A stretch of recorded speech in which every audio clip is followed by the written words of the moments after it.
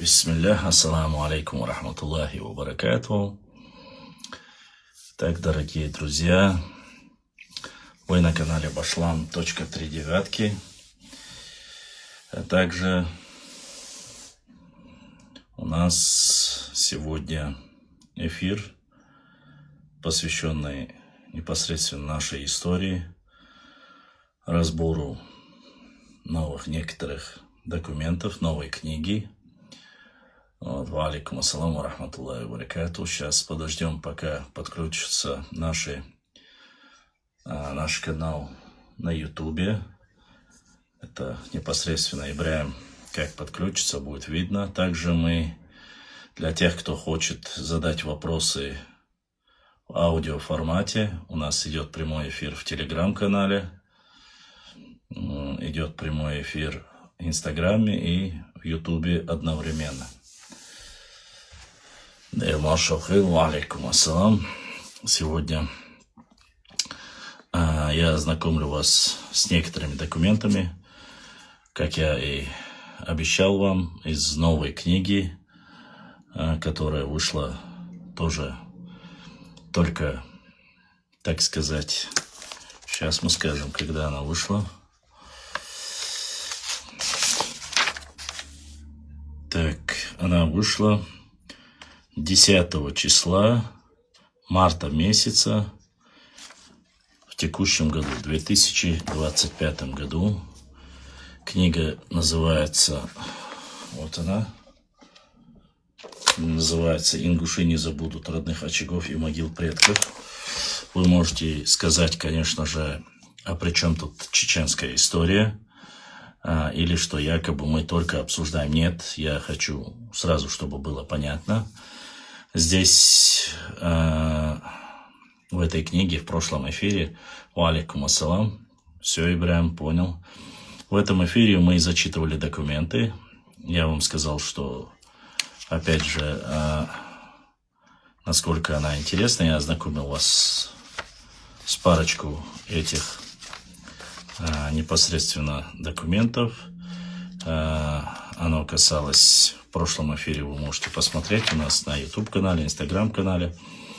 Третья часть. Ингуши 59 лет ждали восстановления Республики Ингушетии. Так называется.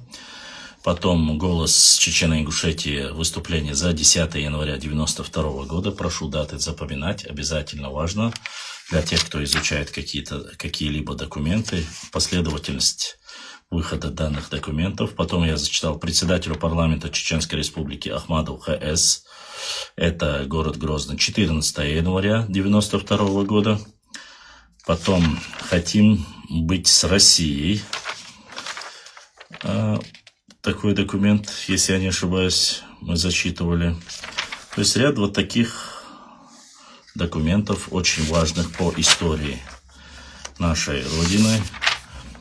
Поясню вам, почему нашей Родиной речь идет. Дело в том, что некоторые люди до сих пор спекулируют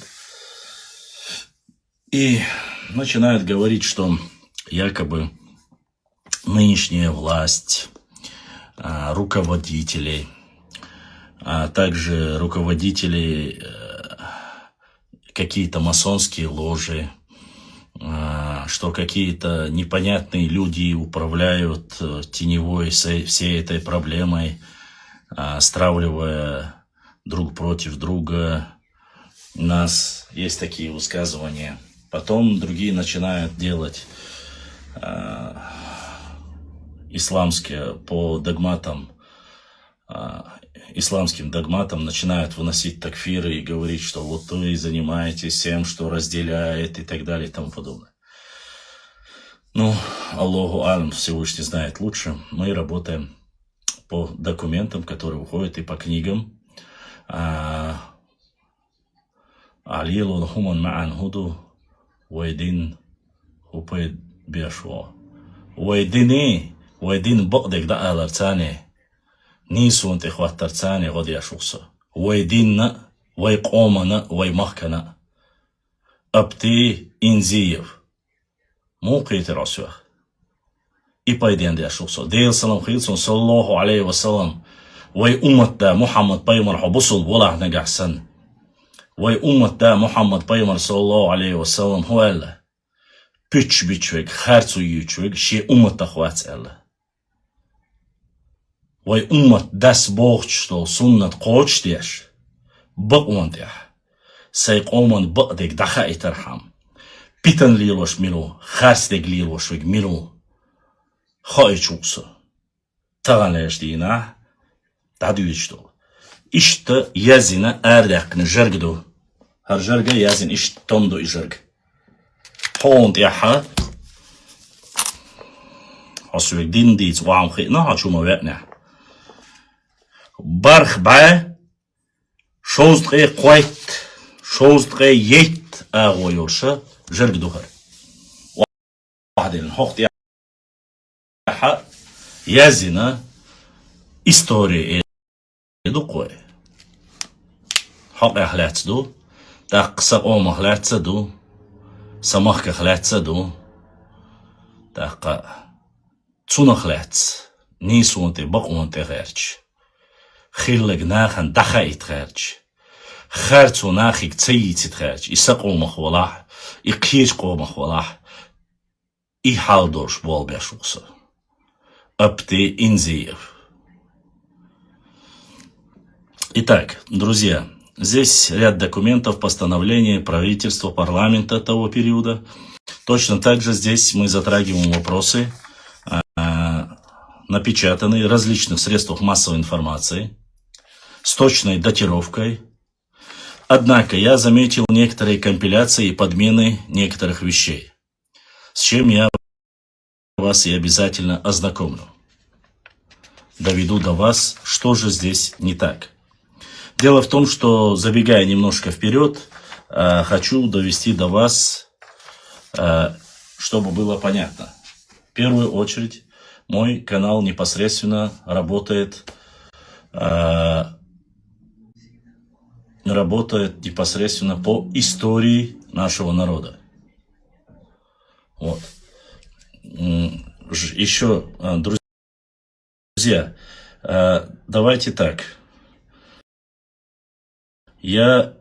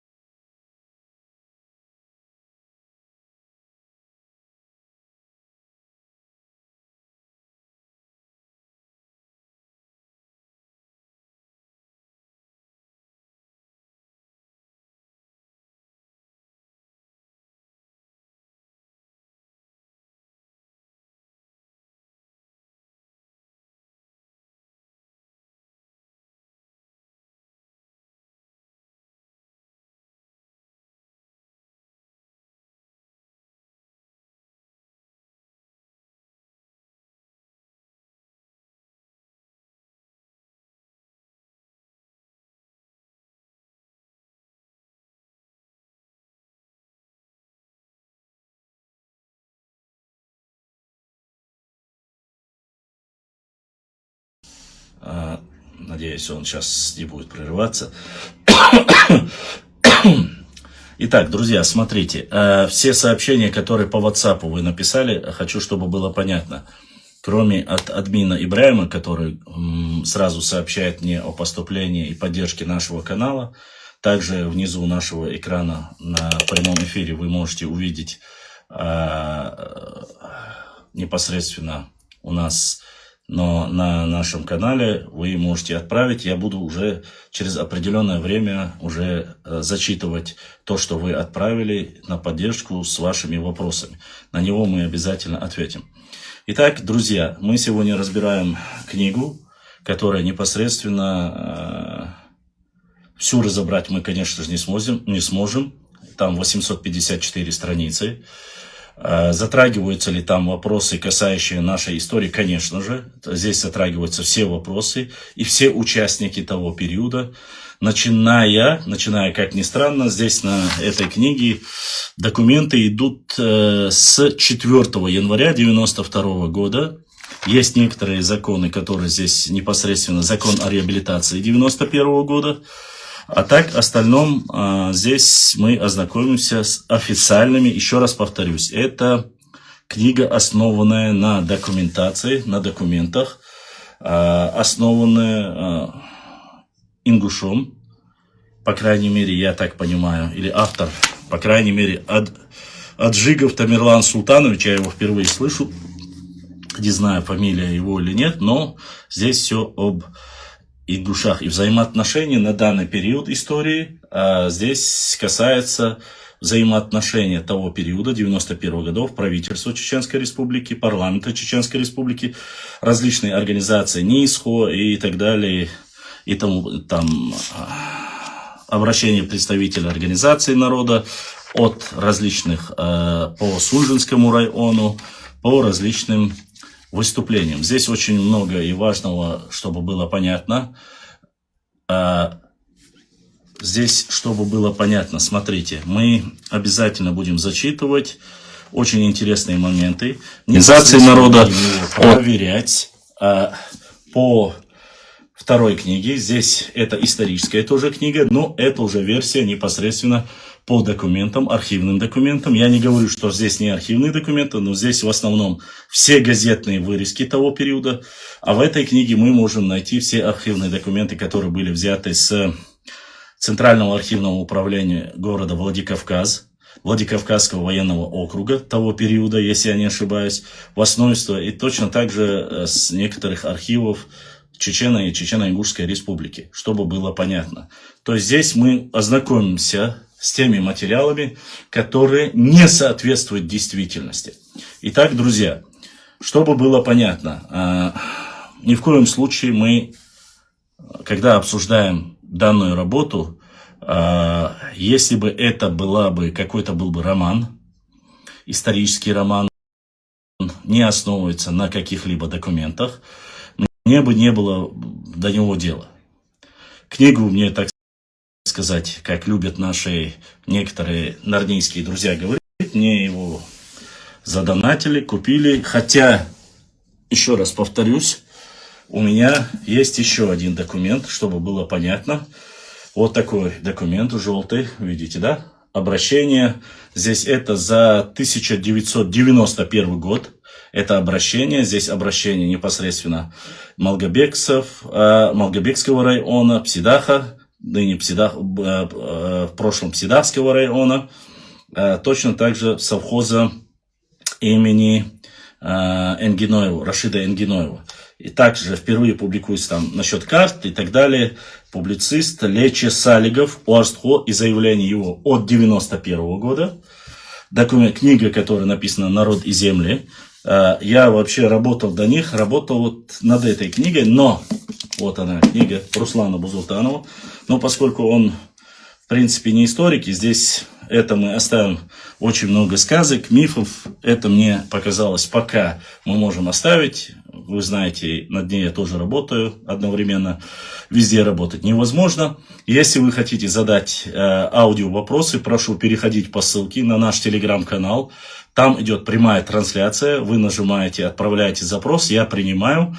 Вы задаете вопрос или ставите под сомнение, несомнение, говорите вот такая-то, такая-то, вы участник или слышали, или видели какие-либо документы, если у вас есть желание. Точно так же по инстаграм-каналу наши нарнийцы особенно сильно начинают рассказывать о том, что обсуждать вопросы, что мы всегда открыты, нас блокируют, нас не приглашают, он специально боится и так далее и тому подобное. Чтобы было понятно. Здесь в прямом эфире, вот нажимаете, есть такая кнопочка снизу с камерой, с плюсиком. Отправляйте запрос на Инстаграм, вас будут видеть. Обязательное условие, чтобы было слышно, чтобы было видно. И никакого мата. Любой желающий, любой национальности в рамках культурной дискуссии и диалога может зайти и поговорить об истории. Еще раз повторюсь, это не политический канал. Это канал по истории Чечни. Почему мы затрагиваем? Потому что сегодня очень сильно апеллирует вот эту тематику Сунжинского, Малгобекского района. Опять же, вновь и вновь муссируя. Опять же, по подкастам, когда мы проводили подкасты, я был приглашен в Черкесию. Я с Кудусовым мы обсуждали этот вопрос. Точно так же, опять же, я повторюсь, когда мы разговаривали и говорили, когда нечего было более сказать, они начали говорить, и некоторые более серьезные авторитетные народнейские говоруны, так сказать, не будем переходить на личности, ну, назовем их так, да, говорунами, балаболами народнейскими, без разницы, начали убеждать и говорить, что это было не так. Опять же, начали мне скидывать ссылки по переписи, про то, что все остальное, касающееся этих районов, исторических районов. Еще раз повторюсь, книга, опять же, я ее взял, чтобы ознакомиться, посмотреть, как же затрагиваются вопросы, как обсуждаются эти вопросы на данной книге. Здесь, сейчас, подождите. Так, здесь на книге написано: «Ингуши не забудут родных очагов и могил предков». Историко-документальный роман. Так написано на этой книге. Это очень ограниченное количество данных книг, поэтому она особо важна. Почему? Потому что, опять же, если бы там идут какие-то разговоры, мифы, предания, это можно убрать. Это не касается, да, мифы, предания, мы не будем делать их непосредственно, делать уклон в эту сторону, но обязательно мы должны ознакомиться с теми документами, которые опубликованы. Здесь опубликованы документы как чеченской версии, по крайней мере, документы принятия решений и наложения вето президентом того периода Джохаром Дудаевым, эти документы есть. Конечно же, дальнейшее я еще дальше не доходил по поводу одностороннего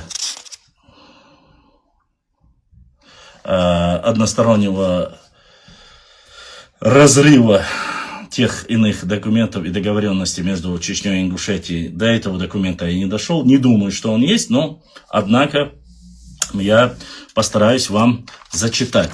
Мы не будем заниматься компиляцией, поэтому, смотрите, еще раз предупреждаю. Те ноющие, бесхребетные, среднего пола нарнийцы, которые зашли и пытаются меня вывести, первое предупреждение, второе в бан. Мне вы не интересны. С вами спорить, ваше среднее происхождение, неизвестная ориентация меня не волнует. Первый раз я предупредил тебя, Магомед 3831. Второй раз пойдешь в бан. И потом не нойте и не говорите, как ваш Ник Галгай, который пошел к Кудусову жаловаться и плакать, говорит, что якобы я его заблокировал. Я прошу разблокировать, я никогда плохого ничего не говорил и так далее и тому подобное. Понимаете? Оговориться, сказал я, дипломизирован, дипломированный, год перепутал, правителя перепутал. Ну, ничего такого в этом нету. Для меня нету. Потому что я не учитель истории. Я свободный человек. У меня есть диплом по истории, поэтому я имею право. Хочу – говорю, хочу – не говорю. Моя специализация не касается моей работы и моего хобби, которым я занимаюсь.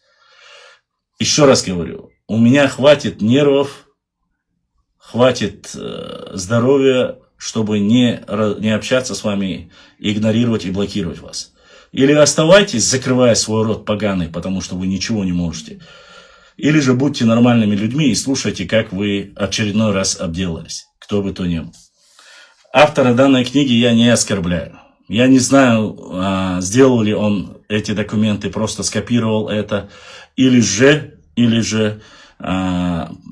занимался компиляцией. Почему? Потому что я чувствую, обсуждая документы 91-92 годов, в многих документах он упоминает о том, что якобы ингуши перекрыли дорогу, когда русские шли в Чечню. Ну, так, по его словам. Однако это никак не может быть в 91-92 году. Поясняем вам почему. Потому что 91-92 90-92 года перекрывать дороги и всего остальное надобности на данный период времени истории не было. А когда она была как таковая, не перекрывали дорогу, а садились и указывали, после этого конфликта, указывали на где находилась якобы граница, вплоть до Давыденко и так далее и тому подобное. Видео вы видели, видеоматериалы подтверждающие, когда их вытаскивают, там говорят, зачем вы здесь, почему вы приехали на территорию Чечни, вытаскивали этих милиционеров или срочников и так далее и тому подобное. Вы тоже видели, мне это предоставлять вам надобности нету, вы можете посмотреть по архиву. Так что все-таки я думаю, что в данные тексты вбросы есть, если есть. Если нет, вот вы сейчас в прямом эфире скажите мне, каким образом преграждали дорогу в 91-92 году российским колоннам на территорию Чечню на тот период. В этой книге это описано, я это обязательно зачитаю, еще раз повторюсь. Мы зачитаем эти документы время от времени. Еще раз хочу, чтобы было понятно. Я максимально постараюсь быстро прочитать, чтобы до вас дошло. Время от времени буду останавливаться, чтобы было пояснение к данному вопросу. Итак.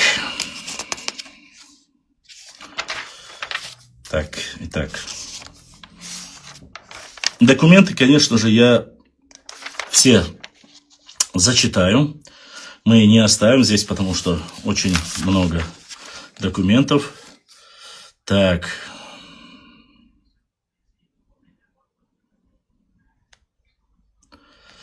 Итак, начинается, я хочу начать вот с этого именно пункта. Это официальное заявление. Газета «Знамя труда» за 14 января. Прошу обязательно запомнить эти даты. Это все из архивов, архивные документы. Башлам, они сегодня там стоят и не пропускают. Вполне возможно. Башлам было, в 1900 перекрыли дорогу. В 91 году для чего перекрыли дорогу?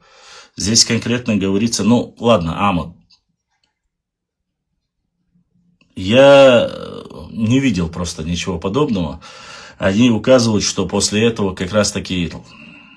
Амад, для десерта я тебе самое лучшее оставил. Так что твое дело слушать документы, написанные... Ты же у нас ингушский националист, так что будь любезен, зайди, и ты можешь в любое время отправить запрос, зайти и рассказать, как раз ты сегодня попал вовремя. Итак, обращение представителей Арстхоевского. Послушайте внимательно. Заявление сделано именно в таком формате, чтобы было понятно. Газета «Знамя труда» за 14 января 1992 года. Обращение представителей астхойского народа, проживающие в городе Грозном, Ачхой-Мартане, Сунже, Малгобекского и Назрановского районов, пригородный район и Владикавказ, и города Владикавказа к войнахскому народу, президенту и парламенту Чеченской Республики. И здесь, смотрите, обязательно хочу, чтобы вы... Отвечу, так что подождите, пока я не закончу, хорошо? Братья Войнахи, перечисление идет. Братья Войнахи, чеченцы, ингуши, акинцы и мелхискинцы. Цитирую прямо текст. Мы народ одной судьбы, одного языка, древнейшей культуры. Во все переломные моменты всей истории были вместе. В настоящее время войнахи переживают сложный двоеточие. Мы подошли к черте, когда перестаем понимать друг друга, когда амбиции одних перехлестывают через край и делают над мнением других, и давлеют над мнением других. Такие критические моменты истории войнахов случалось в прошлом, но наши отцы умели и во всех кризисных ситуациях выходить с честью, потому что они были мудры. На все случаи у них хватало мужества, стойкости, выдержки, чести и совести. Мы убеждены, что эти качества... Мы убеждены, что эти качество войнахи не утратили и теперь, когда в мире происходит столько судьбоносных для всех перемен. Сегодня, когда родилась Чеченская республика и рождается государственность Ингушетии, камнем преткновения между двумя братскими народами стали исконные земли астхоевцев, где чуть ли не на каждом шагу покоятся кости наших отцов. Астхоевцы, которых исторически наука чаще называла карабулаками, до определенного момента в истории войнахов являлись самостоятельной ветвью, этносом войнахского народа. Астхоевцы имели свою историю, хотя неотделимую от истории войнахского народа, но еще более трагическую имели свою культуру. Вот здесь я, конечно, не знаю, о какой культуре речь идет. Так, Амад не слышит, он прервался. Амад, добавишься чуть позже. Вот здесь я остановлюсь. О какой культуре здесь пишет данный автор, я не могу никак понять, потому что отдельной культуры карабулаков нет. У нас общая культура и общий язык. Но ладно, зачитываем дальше. Свою культуру. Достаточно вспомнить трагический момент в истории астхоевцев. Астхоевцев даже не в том, что большая их часть была физически истреблена, а часть выселена за пределы своей исторической родины царскими колонизаторами, которые сделали все для того, чтобы астхоевцы навсегда потеряли свое этническое название и тем самым навеки устроили проблему непокоренного астхоевского народа. Но здесь уже вы не забывайте, что здесь, Амад, я тебя добавлю чуть позже, чтобы не останавливался. Хорошо? Имеется в виду, загрузка у тебя останавливается и глючить начинает. Здесь, конечно, есть очень много вопросов, что касается большинства. Нет, не большинство ушло, часть астхоевцев ушло. Опять же, хочу повториться, большинство осталось на родине. Это раз. Во-вторых, недостоверность утверждаю. Опять же, мы знаем, сколько было переселено. Большинство из тех, кто ушел мухаджирами в 1865 году, были как раз-таки общевзятые 5000 семей. Из этих 5000 семей, я говорю официальные даты по книгам, из этих 5000 семей чеченцев 1500 были карабулаки, астхоевцы, так называют. Астхой карабулаки. Вместе 5000 и 100 семей из ингушских. Это по официальным данным, которые есть. Возможно, есть какая-то разница, большая или маленькая, здесь не вопрос. Но то, что большинство астхоевцев были высланы, это недостоверно. Большинство остались. Меньшинство ушло. Ну, имеется в виду, небольшое количество ушло Башлам, 75 семей только осталось карабулаков в народе. Ну как 75 семей, Ваша? Ну никак не сходится. Почему? Как у тебя от 75 семей разрослись сегодня где-то 250 или 300 тысяч астхоевцев? Ну, не совпадает из непонятливых. Ну да ладно, еще раз. Это то, что я по документам, по книгам говорю.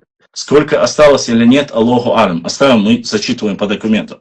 Поэтому дальше зачитываем. Я буду время от времени останавливаться, говорить уже то, что мы но вернулись же многие. Вернулись не такое количество, как ты думаешь. Если даже вернулись из этих 1500 семей, опять же, ну ты поймешь дальше, послушайте, потом поймете все, хорошо? Для астхоевцев в том, что существует, дальше идет, для астхоевцев, что существует де-факто, они перестали существовать де-юра, поскольку часть из них стали именоваться чеченцами, часть ингушами в силу исторических условий. Это прямое цитата идет. Дальше. Но существуют де-факто астхойцы с величайшим уважением, любовью относятся к своим кровным братьям, чеченцам и ингушам. Считают, что никто не вправе решать дальнейшую судьбу, кроме них самих. Этот вывод вытекает хотя бы из того, что часть астхоевцев приняла вот здесь, я абсолютно не согласен. Категорически не согласен. Часть астхоевцев приняла язык, обычаи чеченцев, породнились с ними. Они пишутся чеченцами и живут среди них. А другая часть породнилась с ингушами. Они называют себя ингушами. Это я согласен. Я имею в виду, что непосредственно изменили язык и так далее и тому подобное. А то, что породнились, то, что они и были частью народа, здесь ничего нового нету. Хотя он делает здесь выводы о том, что как будто бы это какое-то новое явление для того периода. Говорят, на их языке живут среди них. Они живут не среди них, они живут у себя дома, которые жили всегда. Уарсхуай не прибыли ниоткуда и не поселились среди них. Они жили там всегда. На все протяжение, пока существует Нохчий народ. Не знаю, что там за других вы говорите, но за свой народ мы можем сказать, что никаких Уарсхуай не переселяли. Там, где они жили, их предки тысячелетием жили, там они живут. А то, что поменяли диалект, говор или наречие, это ничего такого. Есть те, которые не поменяли, хотя и живут на тех же местах.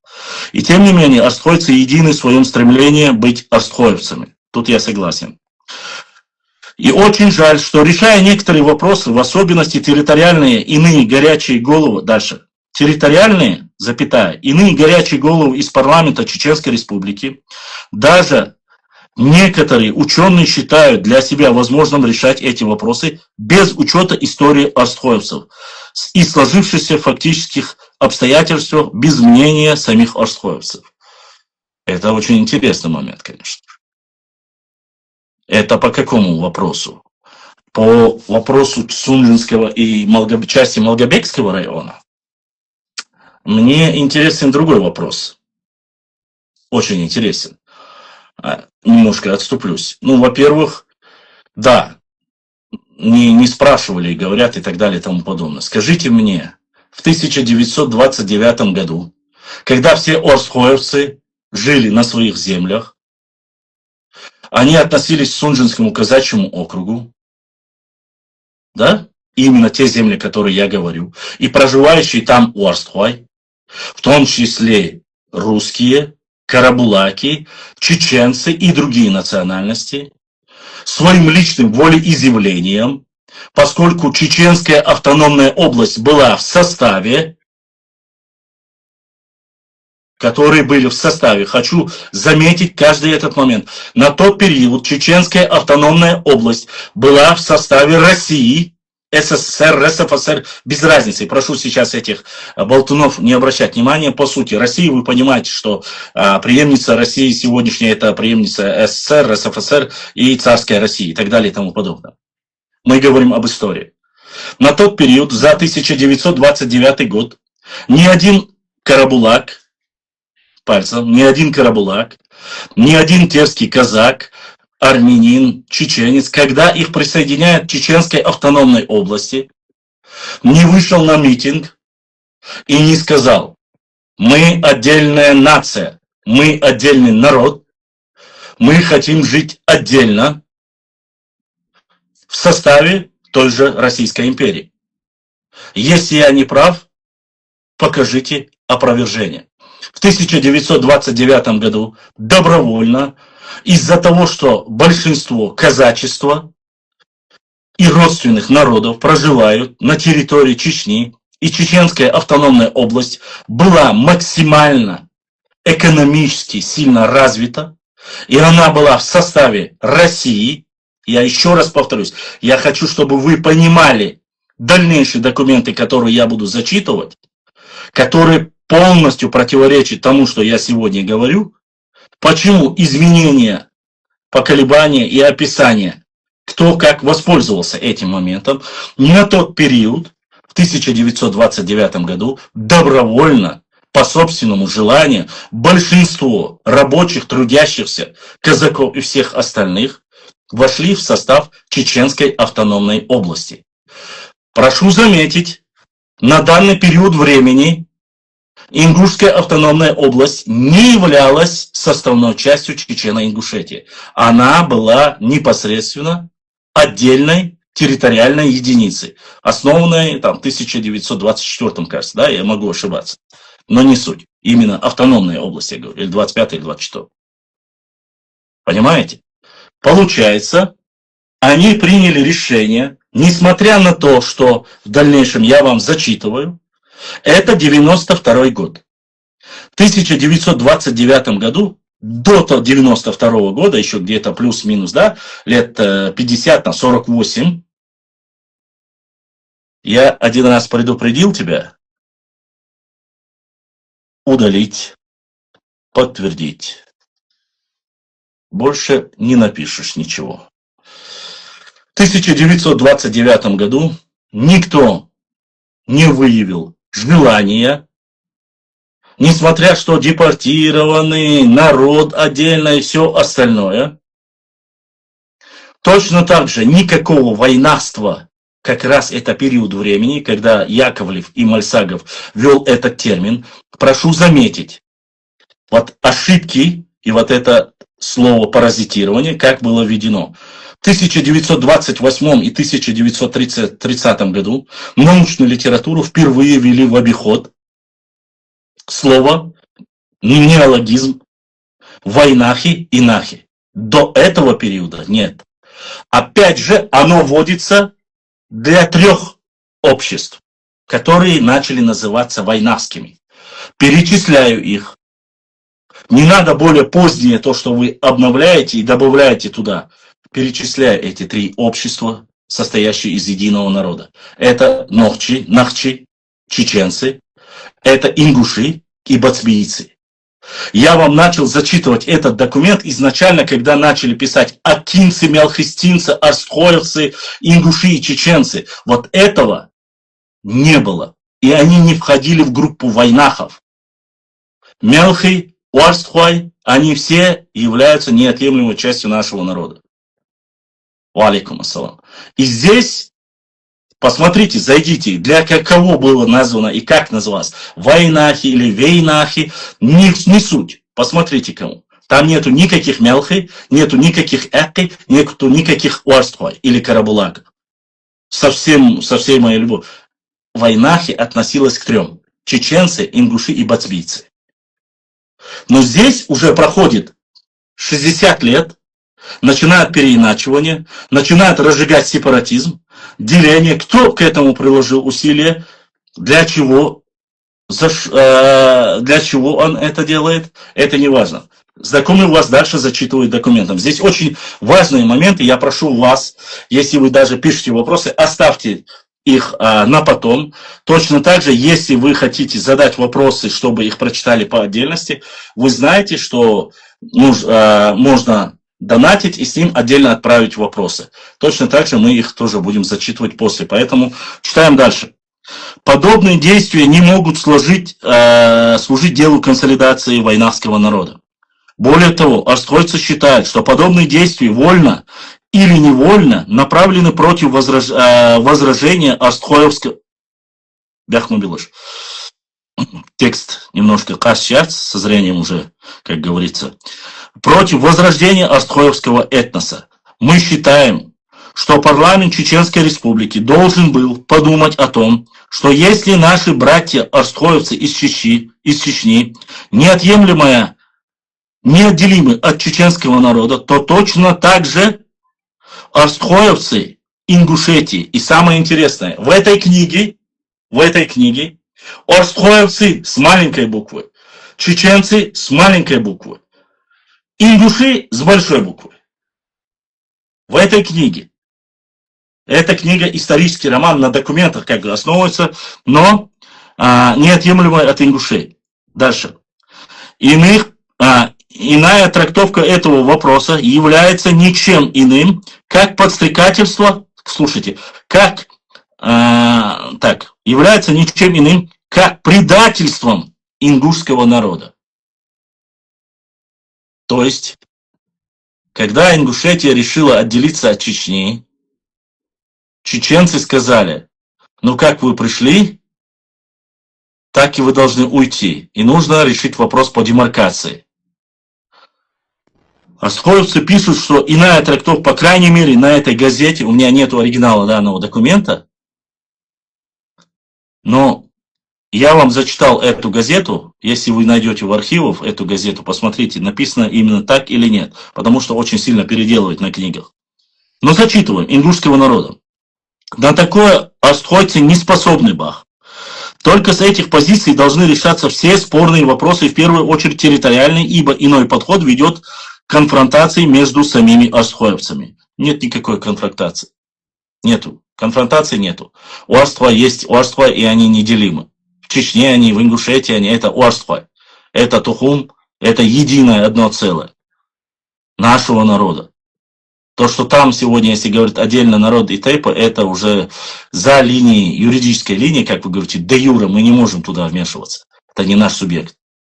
Но на нашем субъекте мы все одно единое целое. И с вами, если они братья, мы не против. Так оно и есть. Дальше читаем. Мы не должны забывать, что дальше пишет он, мы не должны забывать, что на исконных территориях астхойцев проживают сегодня не только вайнахи, но живут русские и представители других народов, которые также вправе рассчитывать на понимание их прав и интересов. Очень интересно. Согласен полностью. Но дальше будет видно. В то время, решая свои внутренние проблемы, вайнахский народ не должен забывать о кровоточащей ране Ингушетии, об аннексированной Северной Осетии части вайнахской территории пригородного района, части Малгобекского района и правобережной части города Владикавказа Орджоникидзе. И делом чести всего вайнахского народа надо считать быстрейшее и полное решение этого вопроса. Мы, представители астхоевского народа, города Грозного, Ачхой-Мартановского, Сунжинского, Малгобекского, Назрановских районов, пригородного района Северной Осетии и города Владикавказа, обращаемся к вам, братья по крови, вере и языку. Странно. Здесь и кровь, и язык, и вера, все у нас одно и то же. Буквально наверху говорили, чуть ли не отдельная культура, что язык переняли. Не совпадение, конечно. Ну, ладно. Не состыковочка, так говорится. Языку. Наберитесь терпения и спокойствия. Не приступите ту невидимую черту, за которой всех может ожидать непоправимое. Никакая территория, никакие блага не стоят крови даже одного вайнаха. Давайте направим наши общие усилия на то, чтобы наши потомки не вспоминали нас проклятиями. Абсолютно согласен. Очень хорошая, верная трактовка. Да вот только один вопрос. Сейчас я зачитаю из непокоренных. Вот только один вопрос у меня. А кто просил выходить из состава Чечено-Ингушетии? Астхоевцы этого не желали. Мы были одними едиными вайнахами, как вы говорите. Разве чеченцы прогоняли вас? Нет. Дальше я вас по этой книге еще больше обрадую. Вы просто ознакомьтесь с документами. Будет верной мудрости наших отцов, да поможет нам Аллах.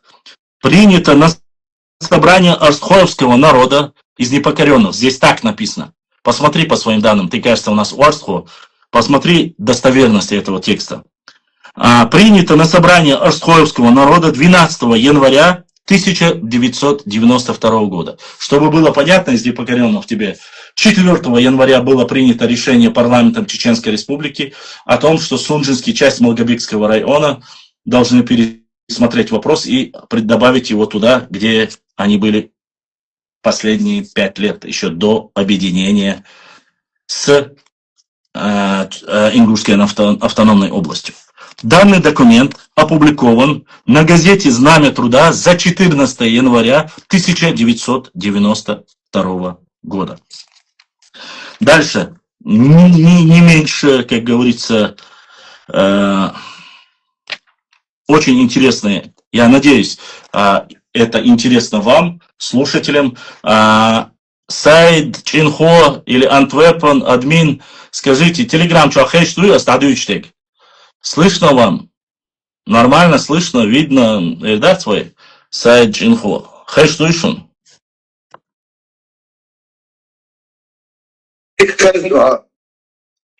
Ва алейкум ассалам ва рахматуллахи ва баракат. Дик Сайд, Дерес Хил.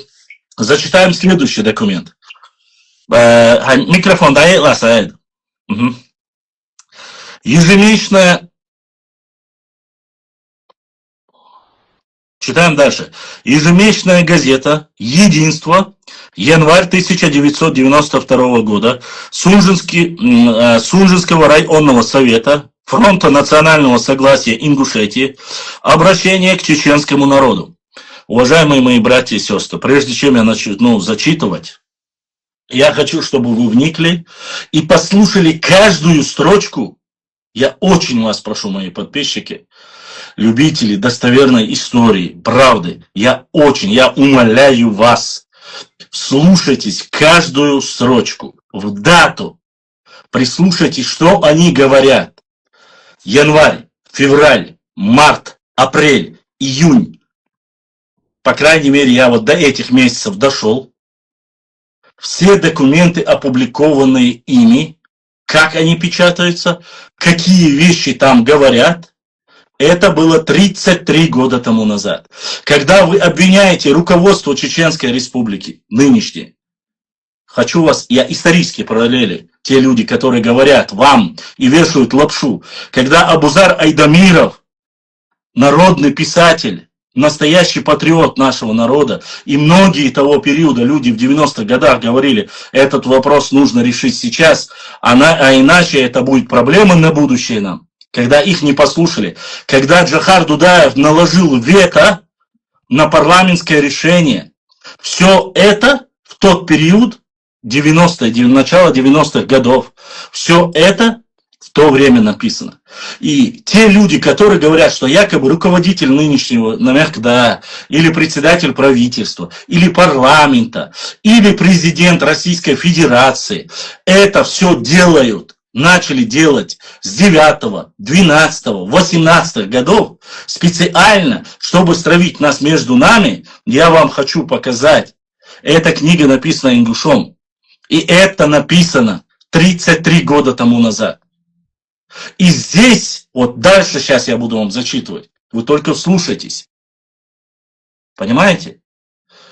Здесь четко описывается, что они говорили на тот период, чем они апеллировали, как они доносили, как они делали обращения в парламент, в правительство, письма, в газетах. Это все публиковалось. Вы только послушайте. И люди, которые с 18 года слушают мои стримы, прямые эфиры, когда нас оскорбляли, когда нас писали всякие гадости про того, кто что взял, где взял, что это началось, потому что в 18 году чеченцы якобы забрали верхнюю часть Аргунского или Бамутского лесничества, что это мы только сейчас начали вести, а до этого, что они с той стороны, никто этого не говорил никогда. И что это появилось в 2018 году, благодаря руководству нынешнему, который, еще раз замечу, разница между руководством региона или субъекта, ныне это субъект Российской Федерации, в то время это был отдельный, по крайней мере, провозгласили себя независимым суверенным государством. В то время и сейчас. В то время было провозглашена Ичкерийская, да, Чеченская Республика независимая. Сейчас Чеченская Республика, Нохчичуя, субъект Российской Федерации. Разница между ними.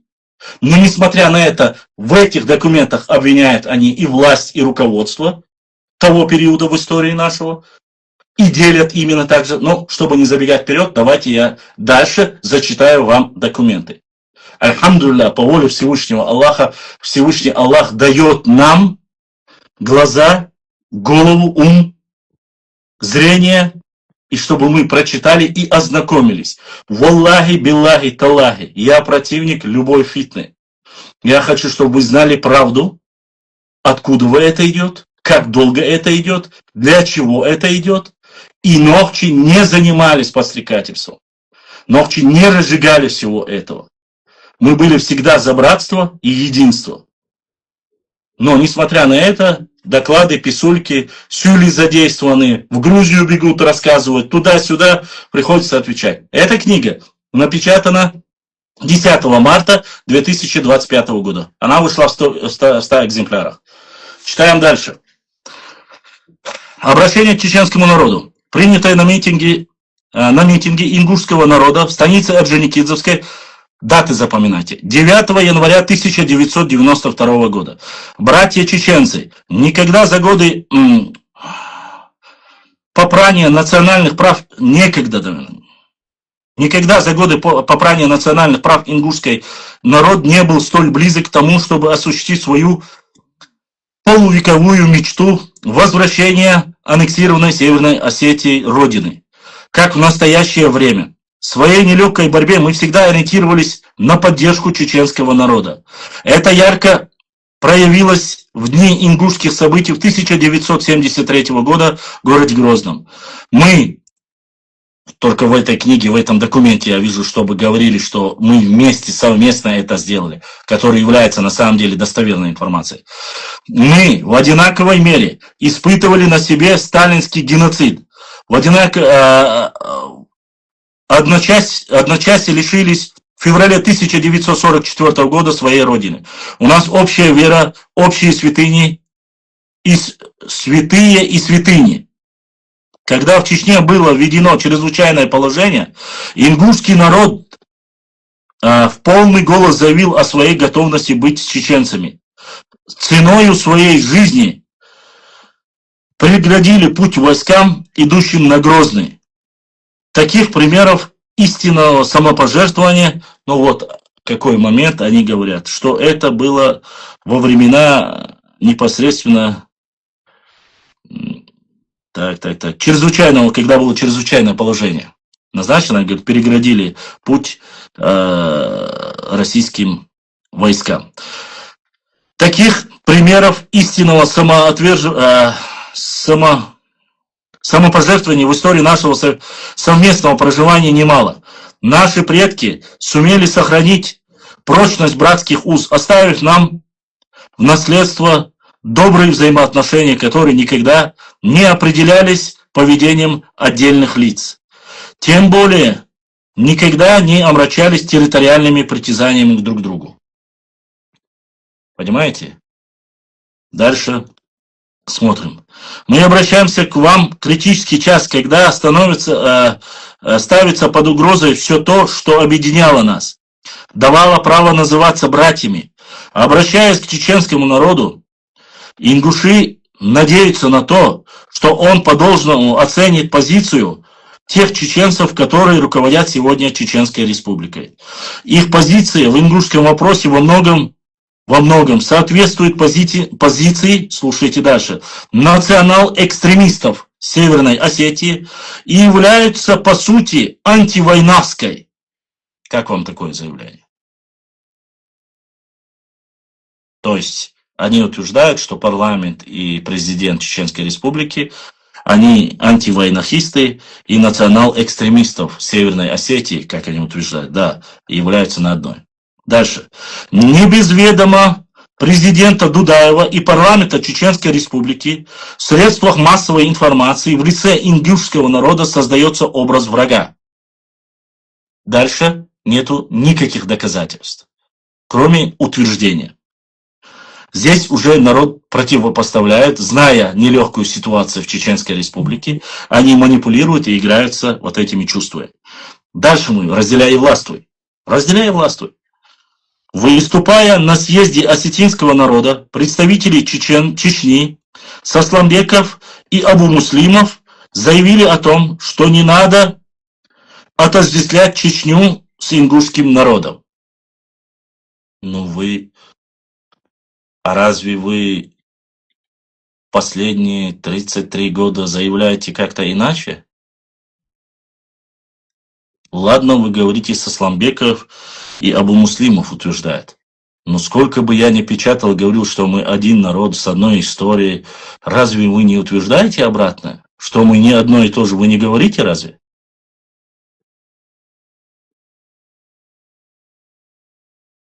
Я вот хочу, чтобы вы понимали. Ответьте мне на этот вопрос. Разве вы не говорите, что мы абсолютно отдельные, что вы это не мы это не вы? Ну, со Сасламбекова и Абу-Муслимова мы здесь, конечно же, описываем. Ладно, мы будем с точки зрения истории. Это риторическое отступление. отождествлять Чечню с ингушским народом. Такое заявление, хотя и вызвало у нашего народа возмущение, но ингуши и не помышляют отождествлять этих деятелей с чеченским народом. Ничего вам не напоминает? Мы не отождествляем чистокровных чеченцев с нынешней властью в Чечне. Чеченская власть это отдельно, народ это наши братья, а власть отдельно. Ничего вам не напоминает? А мне напоминает. Один в один тот же самый сценарий, те же самые разговоры. Читаем дальше. Чеченским народом. Кудусов, позови нашего брата, который тебе обещал, что он придет в эфир и будет со мной говорить. Я как раз как закончу, чтобы он зашел, и ты поймешь, что это за человек, если это человек. На своем референдуме, слушайте дальше, отождествлять деятелей с чеченским народом. На своем референдуме в составе России, так как не было выбора, не было другого пути, чтобы вернуть нашу землю, кроме как через российский парламент. Такое заявление, хотя и вызвало Бахока, еще раз повторюсь, такое заявление, хотя и вызвало у нашего народа возмущение, но ингуши и не помышляют отождествлять этих деятелей с чеченским народом. На своем референдуме в составе России, так и написано, референдуме в составе России, запятая, так как не было выбора, запятая, не было другого пути, запятая, чтобы вернуть нашу землю, запятая, кроме как через российский парламент. Это ни в коем случае не означало, что мы хотим воздвигнуть китайскую стену между нашими народами. Согласен. Отделились. Вы говорите, что хотели быть в составе с Россией не потому, что вы хотели отдельно. Вы утверждали о том, что вы хотите отдельной республики, самостоятельности. До этого, когда я зачитывал, вы так утверждали. Сейчас вы утверждаете, что мы разделились, только и вы вошли в состав России, чтобы вернуть пригородный район. Вот так идет утверждение на этом документе. Это написано в 1992 году. Автору этих строк и всем, кто под этим находился, вернули? Больше нет. Просто один вопрос. Вернули? Вы обвиняете, говорите и так далее. Ну ладно. Дальше. Вы пишете, что мы... это не означало, что мы хотим воздвигнуть китайскую стену между нашими народами. Хорошо. Китайской стены нет. Как вы себе представляете? На данный период того времени Республика Ингушетия является неотъемлемой частью Российской Федерации. А об законе, это все я зачитаю, когда был принят, когда вошли в состав, это тоже у нас есть. Здесь же, на этой книге все есть. Чеченская Республика де юре подготовила документы, правильно, неправильно, сейчас я не говорю об этих моментах. Но она называет себя на данный период независимой республикой, Чеченская Республика, независимая, да? Еще не Ичкерия, независимая Чеченская Республика.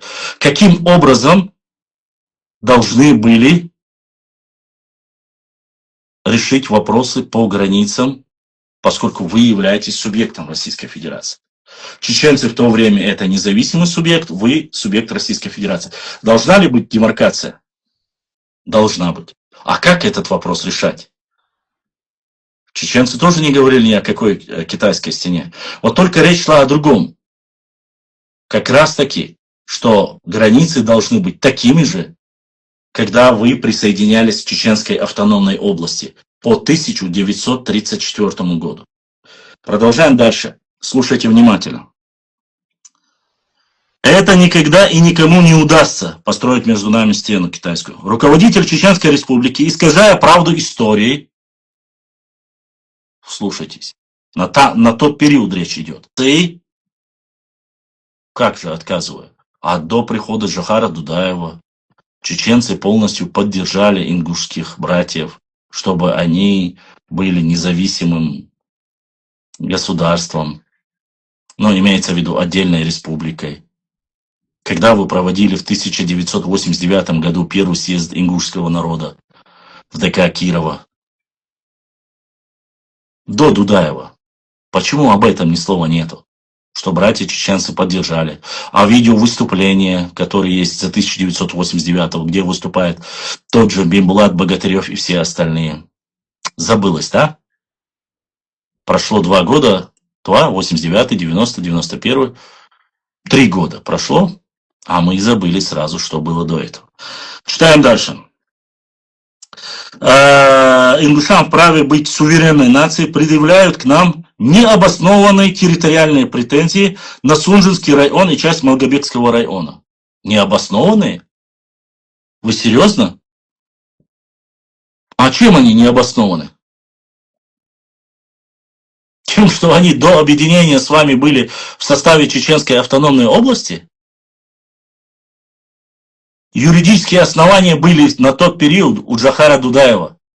Проблема Джохара Дудаева и парламента того периода была лишь в том, если бы они, речь шла бы о том, что Чеченская республика была субъектом федерации, как ингуши, то любой суд, и в том числе жителей того времени и того периода, остались бы с теми, с кем и были до того, как объединили. Это, конечно, предположение, но юридически все документы были за чеченской стороной, как и сейчас.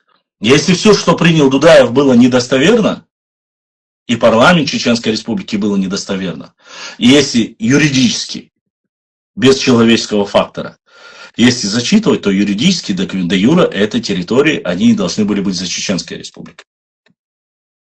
Но есть де-факто. Де-факто это когда массово из пригородного района, из части Чечни, когда началась война, был заселен север в основе своей.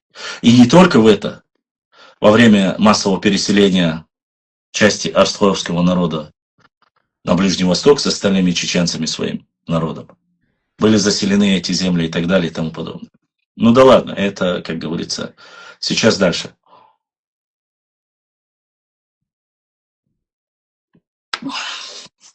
Дальше. Района. Земли, которые... Дальше, смотрите. Без стыда и совести. Зачитывают дальше.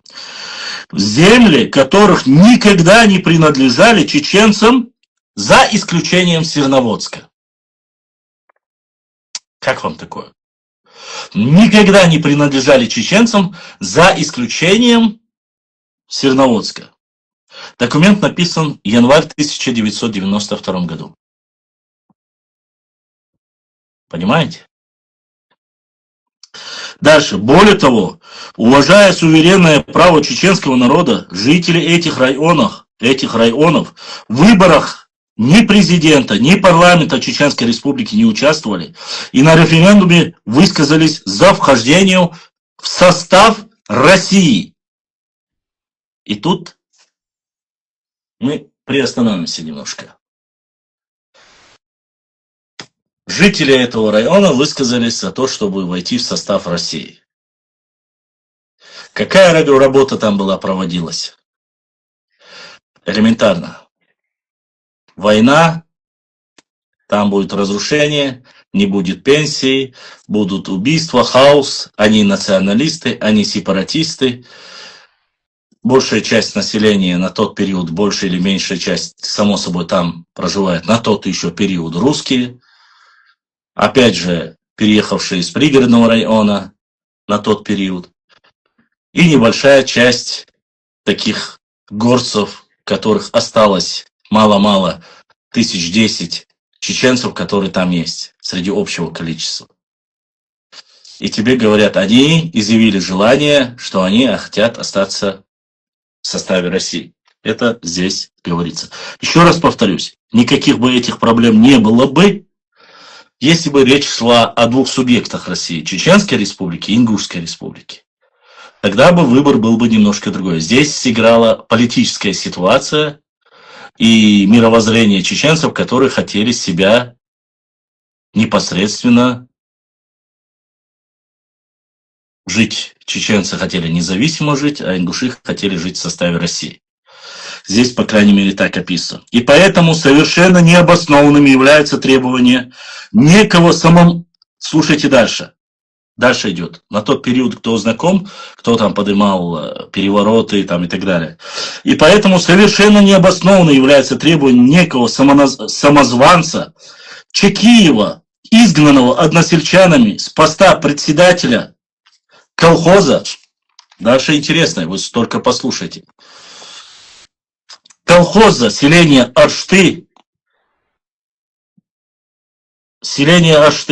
Мусаева Хамзата, Эди Султанова Мусы по телевидению 8 января 1992 года о реорганизации структур управления Сунжинского района с установлением границ между Чечней и Ингушетией, не спрашивая мнения жителей многонациональной Сунжи.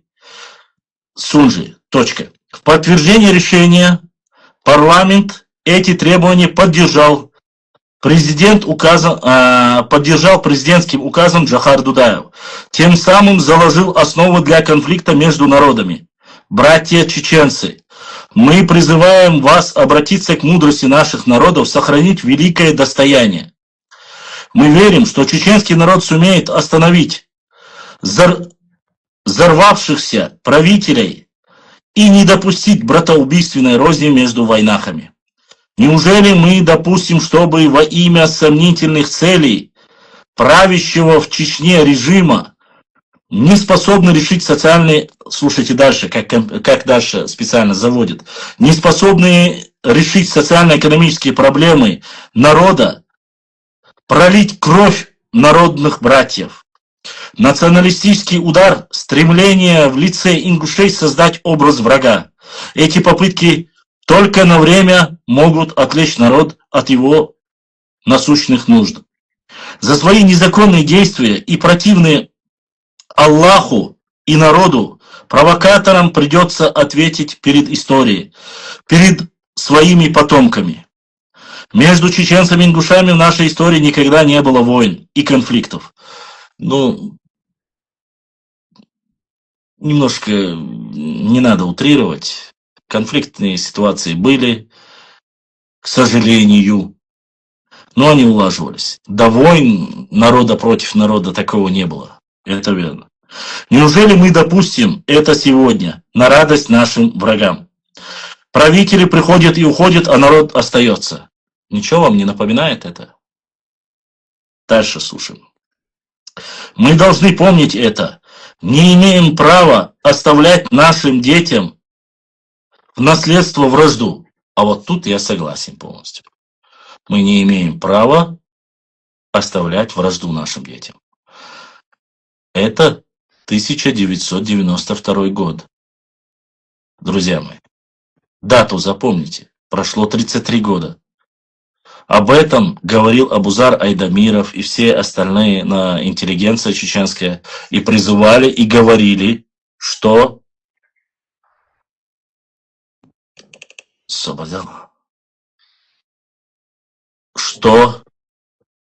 поделаешь? Да чтоб тебе.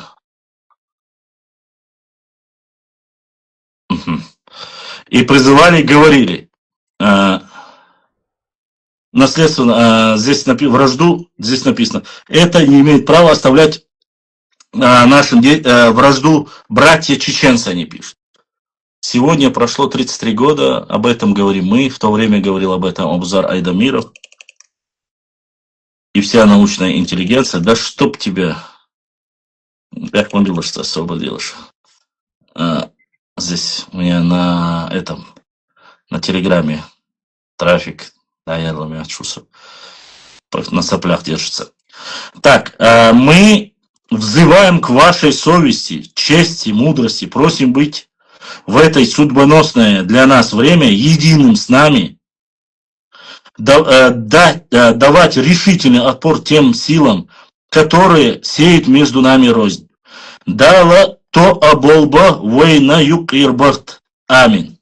Сегодня ингушский народ оказался у роковой черты, за которой может последовать катастрофа, то есть полнейшая утрата национальной самобытности.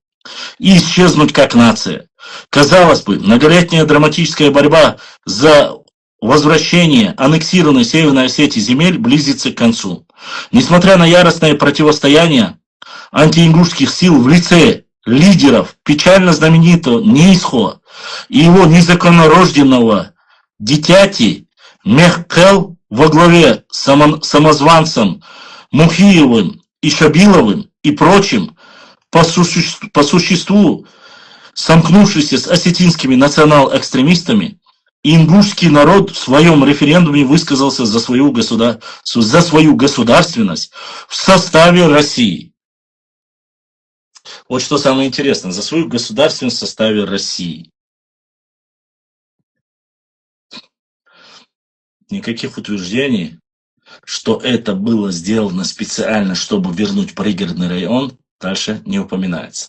За свою государственность в составе России. Идем дальше. Однако, деструктивным силам, выполняющим определенный политический заказ, не имется. Они устраивают сборище своих сторонников, на которых клеймят тех, кто выступает за ингушскую государственность, плохими мусульманами, хотя прекрасно понимают, что другого пути возвращения своих исторических земель, кроме как через российский парламент, у ингушей нет. И тут у нас начинается обратно. Теперь, кроме как через российский парламент, возвращения земель нет. Прошло 33 года, а ВОЗ и ныне там. У этих лиц шкурные интересы затмили разум. Во имя собственного благополучия они готовы продавать всех и вся. Некоторые из этой пятой колонны в ингушском движении заняты бизнесом на продаже водки, наркотиков, бензина. Другие хотят получить руководящие посты. В последнее время в аренду политической борьбы против Народного совета ингушского народа выдвинулась так называемая Сурхахинская группа во главе с М. Аушевым. В этой кампании оказались М. Мухиев, Аушев Башир Хадж, резко поменявший политическое лицо, А. Нальгиев, Ольга Доборшев и прочие горе-патриоты, ставшие смелыми по разрешению в трудное время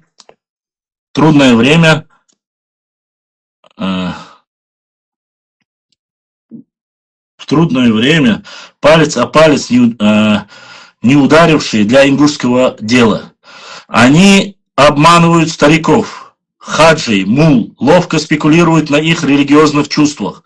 Эти самозванцы выступают от имени ингушского народа, объявляют недействительным его референдум, направляют разные резолюции и телеграммы в парламент России, средства массовой информации с дезинформацией о положении дел в ингушском движении. Рано или поздно ингушский народ воздаст им должное. Хотелось бы им сказать, если вы не боитесь Аллаха, ответственности перед народом и историей, побойтесь за собственных потомков, на которых всегда будет лежать печать позора, проклятия за дела отцов, печать Иуды Искариота. Дальше. Самый интересный момент теперь. Теперь хочу вас акцентировать внимание. Дальше начинается самое интересное. Как вы видите на этой книге, я отметил эти места особо важные на исторических документах.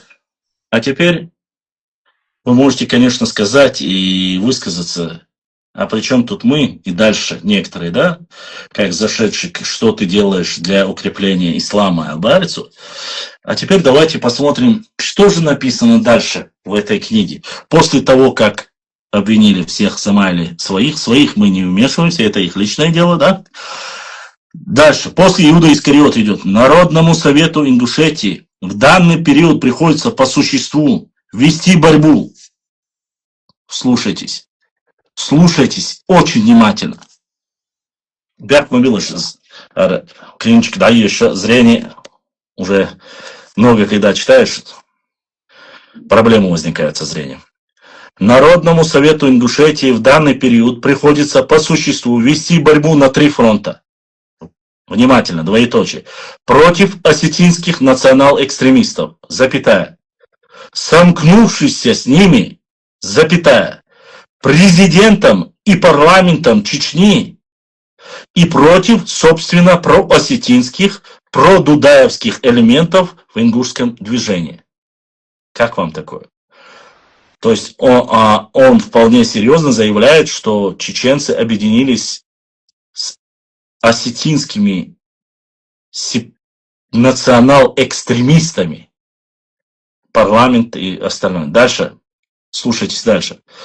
Эту неимоверную тяжелую борьбу Народный совет, который пользуется поддержкой, а теперь внимание, Народный совет, который пользуется поддержкой абсолютного большинства ингушского народа, ведет с честью и достоинством и, несомненно, доведет ее до конца. Точка. Внимательно прислушайтесь слова. С болью и гневом воспринял ингушский народ постановление парламента Чеченской Республики и указа президента Дудаева о реорганизации Сунжинского района и установление государственной границы с Ингушетией. Точка. Слушайтесь дальше. Обязательно. Присвоив, внимательно, присвоив все национальное богатство, созданное совместным трудом всех народов, населяющих Чечено-Ингушетии, присвоив Наурский, Шилковской, Каргалинские районы, переданные из состава Ставропольского края взамен пригородного.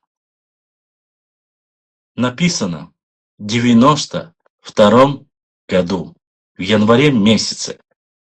Слово в слово национал-экстремисты нарнийского происхождения сегодня толдычат, пишут, говорят о том же, что говорили в 92 году.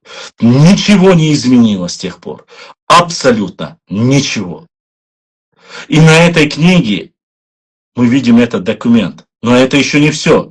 Причем здесь четко выделяется с большой буквы, переданное из состава Ставропольского края взамен пригородного. Нет ни одного документа, говорящегося об этом.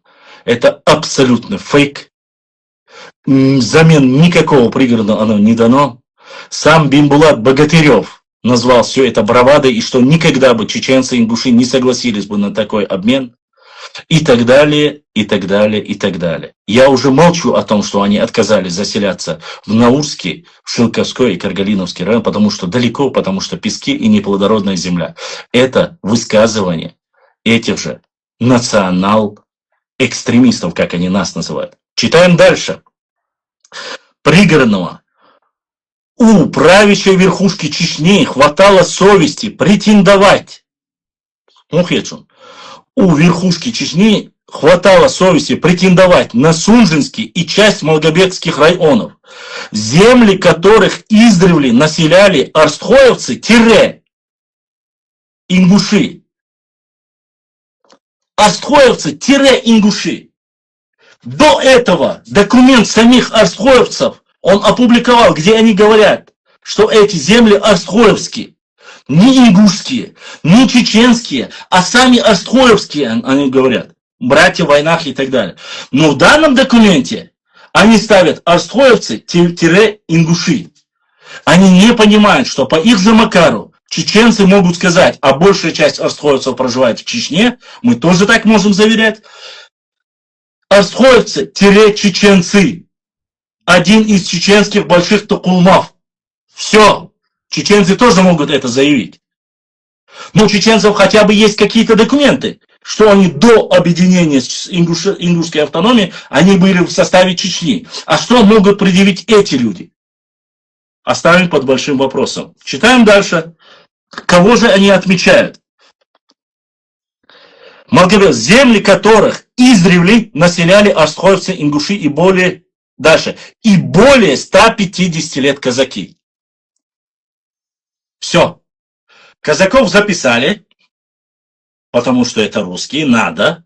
Политически выгодно на данный период, что учитывается мнение этих казаков и этих русских, чтобы они были в составе Ингушетии. Почему? Потому что Ингушетия собирается быть составом Российской Федерации, а раз Российская Федерация, за русскими хорошо будут следить, за казаками будет следить Россия, а не за националистической, сепаратистской Чечней. Вот это все взаимосвязано.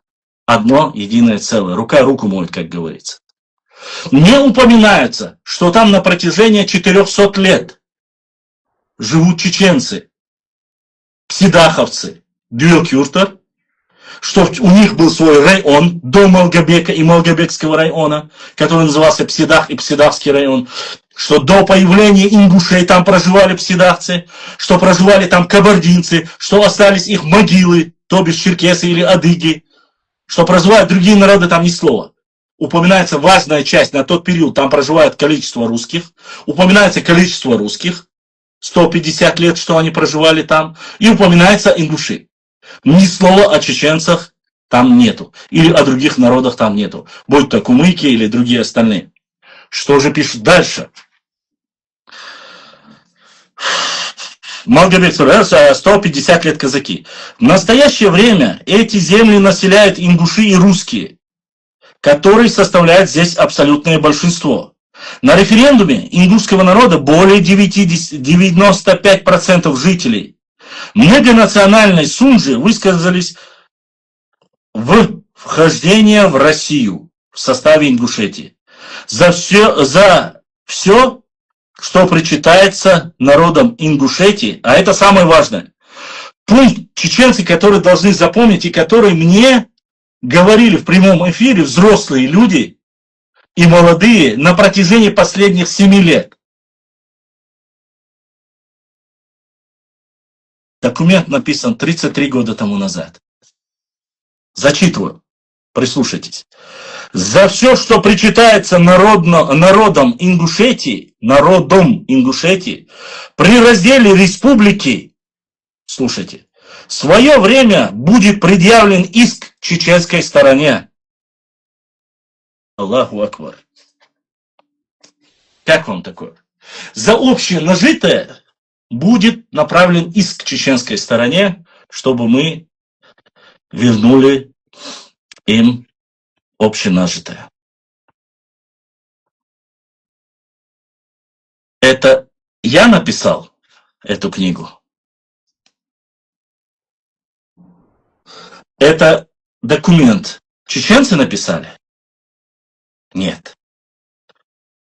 Чеченцы бегают с этими документами и говорят, что вы и руководство Чечни, российское руководство пользуется этими документами. Нет. Это вы написали тогда. И вы до сих пор на моих эфирах, ваши взрослые люди, называют Шилковской, Каргалиновский и Наурский район неотъемлемой части Ставрополя, и что его дали взамен пригородного района. Это вы писали 33 года тому назад, что вы предъявите иск чеченцам за общенажитое имущество. Да вот только проблема. Все общенажитое наследство, так называемое, было полностью уничтожено за 2 чеченские войны. Ничего, кроме вот этих 2 длинных труб в заводском, Шейх-Мансуровском ныне районе, не осталось. Да их, кажется, нет. Буквально месяц тому назад взорвали эту трубу за надобности. Были там 2 трубы, все, что осталось.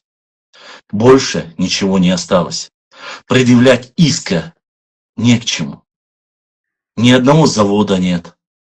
Химической, нефтеперерабатывающей, ничего из этого нет. Дома, квартиры в основном продали. Остальное, если не продали, взяли компенсацию. Или стали на очередь России, чтобы выстроили там, когда у вас будет построено уже в Ингушетии, что мы выдали взамен квартиры и дома. Тот, кто захотел вернуться, вернулся в Грозное. А таких немало. Здесь живут с нами, единым народом. Никому не мешают. работают на высоких должностях. Я сегодня не хочу говорить даже какие, но прекрасно владею этим. Взяли отказные компенсации и так далее и тому подобное. Квартира, в которой я живу, я лично вам говорю, я купил у ингушки. Арчакова, кажется, ее фамилия была. Помогал ей с документами, ездил в мэрию. У нее документы были ичкерийские как раз таки, 92-го года, как раз когда к власти пришел Джохар Дудаев. Нашли управленца дома и все остальное, все по закону. Я помогал за свой счет. И никого не выгонял, ничего, потому что она моя сестра. И купил у нее. И мы, бисмиллах, обнялись, судили,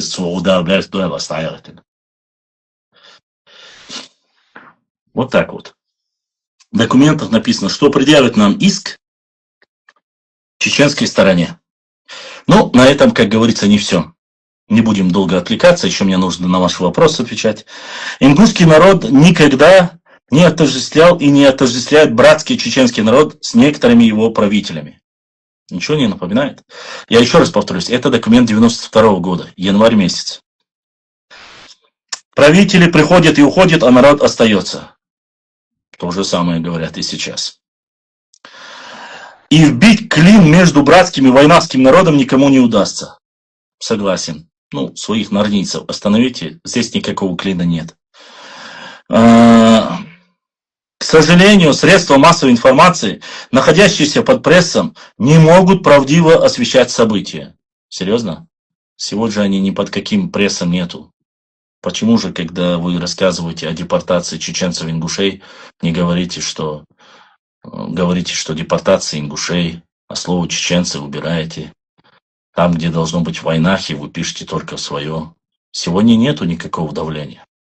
Но вы же этого не делаете. А чеченцы на своем телевидении говорят, депортация чеченцев, ингушей, общая трагедия, общие традиции, культура. Мы всегда об этом говорим. Никаких проблем нету сегодня. Поработайте над своими средствами массовой информации, в том числе и своими блогерами, которые занимаются фитнесом. Сейчас, которые слушают, которые обязательно будут вырезать куски отсюда и закидывать, говорить, что это не так. Но благо, альхамдулилля, все мы зачитываем с вашей книги и с ваших документов. Дальше. К сожалению, средства массовой информации, дальше. Самое интересное, опять же я выделил. Чеченский народ вводится в заблуждение теми, кому националистический угар затмил разум. Националистический угар затмил разум. Интересно. Почему? А в чем тут националистический угар? Если говорят, что как пришли, так и должны уйти. Ну да ладно. Читаем дальше. Кому националистический разум? Легкость, с которой удалось отнять власть у коррумпированного руководства ЧИР, скружила голову, породила иллюзии вседозволенности. Я догадываюсь даже, для кого это было написано. По идее, Москва вас должна любить за такие слова на тот период. Проповедь национальной исключительности не раз в истории приводила народы к катастрофе. Но это, конечно, многие сегодня даже об этом пишут. От слова в слово повторяю. Все люди на земле рождаются по воле Творца, равными и свободными. Альхамдулилля. И не вина чеченского народа в том, что что его правители, называя ингушей лицемерно братьями, а самый ответственный момент его истории нанесли им подлый предательский удар в спину. Так братья не поступают. Вот так вот. Я вам зачитывал ныне документ. Парламент Чеченской Республики принял решение вернуть какие районы. Несмотря на это, Джохар Дудаев наложил вето. И так и не снял это вето, которые запрещали возвращаться и так далее и тому подобное. В этот момент были использованы все рычаги, и само собой в дальнейшем там не проводились референдум. выборы нашего региона, кроме двух селений. Асиновское и Серноводское. Остальные остались за ними. Это те самые 77 тысяч гектаров, вопрос которого не был решен. И дальше смотрим. Но говорит, что так братья не поступают. В ингушском народе есть твердое убеждение в том, что сделано это в сговоре с осетинскими национал-экстремистами. Какой сговор? Где хоть одно доказательство? Алейкум ассалам. И подтверждение. Причем тут осетины вообще? Я, честно, не знаю. Тому подтверждение поведение Сасламбекова и Абдумуслимова на съезде осетинского народа и Додуич Масана. Вот все, что они могут сказать. Какой разительный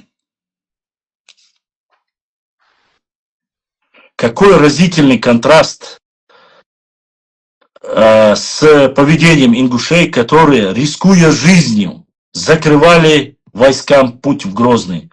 Во главе толпы ингушей был министр здравоохранения Ингушетии Гарчханов Тамерлан, который при этой акции получил инсульт со смертельным исходом. Арда Азмаялили, 92 год, Адуин Давичуар Гарчханов. Уже танки Сольвини, Уштхали, Бахотет хоть хорошо написал, что инсульт произошел и умер. Гарчханов это Орство, если чтобы было понятно, а не ингуш, если на то пошло.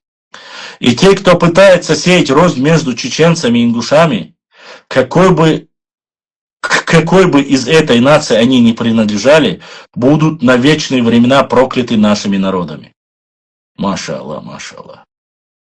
Нарнийцы, это про вас, не про меня. Дальше. Войнахам надо думать не о том, чтобы наводить внутренние границы, а о том, чтобы вернуть земли, отнятые от Чечено-Ингушетии и аннексированные Северной Осетии. То есть мы не должны думать о внутренней границе, хоть и два региона делятся между собой, а должны думать о проблеме непосредственно между Осетией и Ингушетией, утверждает автор данной статьи. Это национальный позор обоих народов. То есть здесь он подогревает, задевает чувство, да? А парламент Чечни должен незамедлительно отменить свое постановление от 8 января 1992 года, так как президентское вето, наложенное на него, может быть в любой момент отменено. Должны быть возобновлены до решения вопроса ингушской государственности радио и телепередачи на ингушском языке. Восстановлены все незаконно уволенные с работы ингуши в городе Грозном. Все незаконно убранные с работы в Грозном должны быть восстановлены на работу. Все телепередачи на ингушском языке и радио должны быть восстановлены. Это вот конкретно заявление Духардяш. После того, как иск предъявят, все остальное, это идет дальше текст. Это тот же самый документ. Тот же самый документ. Дальше. Фронт национального согласия Ингушетии и единства выражает твердую уверенность в том, что государственность ингушского народа будет восстановлена, согласно его волеизъявлению на референдуме 30 ноября 1991 года. Да поможет нам всемогущий Аллах. Конец цитаты. В 1991 году провели референдум в ноябре месяце. Ноябрь закончился, декабрь, в январе, через 3 месяца после того, как провели референдум, ингуши, чеченцы говорят, раз вы отдельно, независимость хотите и так далее и тому подобное, поскольку вы в составе России, вы таким образом хотите вернуть свой пригородный район, мы должны сделать демаркацию границы с вами, то бишь по 1934 году. Как это говорилось и при Завгаеве, до Дудаева еще, есть видео подтверждение и так далее и тому подобное. Здесь вы видели ряд оскорблений в адрес чеченцев, руководства того периода. В историческом плане я непосредственно говорю. Я не защищаю ни левую, ни правую сторону. Сасламбекова, Абу Муслимов, кажется, он там, или Амуслимов там. Джохара Дудаева, несмотря на то, что он наложил вето этого парламента, который, конечно же, правильно или неправильно, уже сами, думаю, чеченцы догадываются. И было заключено соглашение. В дальнейшем это только два документа, которые я зачитал. Каждый документ с ложью, с подтасовкой, который написан еще с 90-х годов, мы видим здесь. Сейчас я обязательно скажу, кому нравится наш эфир. Кажется, 3 человека поддержали, задонатили. Огромная благодарность всем, кто поддерживает наш канал. Я сейчас их назову. Ну, хоть 3 человека, и то, альхамдулилля. Как относятся, с кем нас сравнивают, с кем говорят, что мы объединились, кого оскорбляют, какие претензии к нам. Я вам зачитываю. Еще раз, этот документ официально называется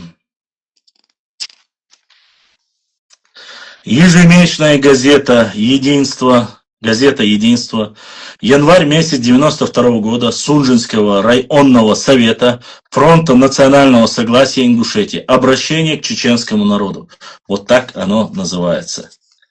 Вот, принятое в, как говорится, здесь описание, иск и так далее, и так далее. Я никого приглашать не собираюсь. Он может зайти и отправить запрос. Показывая свое личико, Гюльчатай может зайти в любое время. Никаких проблем нет. Дальше есть газета «Знамя труда», 16 января, большая маленького народа, автор Апиев, заместитель председателя Сунжинского районного суда. Дальше есть у нас, здесь я все почти что отметил, потихоньку зачитываю. Сейчас я немножко, мы отвлечемся, я буду отвечать на ваши вопросы. Здесь выступления от ашхоевцев, телеграммы, которые отправлялись. Ну, допустим, давайте коротко прочитаю. Очень интересные телеграммы. Газета «Знамя труда», 18 января. Буквально все происходит с январские, как говорится, все в январе. 8-го принимают решение, и после 8-го вот этот град начинает идти. Чечено-Ингушская республика, станица Орджоникидзевская, представителю райсовету Р. Татиеву. Поддерживаем ваши действия. Это то, чтобы они были не в Чечне, а были в Ингушетии. Понимаете? Это телеграмма написано. Чечено-Ингушская республика, станица Орджоникидзевская, представителю райсовета Р. Татиеву. Поддерживаем ваши действия по защите интересов Ингушетии. Желаем вам единства, сплоченности при решении вопроса мирным путем в интересах вайнахского народа. С уважением, генерал Солумбек Асканов. Дальше, самое интересное. Это Асканов отправил, Солумбек. Это он пишет председателю райсовета Р. Татиеву. Какие села, смотрите, в спорных селах отправляют телеграммы им за то, что те согласились, остались в составе Ингушетии. Телеграмма. Чечено-Ингушская республика. Сунжинский район, станица Орджоникидзевская, штаб самообороны. В эти тяжелые дни для Родины и народа, дни воли судьбы, не могут быть в одних рядах с вами. Выражая полную поддержку требований нашего народа и уверен в успехах правого дела. С уважением и гордостью за вас, подполковник Ахмед Хашагульгов. Это уже, так сказать, штаб самообороны Сунжинского района, станица Орджоникидзевская, направили письмо. В телеграмме тоже идет. Дальше читаем. То есть, кто поддерживает эти села за то, что они не присоединились к Чечне, а присоединились к Ингушетии. Чтобы было понятно. Президенту Чеченской республики Джохару, заявление уже идет следующее. Президенту Чечни, это уже там, оно длинное, если его надо зачитывать, это мы тоже зачитаем. Это заявление президенту Джохару Дудаеву, председателю парламента Чеченской республики Ахмадову, Народный совет Ингушетии пишет 11-го. Через 3 дня после того, как парламент принял решение, Народный совет Ингушетии, станица Орджоникидзевская. И вот с ним мы ознакомим. А сейчас я хочу поблагодарить тех, кто поддержал наш канал и кому понравился наш эфир. Итак. Зачитываем. Ваха, здесь нету сообщения, просто Ваха задонатил, Вах дал Сидваль, дал Духуахваль. Огромная благодарность нашему брату Вахе, который поддержал наш канал, задонатил. Благодаря вам мы живем, существуем и работаем. Второе. Это от Иса. Иса дал Сидваль, Богдиснег Эзершка Соуду улетел, тоже без комментария. Иса дал Духуахваль, да Саадваль, Богдиснег Эзершка Соуду улетел. Перевод от Ризвана. Ризван дал Саадвел, Богдиснег дал Эзершка Соуду улетел. Просто после 3 сразу еще 2 задонатили. И Амад написал, Йоккум яцах дал шиедве ваштро. Ваштро дал Сидвел, дал Духдахтвел, Йоккум юк эзкум и бор, да, мы сами все тоже не богаты, чем богаты, тем и рады бахчаны дайна. Ваштро Амад дересхил. Да, Саадвел Богдиснег Эзершка Соуду улетел. От брата Рустама. Рустам задонатил. Вот 5 человек. Сегодня у нас в Инстаграме только. По крайней мере, Ибраим мне ничего не присылал. Нет, не присылал. Значит, сегодня задонатили все, кто у нас с Инстаграма. Инстаграмные мои подписчики более активно и поддержали. Но 5 человек, хорошо, что 5, как говорится. Да, Сидваль Богдиснег Эзершка Соуду улетел. Благодаря вам мы существуем, мы развиваемся, мы приобретаем и работаем. Еще раз повторюсь, вот те, что документы мы писали, зачитывали, они 92 год. За год вперед, 23 числа было вот такое обращение. Вот оно обращение. И вот такое вот выступление от наших братьев Орстхуай. Вот оно с картой, здесь оно идет все. И вот здесь статья с картой вместе. Это написал Лечо Салигов, Уарсхо. Здесь в обращении, но я его зачитывал, вы можете посмотреть там за неделю вперед. Четко выступление к историкам, народным депутатам Верховного Совета ЧИР, Советом старейшин Мехкел, Чечни и Ингушетии, чеченцам-ингушам. Дорогие братья Адюза, среди них, чтобы было понятно, что нельзя говорить, что это были только чеченцы. Фамилии я зачитывал. Есиев, Алироев, Сахатов, Бельтоев, Атаев, Богатырев, Чантиев, Катоев, Алироев, Чинхоев, Катоев, Гендергноев, Терлоев, Эскиев, Катоев, Есиев, Эрсиноев, Катоев, Исаев, Гордалоев, Гуноев, Дышниев, Чантиев, Салтукаев, Богатырев, Пешхоев, Салтукаев, Энгиноев, Гордалоев, Цычоев, Узиев, Чертоев. Их 38 человек, и эти люди, как говорится, обращаются и пишут о том, что притязание и ущемление идет с 1916-918 годы. Вот это обращение, это документ. Здесь несколько листов, чтобы было понятно. Вот так, да? Сохранили, чтобы было понятно. Вот здесь это выступление, опять же, не от одного человека, как публикуется. Здесь несколько публикаций. То есть, точнее, здесь выступает Совет старейшин, здесь народные депутаты Малгобекского горсовета, здесь народные депутаты Псидавского сельсовета, здесь члены правления колхоза имени Дуды Энгиноева. Энгиноев Берзлай. Вот у меня возникает вопрос. Как же быстро за 1 год фактически кардинально изменилось настроение тех же орстхоевцев, которые написали обратно. Здесь орстхоевцы полностью признают и говорят, что это чеченские земли, что мы весь здесь и проживали, что здесь других не было в этой исторической справке, прилагая карты и так далее и тому подобное. Это 91 год. 92 год мы видим уже совсем другое сообщение и абсолютно другое, как говорится. И Саид, наш брат,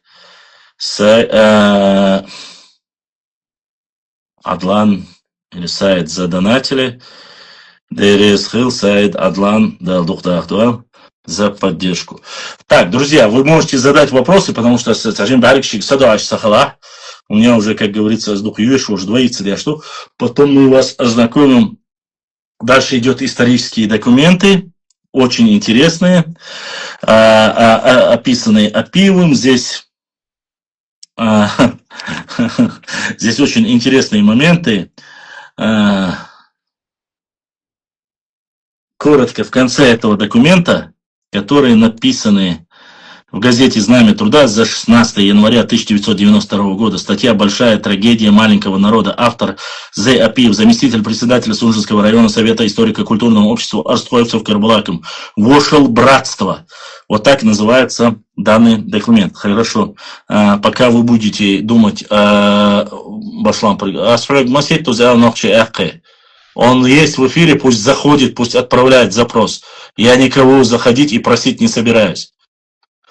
Если он покажет свое личико, зайдет, я его приму. Я же сказал, что я еще должен за ним бегать, что ли?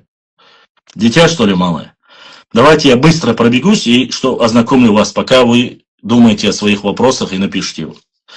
С начала 40-х годов 19 века на плоскостных землях войнахов проживала исходит постоянная миграция населения, связанная с военными действиями царских колонизаторов. В то время уничтожали аулы и хутора, сжигали хлеб, вырывали сады. Оставшиеся в живых войнахи чеченцы,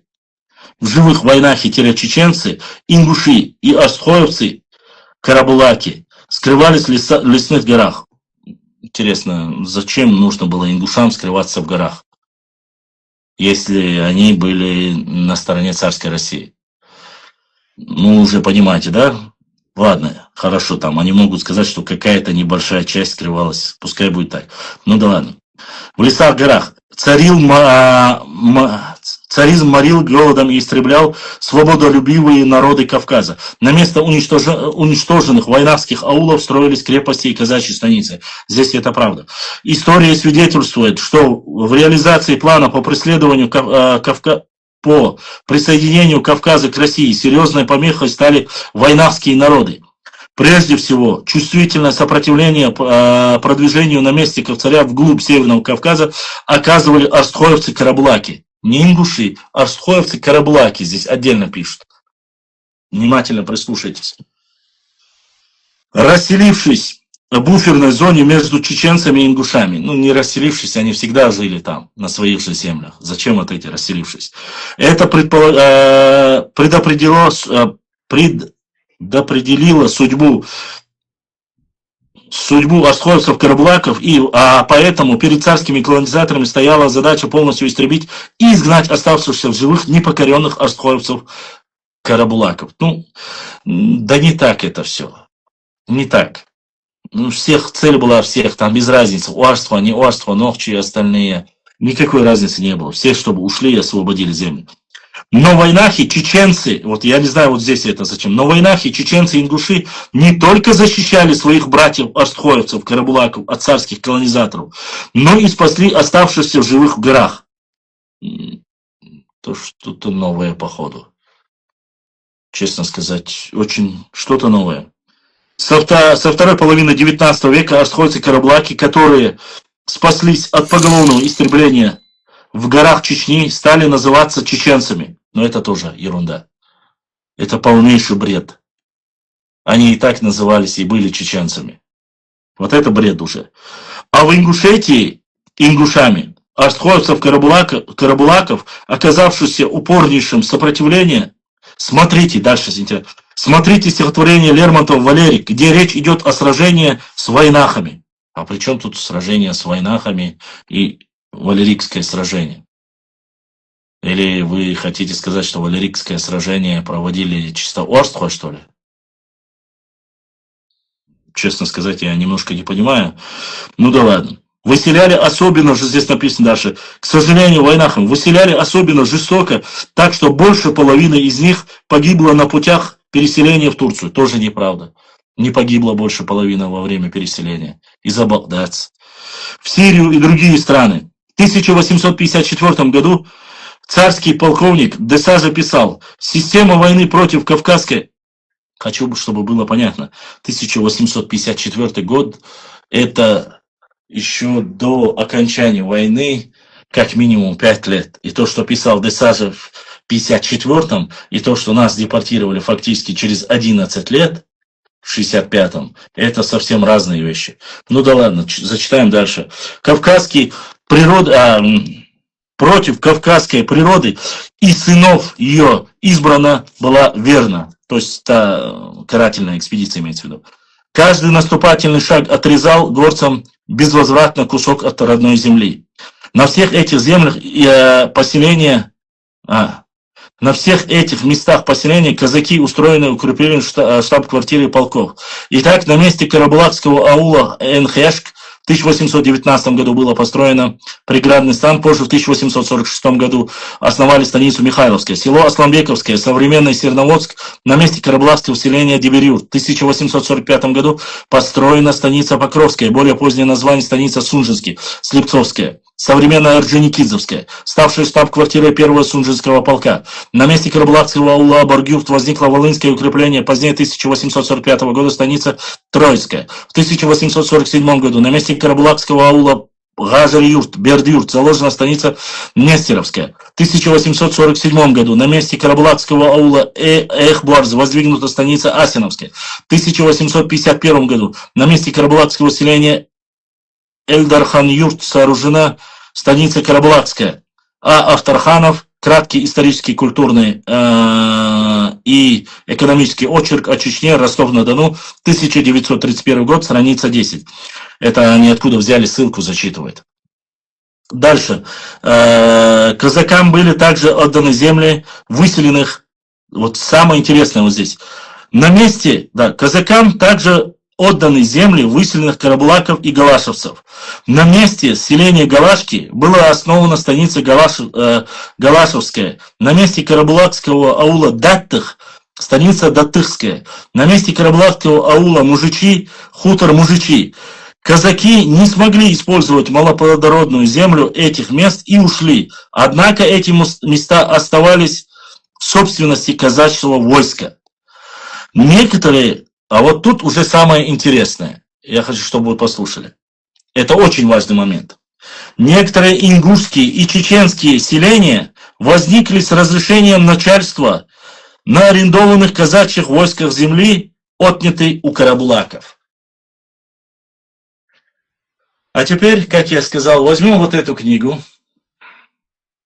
Ну, поскольку этот человек говорит, что они основаны, чеченские селения основаны на карабулакских землях, давайте посмотрим, что же на самом деле говорят архивные документы. Должда архивный документ.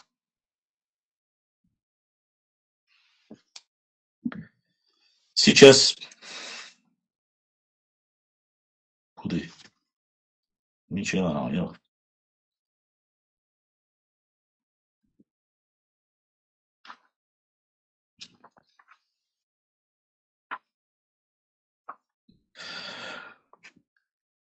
Коротко.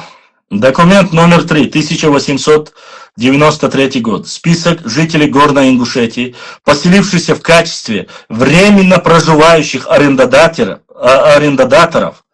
на войсковых казачьих землях по Ассе и Фортанге, захваченных в результате Кавказской войны у Цычоевых, Межоевых, Галашевцев, Аштхоевцев, Карабулаков, Малой Чечни. Документ номер 3. Список жителей, проживающих в хуторах Асиновская, 3-го участка Сунжинского отдела, хутор Галашки и на Войсковой. Здесь записаны каждый. Аслако Парагульгов, Чингис Парагульгов, Двоих Дзейтов, Асимир Ахидов и так далее. Здесь количество, ну в конце я вам зачитаю, чтобы было понятно, сколько их человек. Итого 168 дворов. Хутор Галашки поселено с разрешения начальства с 1887 года. По заключению контракта с войском его население составляет горцы Хамхинского и Цоринского общества. Ни одного чеченца там нет. Ранее они относились к Малой Чечне, а после в аренду эти земли отданы Хамхинскому и Цоринскому обществу, и все их фамилии записаны на документах. У кого арендовали, в каком году, сколько семей там проживало. Смотрим дальше. Следующее село. Мужичи. Хутор Мужич в войсковой земле. Да, я зачитаю первые три фамилии, а потом узнаем, какое количество. Малик Катиев, Базит Шариф, Аба Катиев, Муса Катиев, Зубайр Шариф, Асламбек Катиев, Эсмурза Катиев, Бибуат Катиев. Зачитываем. Итого, я не буду перечислять, здесь все 50 фамилий написано. Итого 50 дворов. Хутор Мужич, поселен с разрешения. Начальство в 1872 году. В числе 300 дворов. Горцев, заключивший договор с войсковым правлением об аренде земли по Асиновскому ущелью. Его население составляет горцы Хамхинского и Цоринского общества. Ни одного чеченца нет на данном участке и в данном селении. Дальше смотрим. Хутор Алкун. Муса Шадиев, Астемир Шадиев, Кайдан Мисулов и так далее. Зачитываем в конце. Итого 49 дворов. Хутор Алкун поселен с разрешения. Начальство в 1873 году. Население его составляет горцы Хамхинского и Цоринского общества. Из них часть принадлежит к числу 300 дворей, а часть принадлежит собственной земле. Ни одного чеченца. Хутор Сарали Апиева. Зачитывать не буду, ну, как там сказать. Сарали, Апиев, Мусос, Мусрю, Чиргиз, Альбурзыкаев и так далее. Итого 20 дорог. Хутор Сарали Апиев. Поселен с разрешения начальства 1874 года на войсковой земле. Население его составляет жители селения Цеч-Ахки. Хутор Даттых. Цеч-Ахким хотя бы, Орствабу, еще. Хутор Даттых. Дударов, Богучиев, Баимирзаев. Итого 62 двора. Хутор Даттых, поселен с разрешения. Начальство 1875 года. Население его составляет горцы Хамхинского Цоринского общества, которые принадлежат к числу 300 дворов, арендуемых в войсковую землю. Документ 4. Хутор Наргист. Хутор Семигоч, Нестеровские. Хутор Аршты. И так, хутор Бережки, Нестеровские, хутор Фортун на земле станица Асиновская. Все эти документы у меня есть. Вы можете с ними ознакомиться. Ни одного чеченца, как вы говорите, которые заселили карабулакские земли, нету. Смотрим, откуда уже эти деньги. Центральный государственный архив России, РСО Алани, фолиант 20. ОП единица, страница 743, лист и так далее, тому-то. Опубликован Картиев ММ к земельному вопросу Ингушетии, вторая половина, то есть ингушский документ. Данный текст дается в том виде, в котором он размещен на сайте Государственной архивной службы Республики Ингушетия. Кто арендовал и кто был. И так далее. Здесь идет дальше заявление, как орскоевцы обратно просят свои земли, просят превосходительство, рапорты и так далее и тому подобное. Книга «Народы и земли». Горная Чечня в начале 20 века. Сразу на месте, не отходя от кассы, я вам зачитал опровержение того, что было написано в 92 году. Но мы продолжим. Я закончу, здесь немного. Дальше смотрим. Угу. Вот. Разрешение начальства арендовали казачьи войсковые земли, отнятой у карабулаков. Я вам доказал, что чеченцы к этому отношения имеют. Она не была отнята у карабулаков, потому что эти земли принадлежали Малой Чечне. И эти орства относились к чеченцам. А все остальное, то, что вот здесь пишут, вот эту Филькину грамоту, через определенное время мы видим. Дальше смотрим. Села. Аршты, Бамут, Гази-Юрт, Катар-Юрт и другие села чеченцы дальше записано, дальше так. Так из Горной Чечни переселились, к примеру, в села. Здесь идет переселились в земли села. Но он забыл сказать, что многие акинцы, родственные орстхоевцам, спустились в Амут, Аршты и так далее и тому подобное по родственным связям. Кто-то купил, кто-то переселился и так далее. Но это не зачитывается. Пишут, что в Аршты и Бамут Гаязюрт, Котарюрт и другие села чеченцы из степов, Мелхесты и Майсты спустились. А в Галашке мужичи Даттах, Нижний Алкун переселились ингуши, выходцы из хамхинского цоринского общества. То, что мы сейчас подтвердили. Благо, хоть это сказал правду. Но в отличие от Ашты, Бамут, Гаязюрт, Котарюрт на территории Чечни. Так что эта бравада не прокатит. Иногда ингуши пытались, дальше здесь же написано, иногда ингуши пытались силой завладеть землей у немногих сохранившихся на ролике на родине Бяхмубилыш. Иногда ингуши пытались силой завладеть землей у немногих сохранившихся на родине в горной местности Карабулаков. Вот мне интересно, до этого, когда писал не Орстхо, а писал ингуш, да? Он говорит, что ингуши Карабулаки. Скажите, а как у собственного народа можно на тот период, если это является одним и тем же народом, почему другой орстхоевец в том же 92 году,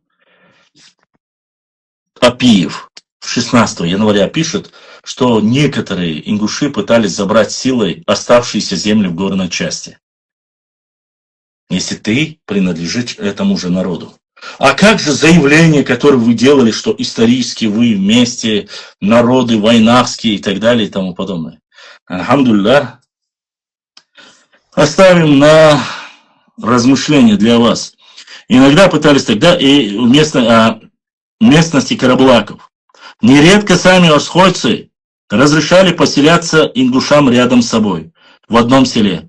Так стал жителем Верхнего Алкуна Тимурзиев, племянник Тайпа Цичоевых.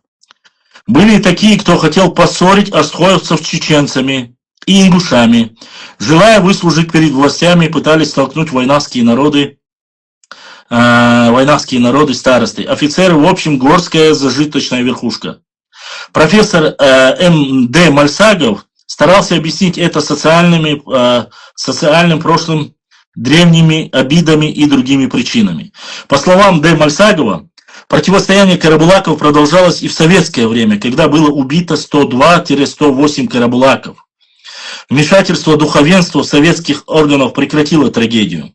Слава Богу, карабулаки не исчезли полностью. Д. Мальсагов в своем письме ЦК КПСС предложил принять срочные меры для сохранения весьма интересного в научном отношении и богатого гласными карабулакского языка. Вот здесь мне самое интересное, что нравится. Карабулакского языка, слушайте дальше, который, как он уверял, имеет всемирное значение, ибо ценен и для восстановления генетических мостов между народами, в том числе европейскими. Про язык. Самое интересное, слушайте дальше. Я это отметил. Это просто белиссимо. В чем больше сохранились, дальше пишет, в нем больше сохранились переходности диалектом и говором, и развелись, и дальше пишет, и развелись от ичкеринского языка горным, гласные, типа европейских смягченных. Чеченцы, орсхойцы, ингуши, орсхойцы в настоящее время ведут усиленную работу по изучению и восстановлению подлинной истории культуры, принадлежавшей обычаев орсхойцев Карабулаков. Ну, тот, кто занимается лингвистикой, немножко, наверное, понял. Здесь речь идет, что у них, как и у чхирийцев, переход языков. Ладно. Кто не понял, тот поймет, как говорится. Послушайте, как написано, как я зачитал, или купите книгу, поймете весь юмор. В настоящее время Сунжский район на истинных землях своих предков проживает более 20 тысяч орсхоевцев-карабулаков, которые пишутся ингушами. И почему так их принизили, я не знаю. Аллаху алям. То есть на всей равнинной нижней части орсхоевцев проживают всего 20 тысяч бахцер. орстхоевцев. Это 92 год. Которые пишутся ингушами. А дальше слушайте. А по всей Малой Ингушетии более 70 тысяч орстхоевцев-карабулаков. На всей территории Ингушетии они говорят, что 70 тысяч. А в той части Ингушетии, те, которые себя называют орстхоевцы, 20 тысяч орстхоев-карабулак, которые пишутся ингушами. Из 70 тысяч, 20 тысяч пишут себя, говорят, ингушами. Остальные 50 тысяч, как говорится, отдельно. Ну, здесь написано так. И которые со скорбью и горем в душе смотрят на села своих предков, где царские колонизаторы истребляли и оставшихся живых изгоняли с родных мест, а их аулам дали новые названия, чуждые войнавскому народу, и тем самым стертые с карты Кавказа истинные карабулакские аулы в Сунжинском районе. Дебир-юрт, Абарг-юрт, Эдельхан-юрт, Газан-юрт, Берд-юрт, Энхишк и Эхборзи. Мы, орстхоевцы-карабулаки, не имеем никаких претензий к жителям этих сел и станиц, какой бы национальности они ни принадлежали. Но мы просим и требуем не претендовать на то, что исторически и этнически не принадлежало и не принадлежит ему, кто бы он ни был, русский, чеченец, ингуш, армян и так далее. Не забывайте, это 92 год.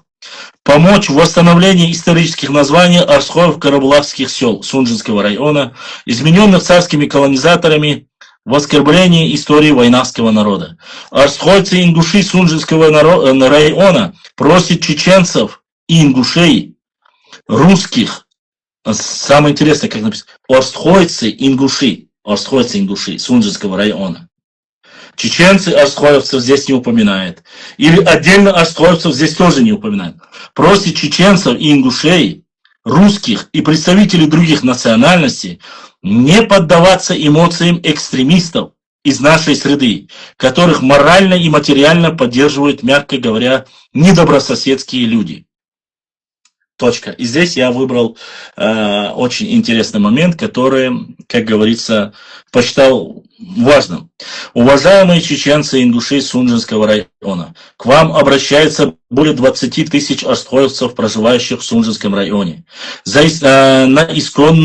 на исконных землях наших предков, с просьбой: давайте служить делу дальнейшему сближения братского, единого войнавского народов во имя возрождения орстхоевцев-карабулаков. Во имя чеченской революции, во имя возвращения всех попранных прав войнавского народа царскими и сталинскими палачами, во имя восстановления ингушской автономии, с возвратом всех аннексированных сталинских кликой земель со станицей в правобережной части города Орджоникидзе, Владикавказе, во имя возвращения чеченцам, ингушам и чеченцам, слушайте, чеченцам и, я не знаю, здесь вообще очень можно, возвращение чеченцам, ингушам и чеченцам, акинцам Ауховского района Дагестана. Какое отношение чеченцы и ингуши имеют к Ауховскому району? Никакого не имеют. Ауховцы, чеченцы, акинцы, как здесь в 92 году ляпают, они имеют отношение только к чеченцам. Никаким остальным ингушам и кому-либо они не имеют никакого отношения. Но откуда растут ноги, мы видим. Ауховского района Дагестана. А в последующем во имя создания суверенного войнавского государства, во имя во имя дружбы и мирного сотрудничества войнавского народа со всеми народами мира. Да поможет всемогущий Аллах. Газета «Знамя». Так. Свобода. Понедельник.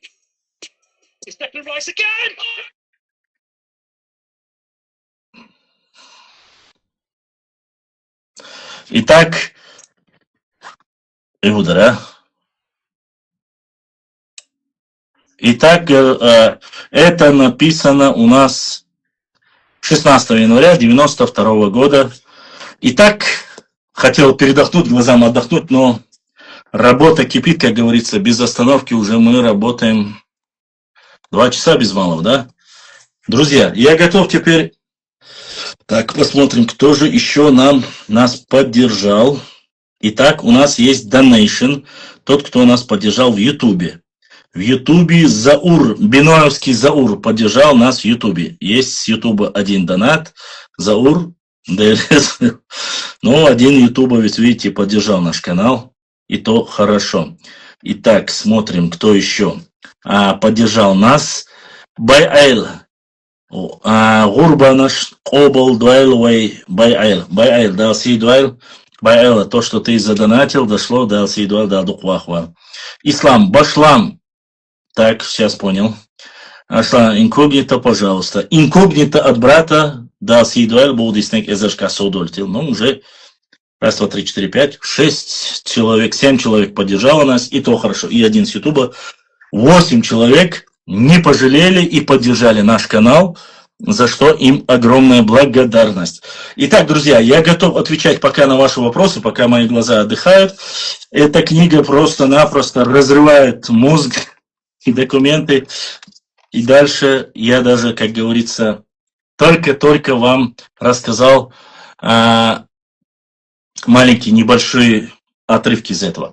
Башлам, ты зачитываешь письма из Дурбудома? Нет, я зачитываю официальные документы, публикующиеся и публиковавшиеся на период с января 1992 года.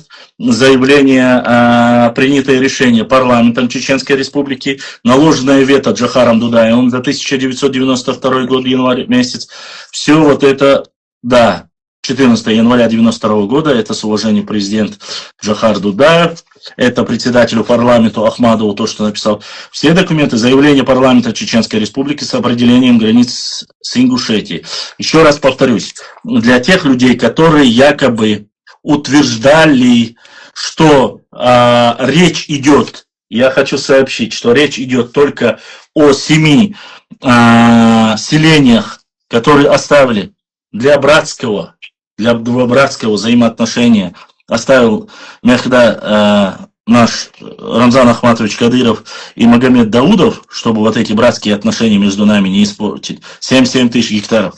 Хочу, чтобы вы понимали, что голос Чеченной Ингушетии 10 января 1992 года, постановление парламента Чеченской Республики, установление границ между Чеченской Республикой и Ингушетией. Чеченская Республика была независимая, на тот период уже определялась на независимость, а Республика Ингушетия хотела присоединиться, точнее, стала частью Российской Федерации, но чтобы вот они через парламент могли, как они указывают в своих документах, хотели, поэтому присоединились как России. Теперь я вам зачитаю. Валикум салам. Минуту я зачитаю эти селения, чтобы у всех было это коротко. Сейчас я. В связи с образованием на территории бывшей Чечено-Ингушетии Республики независимого чеченского государства провозглашением ингушским народом декларации о создании ингушской автономии, которая была принята в ноябре месяца 1991 года. Так, ингушская автономия в составе Российской Федерации, парламент Чеченской Республики постановляет: первое, реорганизовать Сунжинский район бывшей Чечено-Ингушской Республики, выделив из его состава земли ранее существовавшего Первомайского Галашинского района. Состав Сунжинского района Чеченской Республики включить территории следующих станичных сельских поселений советов. Это парламент, который принял решение чеченский на тот период. Первое. Асиновская, станица Асиновская, село Чемульга. Нестеровская, станица Нестеровская. Орджоникидзевская, станица Орджоникидзевская. Сирноводская, Сирноводская, посткурорт Сирноводский. Троицкая, станица Троицкая. Оршты, селение Оршты. Карабулакский, поселок Карабулак. Вознесеновская, станица Вознесеновская. Ахкиюрт, поселок Южный. Красная Горка с возвращением территории, отторгнутым горсовету города Малгобека. Это 8. 9. Селение Псидах, Дюлк-Юрт. 10. Вежер-Юрт. Пункт 3. Правобережная часть реки Фортанги с ее верхним течением, входящую ранее в состав Чечни, включающую в состав Ачхой-Маштанского района. 4. Поручить комитету по оперативному управлению народным хозяйством Чеченской Республики произвести размежевание границ между Сунжинским Чеченской Республики и Ингушетией. 5. Предложить президенту Чеченской Республики до избрания исполнительных органов самоуправления на местах ввести в Сунжинском районе президентское правление. Шестое. Все спорные моменты, касающиеся сути данного постановления в той или другой стороны, будут рассмотрены после определения статуса ингушской государственности и избрания ее законных государственных органов. Седьмое. Настоящее постановление вступает в действие с момента его принятия. Председатель парламента Чеченской Республики Х. Ахмадов. После этого заявления, все, что я вам зачитал, это не документы из дурдома, сельсовета, это все официально, все, что опубликовано в различных порталах и официальных документах. Вот я, надеюсь, ответил на твой документ. Хинца Аман Хайхаттар Диадачула.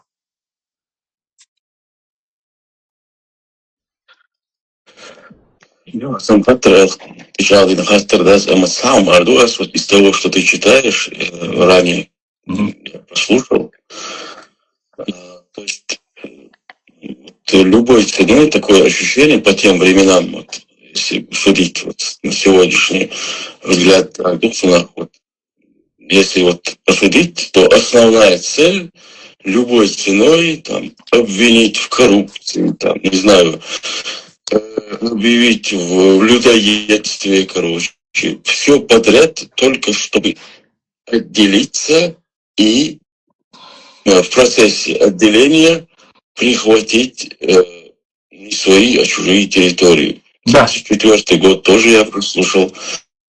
Это политика, я не знаю, вот меня, знаешь, что удивляет? Слушай, вот тогдашние вот эти, не знаю, правители, там, правительство,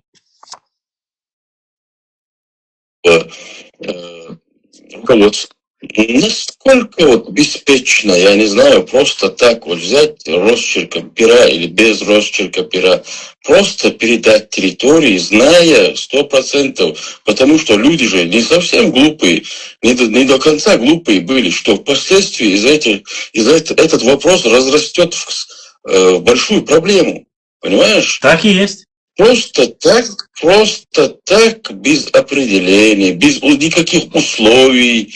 Там, вот, держите, да, без проблем. Хотите отделиться, там, быть с Россией, пожалуйста. Правильный выбор, слушай.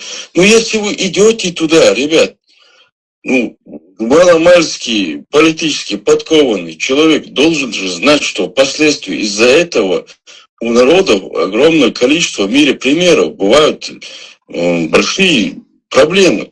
Да. И сегодня это аукнулось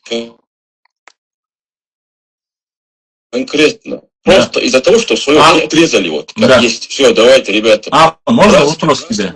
Сватством, да. Подожди, пожалуйста. Все, да. Милый вопрос. Мне просто интересно, я хотел твое мнение знать. У меня вопрос к тебе. Вот ты занимаешься патриотической деятельностью, историей своего народа на протяжении последних 7 лет, без малого. Скажи мне, сколько раз меня упрекали, что все это, вот честно, примерно в процентном соотношении, меня, всех тех небольшого количества нас людей, что вот это все, что мы противодействуем, показываем по нашей истории, началось только с 2018 года. Можешь сказать мне примерно сколько процентов? Смотри, в первую очередь надо отметить, что если взять меня, я просто смотрел, мне было интересно. Первое, неужели реально у них мы могли земли отобрать? Вот реально. Неужели мы просто так взяли и отобрали у них земли? Неужели они просто так на митингах орут?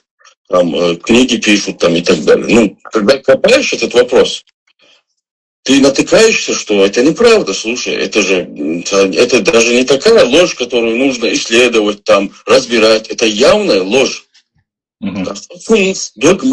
Неужели отцу вожри бубо, хамотби, шонюха ашбол, шон купора хильеш бол, наха, вот встали на такой путь. Конечно, у нас тоже есть вот эти, извиняюсь за выражение, новорожденные, которым плевать на собственные земли, народ, там, дорогие, у нас проблем, проблем. По сути, если так судить, это оттуда у нас, Динятаран хирда царевныш. Есть идея, есть и эти есть, но ой, харцу, ты же кишмаяцу, харцу и зищацу, ой, дал келдер шмаду, ой, выжришь квах, ой, сигар, выжришь квах, саню приду хирч нахер, там, перестаньте, вот этот вопрос от Цухайна Дунда, я почему это говорю, я почему акцентирую на том, и любой ценой просто такое ощущение, Цухайн навстречу, и на Цухайна хилбал бярк ноша, вот им навстречу пошли, а Сухаба без никаких условий, все, давайте, забирайте, уходите, будьте отдельны. И то сегодня они никак не могут угомониться. Они и боги, они о народе, говорю. Это было. И Башлам не о народе говорит. Да, никогда не говорит. Есть люди, преемники тех провокаторов тех времен. И они нам с тобой, Аман, они говорят одно и то же, что нам с тобой пишут сегодня в пабликах, одно и то же. 33 года тому назад постулаты, которые они сегодня нам с тобой пишут, они говорили 33 года тому назад. Абсолютно, слово в слово.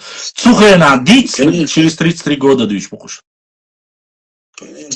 Вот вы вот своими вот этими книгами, статьями, подкастами, вот вы являетесь, я не знаю, вы культивируете эту проблему. Да. Вы сегодня являетесь, я не знаю, провокаторами этой проблемы. Не эта сторона, шун искать толоц. Вот когда чем-то нас. Вот перестаньте бегать в Грузию, там, бегать, не знаю, в Таиланд, куда угодно, куда вы не бегаете сегодня. Если вы этот вопрос выносите на такой уровень, конечно, вам будут отвечать. Отвечать, опять же, повторюсь, не народу, ни при чем. В Ингушетии очень много людей, которым сам этот вопрос надоел. Кстати, вы сами надоели, вот эти провокаторы. С трибун, в подкастах и так далее. Если анализировать эту проблему исторически, сделать какой-то вывод, Шушайна Гушмоду Эшлилоштырь. Сюхабах, вот эти провокаторы с тех времен имеют своих наследников, то есть преемственность. Те же самые вот эти нарративы, те же самые крики, те же самые лозунги и сегодня. Это, наверное. Вот взгляните на эту проблему чисто логически, я не знаю, математически. Уберите эти крики. Конечно, вам будут отвечать, вас будут на место ставить, разоблачать вашу ложь, которую вы по сегодняшний день тиражируйте. Сколько бы сотни книг вы не написали, все равно это бумага для людей, которые умеют читать, анализировать и так далее. Это просто бумага. Это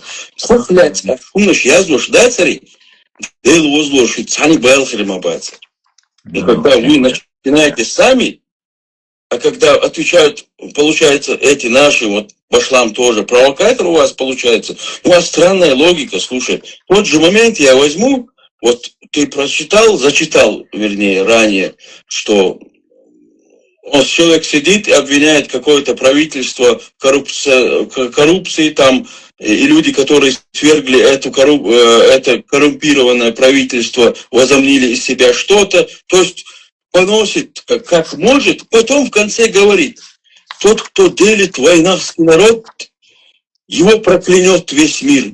Да ты сам являешься. И Баха сами себе противоречат. Абсолютно верно. Абсолютно верно. Не важно. Это что? Вот верно. Ситуация сегодняшняя, она именно, вот та напряженность, гумадац, это просто дискуссии. Но эти дискуссии, они начаты не нами. Эти дискуссии по сегодняшний день, эту брань генерируете вы. И пока вы эту брань не остановите,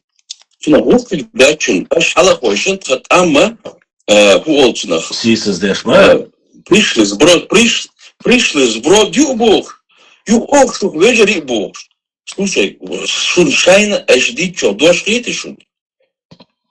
Дитер, шунделах, асюхаба, я и раньше говорил, и сейчас говорю, шунделах, яхет магис, оман и хамелде. Шунделах, яхвас, он хазни башлам, чтобы кто какой-то чеченец говорил о 94-м году, что они от нас отвернулись, что они в нас бросили в самый ответственный момент. Нет. Честно. Мы вас hinten баладич дючи. Hinten баладич, аж что-то вяткаш дючи хрбунах, если вы позволяете себе обвинять нас в том, что мы не пришли на помощь в 92-м году, что мы никого не принимали, беженцев и так далее. Но я ж шмабуешь, фухас слышу. Это. Так, конечно, здесь найдутся люди, которые в ответ найдут что-то ответить. Это. Смотри, вот люди, которые вот ты зачитываешь всю эту работу, которую ты делаешь, эта работа не просто так делается. Да.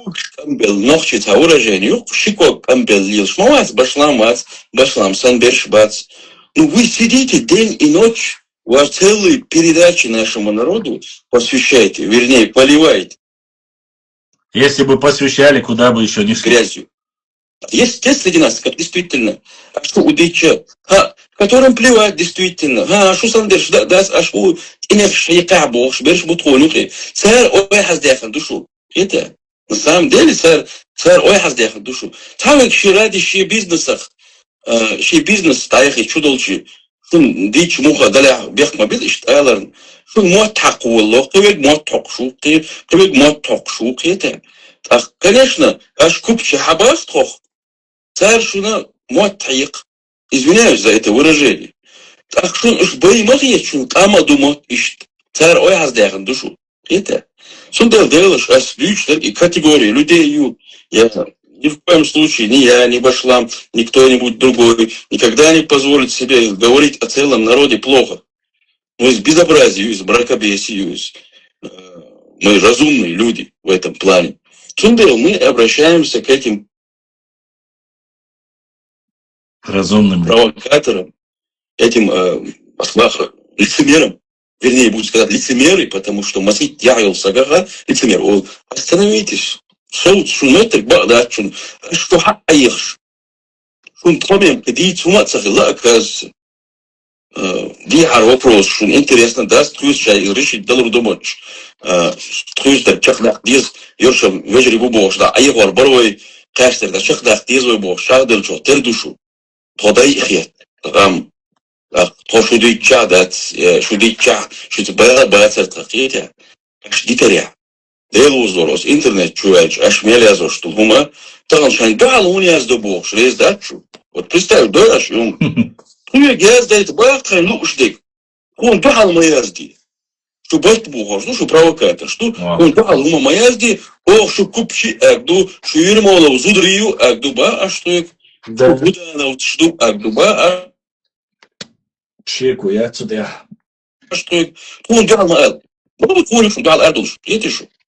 Сундела вежери, духдашо, алаш бахшо, оуша вай хастен дагметтигят, вай хакам ду вай удица, мабуа вай цунахи вай бах мабуа вай. Соцби нах. Вай тайповой системе шу, кедер душу, мес прелюбов санах, бушу алгошин беш балдиш, ошам царил ох провокатор, шунюк хигвац, цартрун мелязо, штег мелдиштер, но кядиду. Цецвал ох стагу, иштамян моду, бахтышнах. Соцби, аэrodol, хажал новости, дадол мадите, хаштоцер. Атае. Даял маязи, мило, якилиш маязи, аязин книг шикапик махбац. Хохус халхан сказки шиазо шуешу. Это научный бухбол шумдатер, это около научная мулька. Да, шунюка хайгал нужна, мабу, шорт.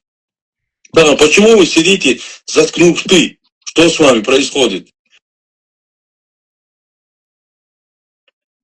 Да, это же я лично с вами разговаривал. Провокатор шу, но когда дело доходит, с ума диться лешу. Как это получается? Сами решить не хотят и нам не дают лягду. Бехмобил ДРС. ДРС. Олай, я вам халфьеч. халон дел дичду, шунно чагор. И кейха что кахклуш душу, не карт дерге любой гума вайга хаахклушу, хагервашу, архивью там. Венер истории маяц, хилерк. Да. Вай истории, истории бас. Сундела. Соус трох мастри, мади, аш эш деш тушун трох мастри, трошун мастри десер шун харя.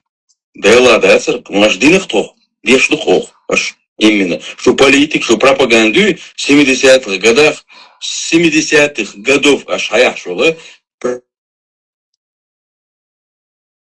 пропаганда трансформировалась вот такую, ну, вражду. Это ваша вина.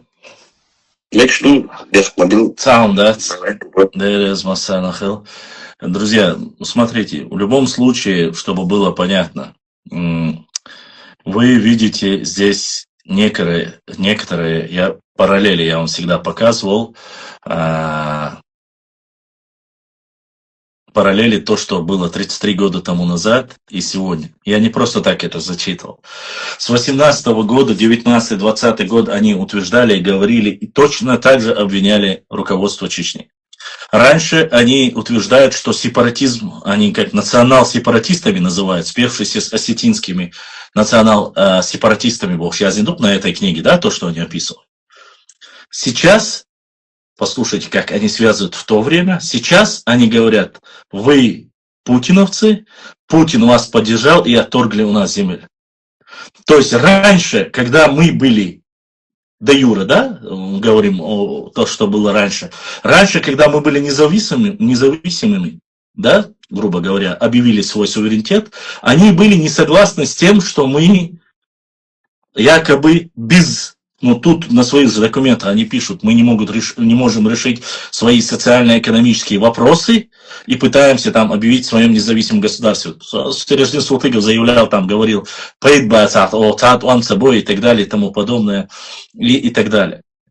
Здесь они недовольны тем, что парламент Ичкерии, независимое суверенного государства, и Джохар Дудаев, это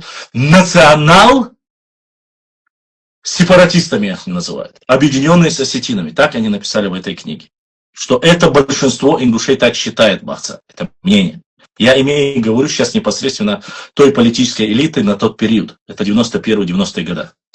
Сейчас же прошло столько времени. Сейчас нету ничего, хотя мы сейчас в русле, так сказать, российского законодательства, субъекта Российской Федерации. Все по законам, как говорится, по Конституции, есть все атрибуты государственности, есть и Конституция, есть Конституция нашего региона, Конституция Российской Федерации, исполняются законы. Сейчас они упрекают и говорят, что вы и ваше руководство виноваты, опять же, руководство и президент России. Раньше осетины, сепаратисты и чеченцы, сепаратисты были виноваты, а теперь президент виноват Чеченской Республики и пытаются обвинить президента России. Ни одно из руководителей, им нужен хаос. И они говорят, народ хороший, руководство плохое. Руководство того периода у них хорошее российское, в лице Бориса Николаевича Ельцина. Почему вы в дальнейшем уже по этой книге, по документам поймете почему. Но руководство нынешней Российской Федерации, они говорят, благодаря ему вы отторгли наши земли. Это их слова, и вся информация, и демагогия строится именно на этом. Без разницы, объявляете вы независимость, объявляете вы субъектом федерации, все равно вы для них неправильное руководство. Любой человек, работающий в этой структуре, который будет противодействовать этой лжи, он будет той или иной сторонник. В то время ты был бы сепаратистом, экстремистом национал. Сейчас ты будешь сотрудником ФСБ, ФСК, ГРУ, МШГБ, НДГБ, МИ-6, ЦРУ и все остальные вместе. Кем должны быть чеченцы, чтобы отстаивать честь и достоинство своего народа, своей истории, своей родины? Это элементарные вещи. Не позволяйте делить нас. Не позволяйте. Это делается целенаправленно. Под различными, я так скажу вам, под различными соусами. Что я имею в виду? Эфир начинается. Исторический паблик. Заходит человек, представляется там какой-то и говорит, что ты делаешь во благо ислама и веры. Что я должен делать? Я делаю намаз, я плачу закят, я держу уразу, я ездил в хадж, по мере возможности сарин умло, по мере возможности сейк омар годо, гылак лилдо, адат лилдо. А что я еще должен делать? Религиозных деятелей в нашей республике столько хафизов и религиозных деятелей, что со счету сбьешься, пальцев не хватит. Я должен быть очередным. Если бы даже я сел бы и говорил бы о религии, этот человек нашел бы и сказал бы, ты гунядин, манкур, ты гунядин, хашабид, хабашич, бариш, хабашич, суфиш, вахабиш, сепаратиш, космонавту эльдар. Вам же ничем не угодишь тем людям, которые занимаются вот этой фитной. Почему? Потому что если есть люди, которые говорят о своей родине, о своей истории. Альхамдулилля, я родился мусульманином. Мои предки мусульмане, мои прапредки мусульмане, прапредки мусульмане. Зачем через 100, 200, 300 лет, когда я являюсь мусульманином, мне приходить и делать кому-то да'ват? Если тем более я не сведущий в этих вещах. Холамаз дяш вала. Холайлах илаллах Мухаммад Расуллах ош вала. Хайзек пушва. Хайдалуштек, дик хадалуш вала. Сахвик эл хундат, я ничем не могу помочь. Я не религиозный деятель, я не имам. Хочу, Уян, тебе говорят, занимайся, вот твоя история. Я зачитываю документы. Нас оскорбляют, как руководство нашего региона, как историю. Есть один чекиндес, который сюда нордийский заходит, синей аватаркой, который назови свои преступные элементы ичкерийские, вы это, вы гуняли Боша, вечно, там я не знаю, что ему сделали ичкерийцы или не ичкерийцы, та власть того периода, вечно ноет, говорит, что они были бандиты, развалили государство. Я говорю, слушай, чувак, ну когда была вот эта Ичкерия и так далее, я был ребенком. Я хоть и выгляжу таким, грубо говоря, взрослым человеком, мне в то время было 9-10 лет. Что я мог на тот период изменить? Если ты пытаешься меня задеть, ты воевал, не воевал. Нет, я не воевал. Я учился всегда, почти так получилось, что всю жизнь почти, что мое оружие это ручка. Книги, и из-за этого я лысым стал. Но так получилось, что я выбрал другой путь.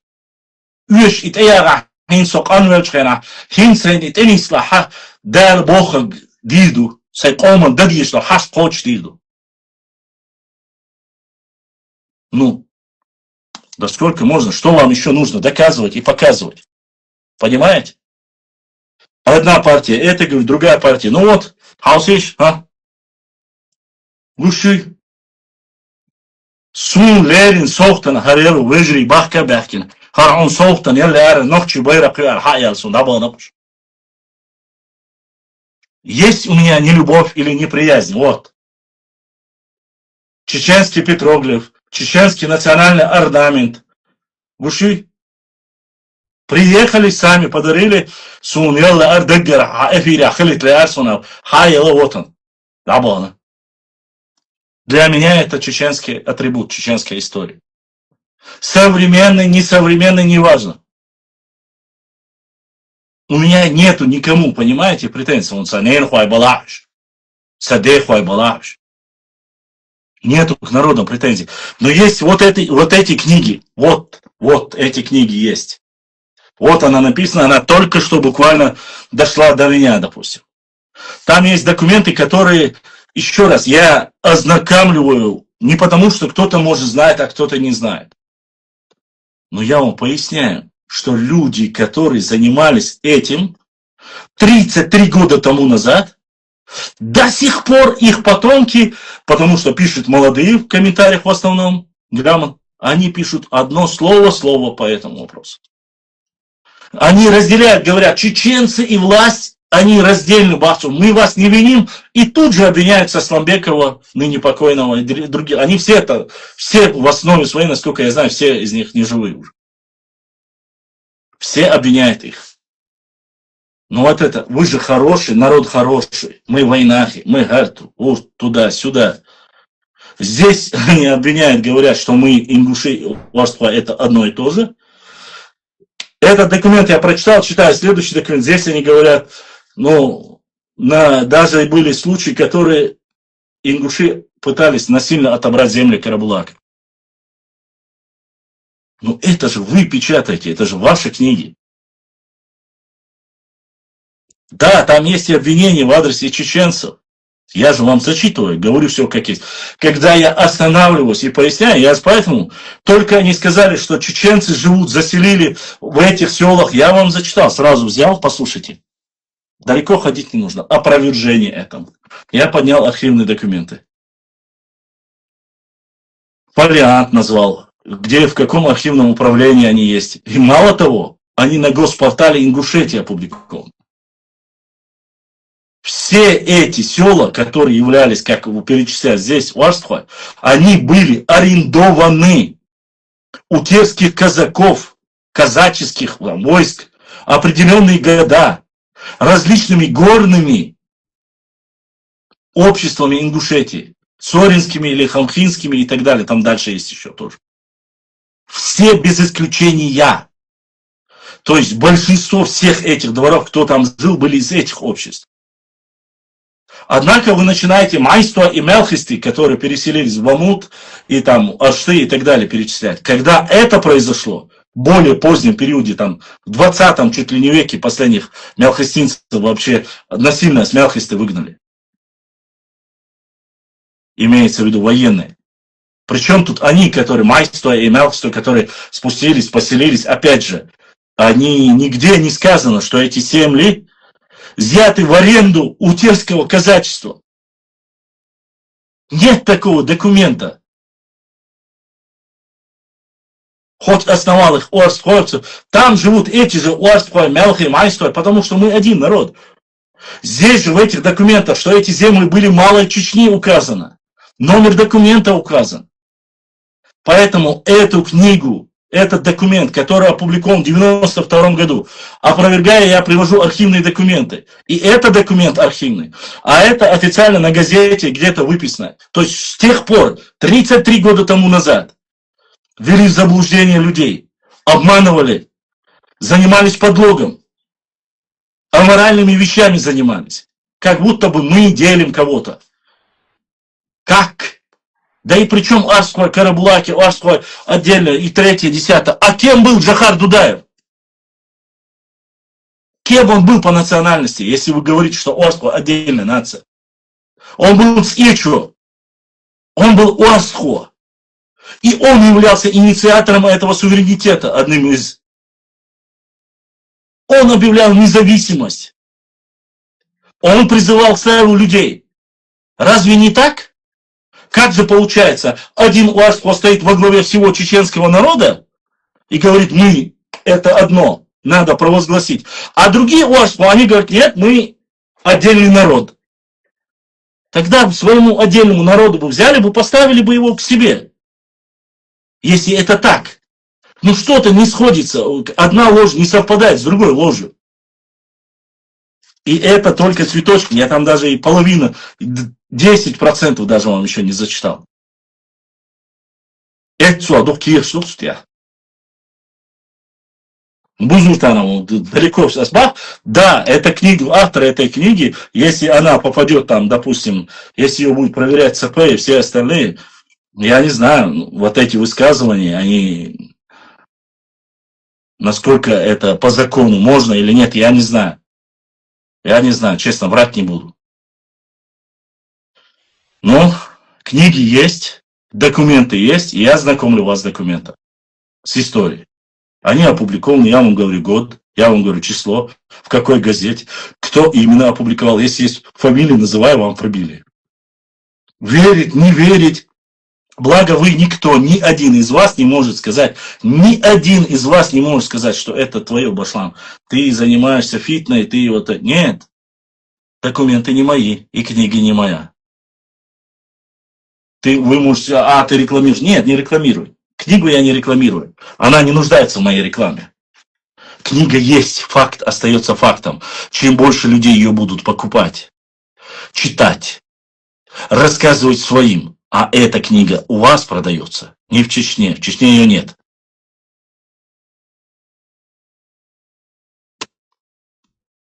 Люди будут говорить то же самое. Что ждет впереди еще дальше в остальных документах? Посмотрим. Но я, по крайней мере, вас ознакомлю с наиболее важными документами. Скажу так, что одними из самых, в основном, постулатов данной книги, они использовались в том так называемом докладе на 94 страницы, которые прислали там в каком-то 18-19 году. Они тоже использовались. Правда, я не знаю, почему Горшочек, наверное, был бы удивлен, если бы ознакомился с данными документами. Здесь это реальность. И что? Шейхат ташталахат, вайжуак лурду, да лаха. Так, Башлам, проверь, дошло ли. Сейчас посмотрим. Если кто-то... Нет, больше никаких... Сайд Амаду Дайтин, Сайд Амаду Дайресхил, да Сейдуэл, больше ничего. Если бы дошло, больше я бы сказал. Ва алейкум ассаламу рахматуллахи ва баракатуху. Так что больше пока ничего не поступало.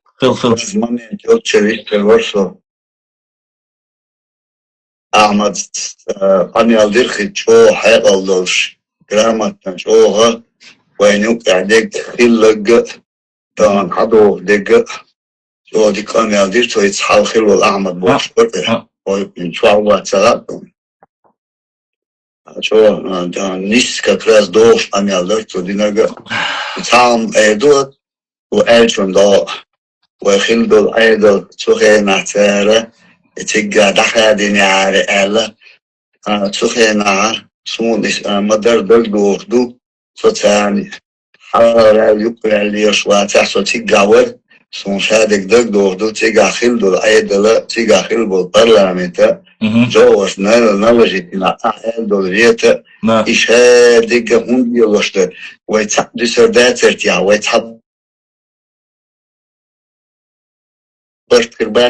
وسائد وقع سائد خزر حقا قيل قيقوش ميوتسان وقيل قيقوش بوكسون دا تسونا وقونا برلامنتنا جوهرنا قيل قيقوش قارتون تسوشون ديش مدا سقيام إيش قيل قيقوري تارا إيش بقو يشنا بات بقو حقتيو شاش ودومت داشا إيش ليش بو إيش يخارتو شيطان بوال داش بو إيش مدر ديش طبعا سو مدر دقوختي تاي يسو ساسان بيكو بوخ دقا تاني هون سيز سو بق دق بار راسيسكي أفيسيش بو إيش تخينا غالغي وتيك واخينا شبالكونيك ولا واخينا بو إيش يمتي واخوش ساسان بيكوش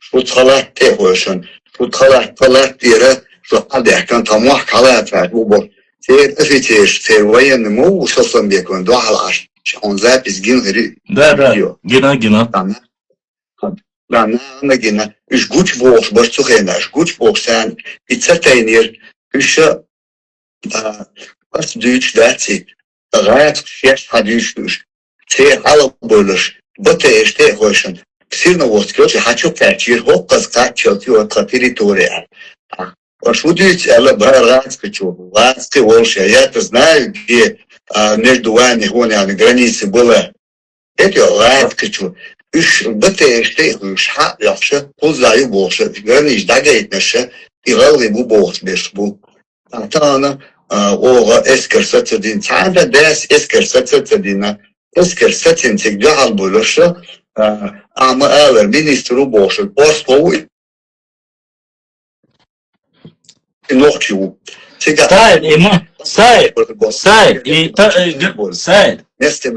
Said, и год Дагдоли, Горчханов, и кого он 94-й год, да, цари? Дагдоли, Горчханов, 94 год, тук. Дуй? Так, при чем тут Горчханов? 94. А при чем тут тогда Горчханов, когда они рассказывают за 92-й год? Январь 92-й год, модай? Горчханов, Хундович уцарцу, юпа в лане. Горчханов, эскер, уотуна, это чрезвычайное положение, я как-то Милориза, Ельцин уйцу. Хиз даг диэсун, чрезвычайное положение, я как-то наха, сундак до, Уай долч, ора, как раз и уст борцы. Астетинский окей, и конфликт юрен, тут на банд, это сумма даг до, чуре на парламенту бегар, Джорса бегара, инсари конфликт юрена, Уай юкозу, ног юкозу, о мах чубак. Он буй, сиябо. Чуре на док бегар, провокация, маилаш, провокация. Герз да мату, ополченч, бой дабан окол, эскер хапи юзер. Сега сатин эскер да хабар дуча. Эскер хапи юзер шена. Сайд, официально. Тамерлан Курейшевич Горчханов умер 11 декабря 1994 года. Вот когда он умер. Никакой в 92 году они не имеют отношения непосредственно к 92 году. Сундера, упоминать его в документах 92 года, никакого, и как раз таки подменяя какие-то вопросы, они же затрагивают 92 год, да и что автор этой книги пишет. А 90...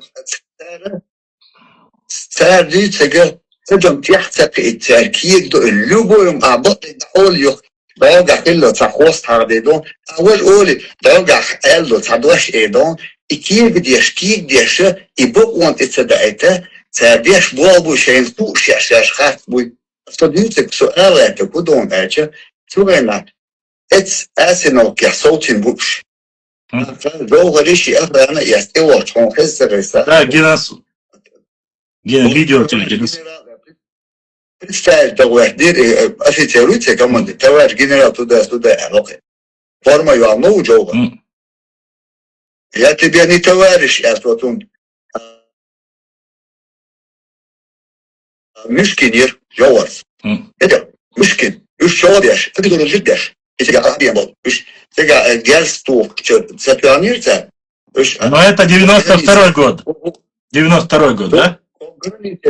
Шуграна, 92 год, ограничил, урголыш, я жовар. Урголыш, давай. А и чур милиционерши, и чур милиционер, что хабош, до Горогорский, абочи, чур хабош, 92 год, дари. Дуде.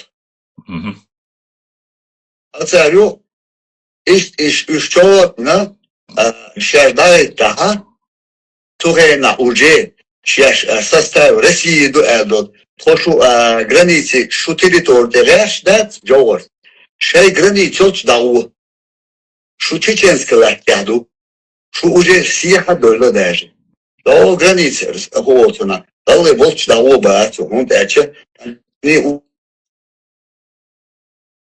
уже считались как в составе России. По-моему, войну в Чиби, съездили в 89-90 году, съездили около Черноречи, Агуэриза, шаю оборудование. 1989 году, первый съезд ингушского народа.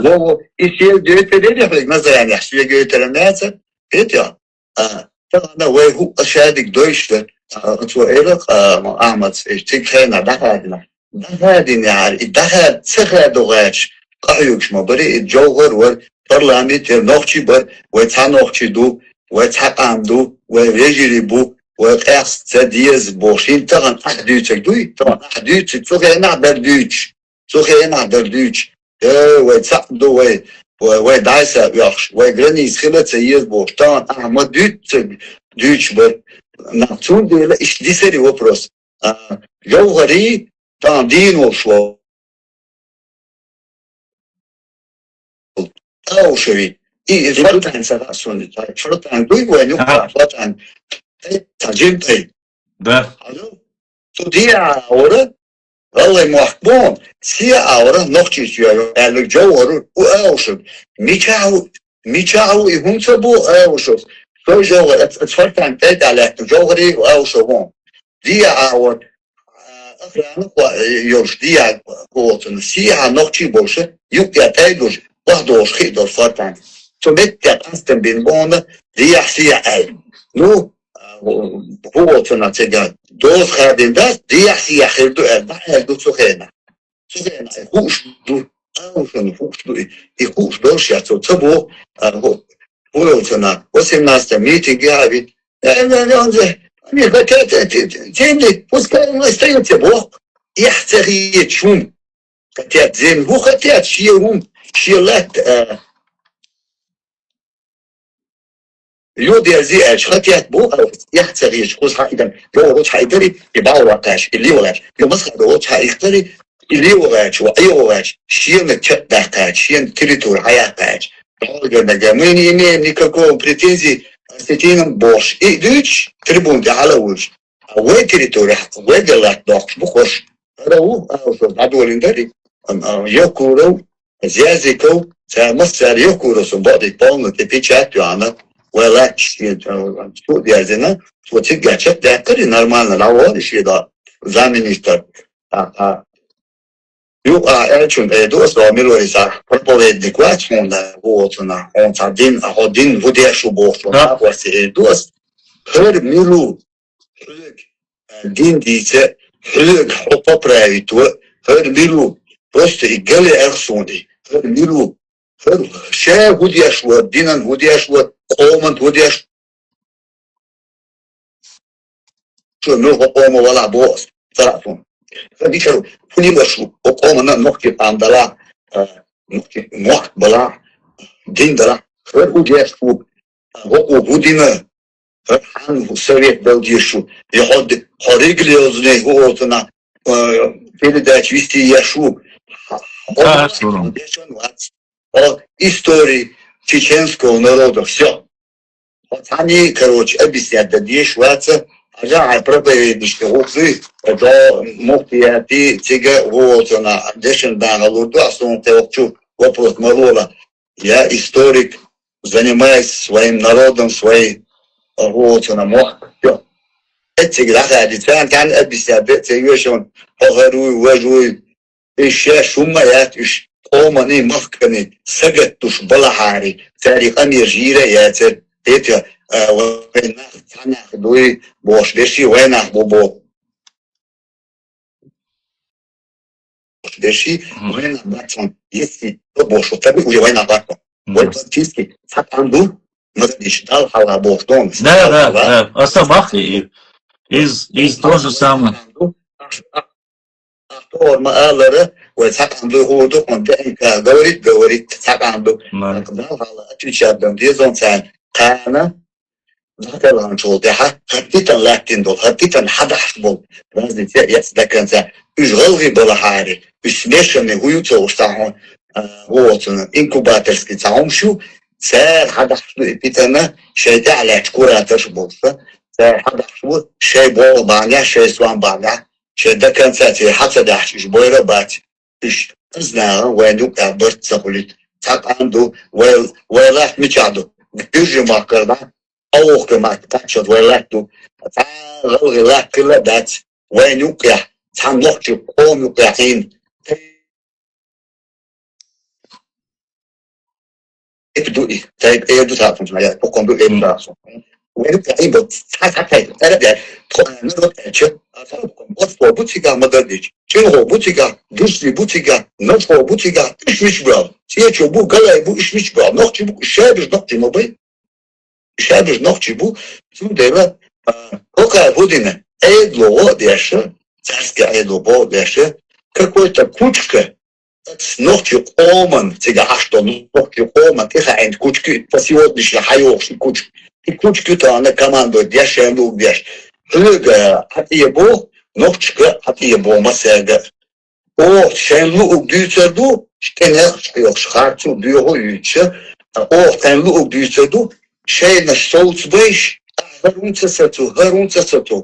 Şey ne soğut bir, şey konta mı gitti. Hoş masiyet kalar bu.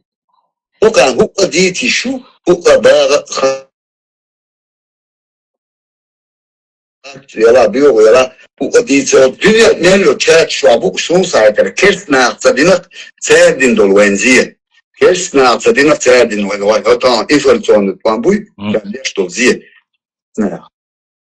At eğice войну кахтан вот питан хедаться ночь бо шума да никогда да да тогда даже хак я шеш олы бу бошбер это квартиш вахвишбу сюли это вахвишбу ходюнет мелбон ход вахвишбу цана ночь тек бо шума да там шугундяк шумишбу даже оло киж регион вахал это айдо заинтересовать идем а что интересоваться идем ночи никогда слишком толерантных лаквей, слишком вейсен дал квелан хандуйте отцом.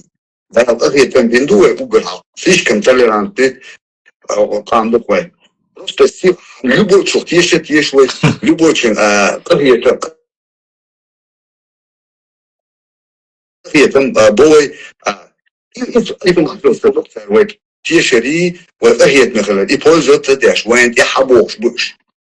Часть бизнеса уж нахуй, да, он уж нахуй, уж das war нахуй, и однако, это хочет, вейта, вахта я до, татьяну, да, что использует бирбу. Да, дик шбук.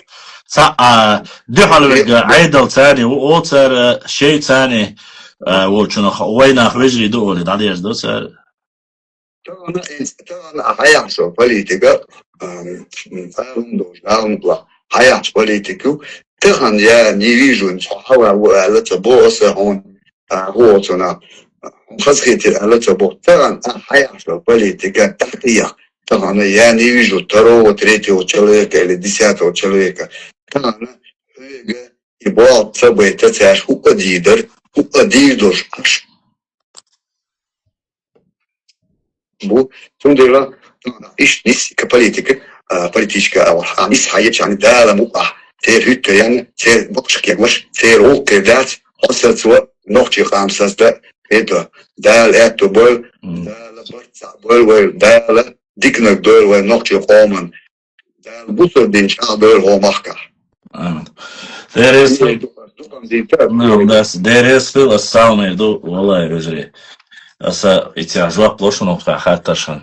Salmer dušuna с аушу яхшун или у меня сайди микрофон тета да я все аушу я свой целенаправленно интера заметить динхеду заметили наверное я на своей странице когда нету ничего они не публикуют лживые карты и так далее я не публикую этот момент но вышла эта книга вышли документы те люди которые ведут противозаконные, так скажем, да, свои нарнийские разборки пытаются нас рассорить. Я до вас довожу эти документы, как они есть, как они опубликованы в этой книге. Потому что книга современная, несмотря на то, что, ну, благо этому человеку, который он взял и опубликовал все эти документы. Все, что они писали, даже между собой вот эти разговоры, они называют их предателями, своих же. Что они там, местечковые и так далее и тому подобное. Но это хоть, значит... Хоть что-то идет так. И 800 страниц книгу написали, исторические документы написаны. Надо посмотреть. Я посмотрел и делюсь с вами о том, что написано в этой книге. Дальше. Башлам, почему никто не предъявит обвинению Чебожу, что он дискредитирует наш народ, что мы якобы украли земли Ставрополя? Почему его не судят за ложь? Во-первых, для этого должен быть человек юридически образованный. Я, честно сказать, не смотрю его подкасты, не знаю, о чем ты говоришь. Честно скажу. Почему? Потому что я сейчас в последнее время в эти документы немножко погряз. А если он занимается или разжигательством, или подстрекательством, или лживой информацией, надо для этого, чтобы подал кто-то непосредственно пусть это рассматривают определенные структуры МВД, ЦП, пускай смотрят, тем более, если массовые. Насколько я знаю, мы ничего ни у кого у Ставрополя не крали. Земли, которые нам переданы, мы можем и доказать, и сказать, что до заселения туда, даже если на то пошло, принадлежали нашим чеченцам, что проживали там. Мы граничили с нагайцами, потом уже определенные века там появились непосредственно уже терские казаки. Да, они отвоевали, да, им отдали левый берег Терека. Мы граничили только с черкесами. Но где мы сегодня граничим с черкесами? Сели сегодня, вот говорят, что они проживали, никто кроме них, был Сунжинский район и Камелдеш был. Спросите у тех же кабардинцев, с кем они граничили. Черкесов спросите, они прекрасно знают и ответят вам. И все. Я всегда приглашал и говорил, заходите, говорите здесь, давайте не материться, просто говорить по факту. И я сказал, поэтому за ложь, если кто-то напишет заявление, то пожалуйста. Кудусов, думаю, нужно попробовать, если откажутся, то пусть все знают. Друзья, еще раз повторюсь, всегда последних 7 лет уже говорили об этом круглом столе, давай встретимся, давай обсудим.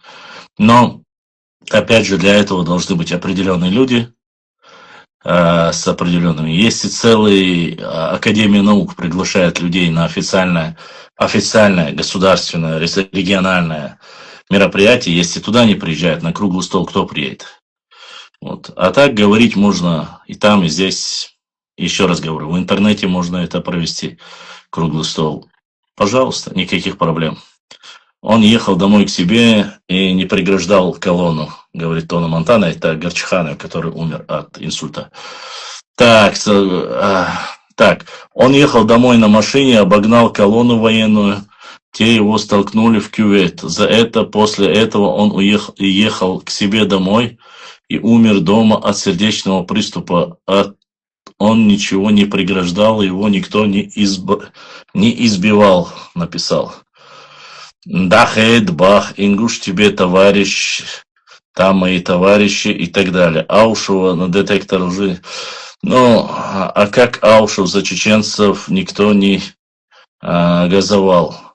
Газовать за нас не нужно, хорошие дела никому, как говорится, не помешают. Если он что-то хорошее сделал, это люди никогда не забудут. Речь идет конкретно о других.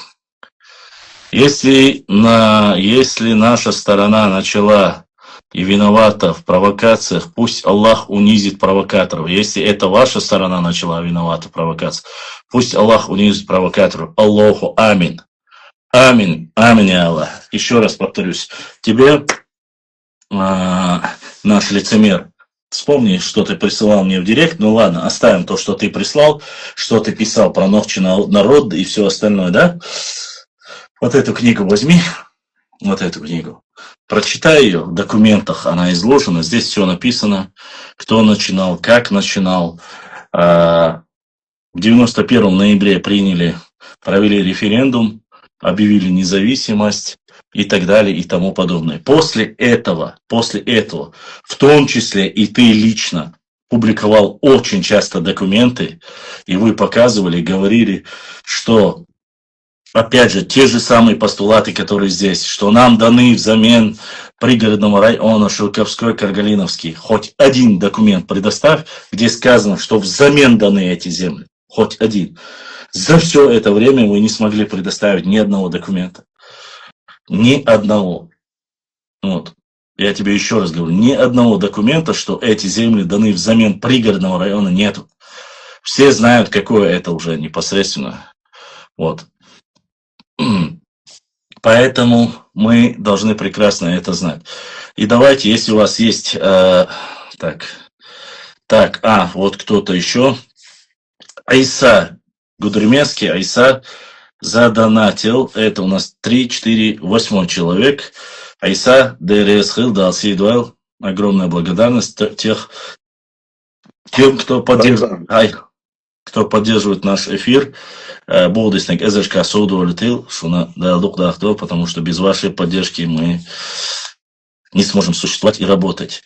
А сайт Вала Ачфора. Пока не начнем. Пригородный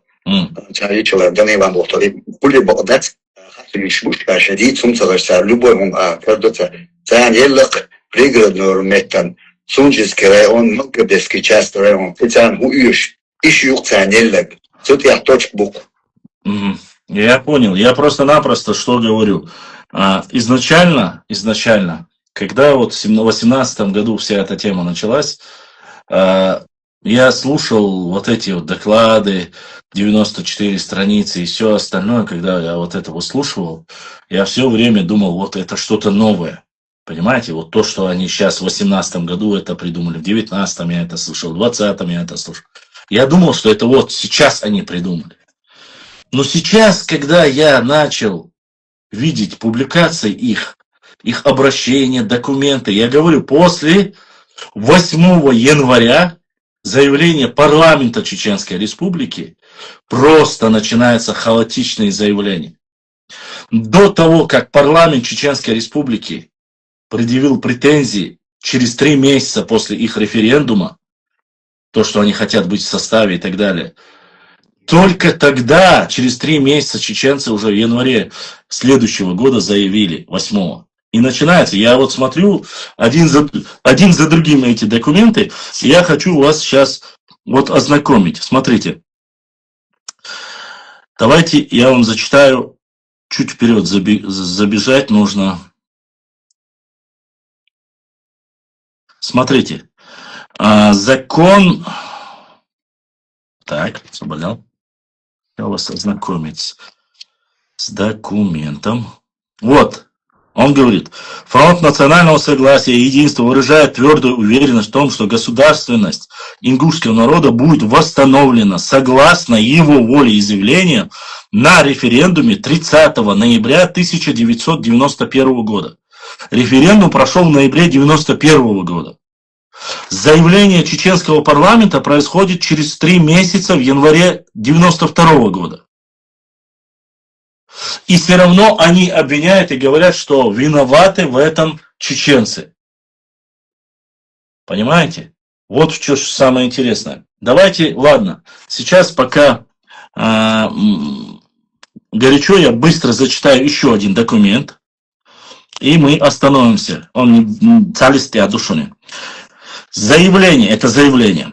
Президенту Чеченской Республики Дудаеву Джахару Мусаевичу, представителю парламента Чеченской Республики Ахмадову Хасе, не знаю, отчество, имени, не знаю, Хасе, Народный совет Ингушетии, 11 число, через 3 дня, января 1992 года, станица Орджоникидзевская. В последнее время руководство Чеченской Республики своей деятельностью допускает действия, открыто дискриминирующие права одного из субъектов бывшей Чечено-Ингушетии ингушского народа.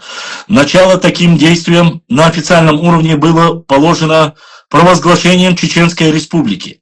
То есть, начало абсурду всему. Они говорят то, что чеченцы провозгласили Чеченскую Республику. Понимаете?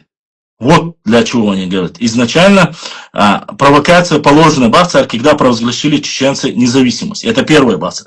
Поскольку этот акт был совершен без учета воли ингушского народа, то есть чеченцы объявили о независимости. Они говорят, почему вы не спросили у ингушей, что вы объявляете независимость. Вот так, по его словам. Дальше. Зачитываем дальше. Учета ингушского народа, сосредоточившегося все силы на борьбе за возврат своих исконных территорий, аннексированных за годы советской власти в пользу Северной Осетии. То есть, пока мы занимались вопросом возвращения пригородного района, вы провозгласили свою республику, Бахцар. И это неправильно, чтобы было понятно. Руководство Чечни предприняло ряд мер, ущемляющих и оскорбляющих ингушский народ. В числе, интересно, в числе таких мер попытки провести на территории Сунжинского и части Малгобекских районов президентские и парламентские выборы, объявленные с нарушением всяких норм цивилизованного общества национализации собственности Чечено-Ингушетии, которая в течение 60 лет создавалась собственными усилиями чеченцев-ингушей. Президентские указы и парламентские постановления об упорядочении обеспечения населения продовольствием, отзыв ингушских депутатов СССР и РСФСР и так далее. То есть, объясняю вам, о чем речь. Руководство Чечни предприняло ряд мер, ущемляющих и оскорбляющих ингушский народ. Знаете, в чем она заключается? В том, что выборы, которые хотел провести Джохар Дудаев, он сказал, что они должны проходить на территории Малгобекского и Сунжинского района.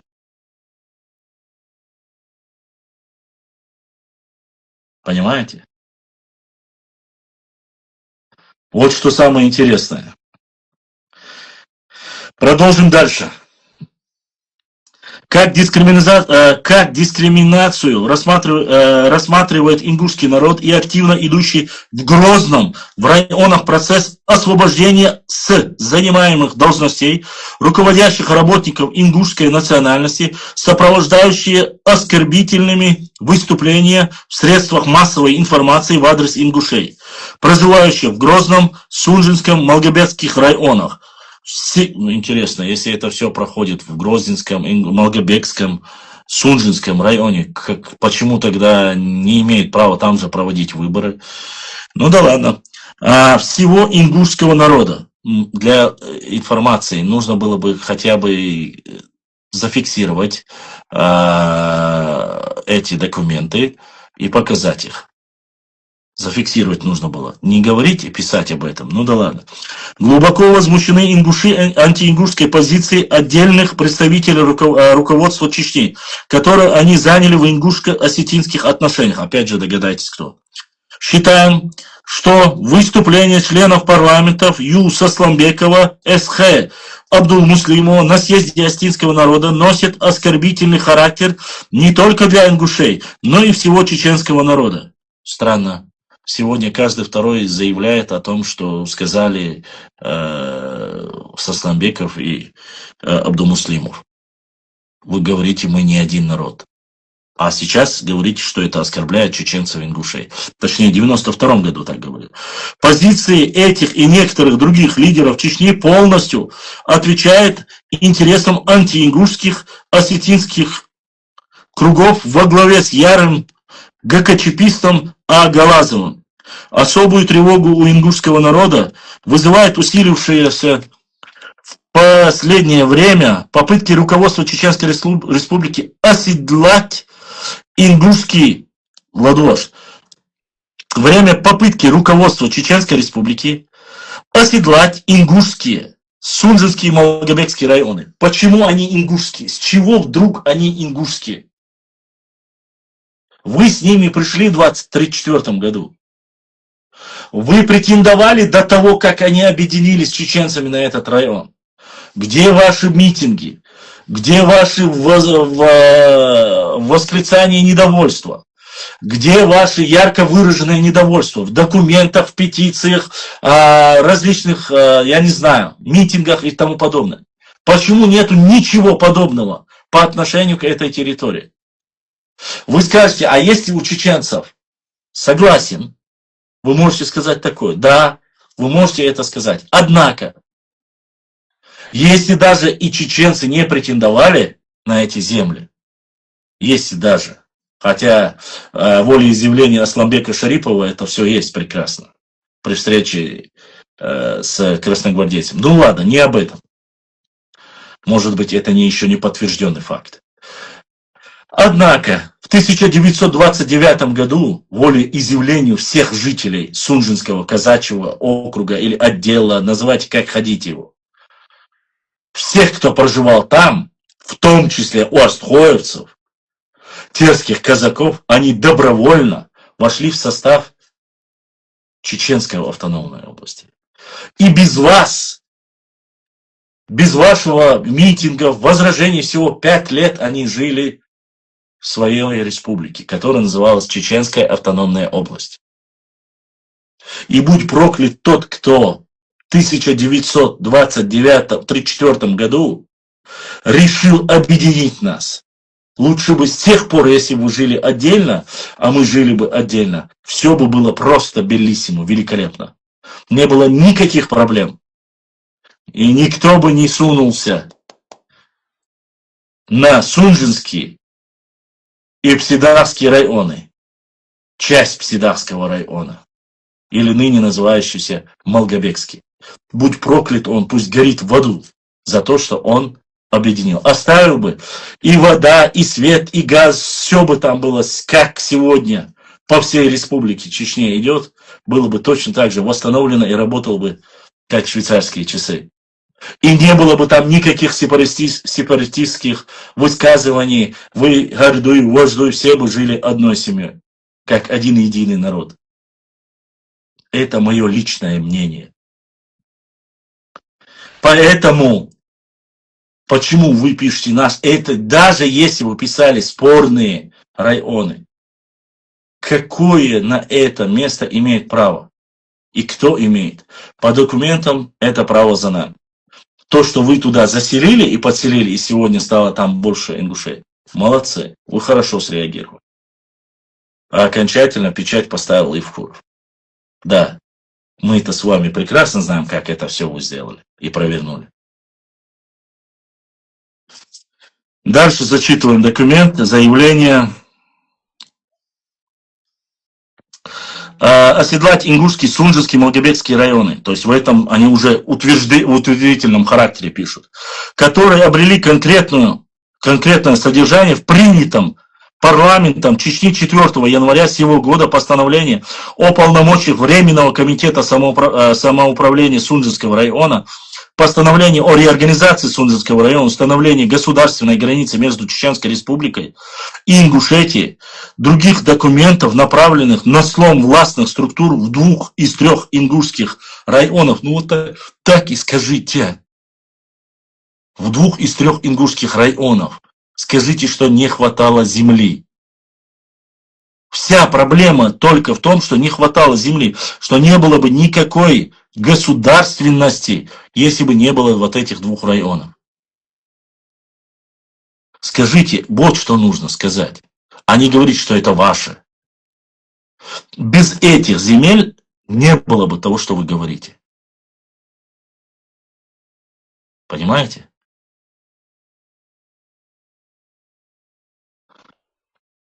Я тебе еще раз говорю. Мы прекрасно знаем, как вы туда записали и как их стало там больше. Не надо мне рассказывать об этом. Понимаешь? Конечно, конечно, конечно, конечно. Спи дальше. Дальше. Других документов направлен на слом властных структур 2 и 3 со слов властных структур и 2 из 3 ингушских районов, определив при этом границы между Чечней и Ингушетией в одностороннем порядке, чего не знает еще мировая практика межгосударственных отношений. Дальше. Все эти документы, как заявление парламента Чеченской Республики в связи с определением границ с Ингушетией, пронизаны высокомерием в отношении к ингушскому народу. Почему здесь высокомерие, я правда никак и не понял. Вы приняли сторону остаться в составе России. Чечня приняла решение, выбрала независимость. И нужно сделать разграничение между. Каким образом оказалось так, что вас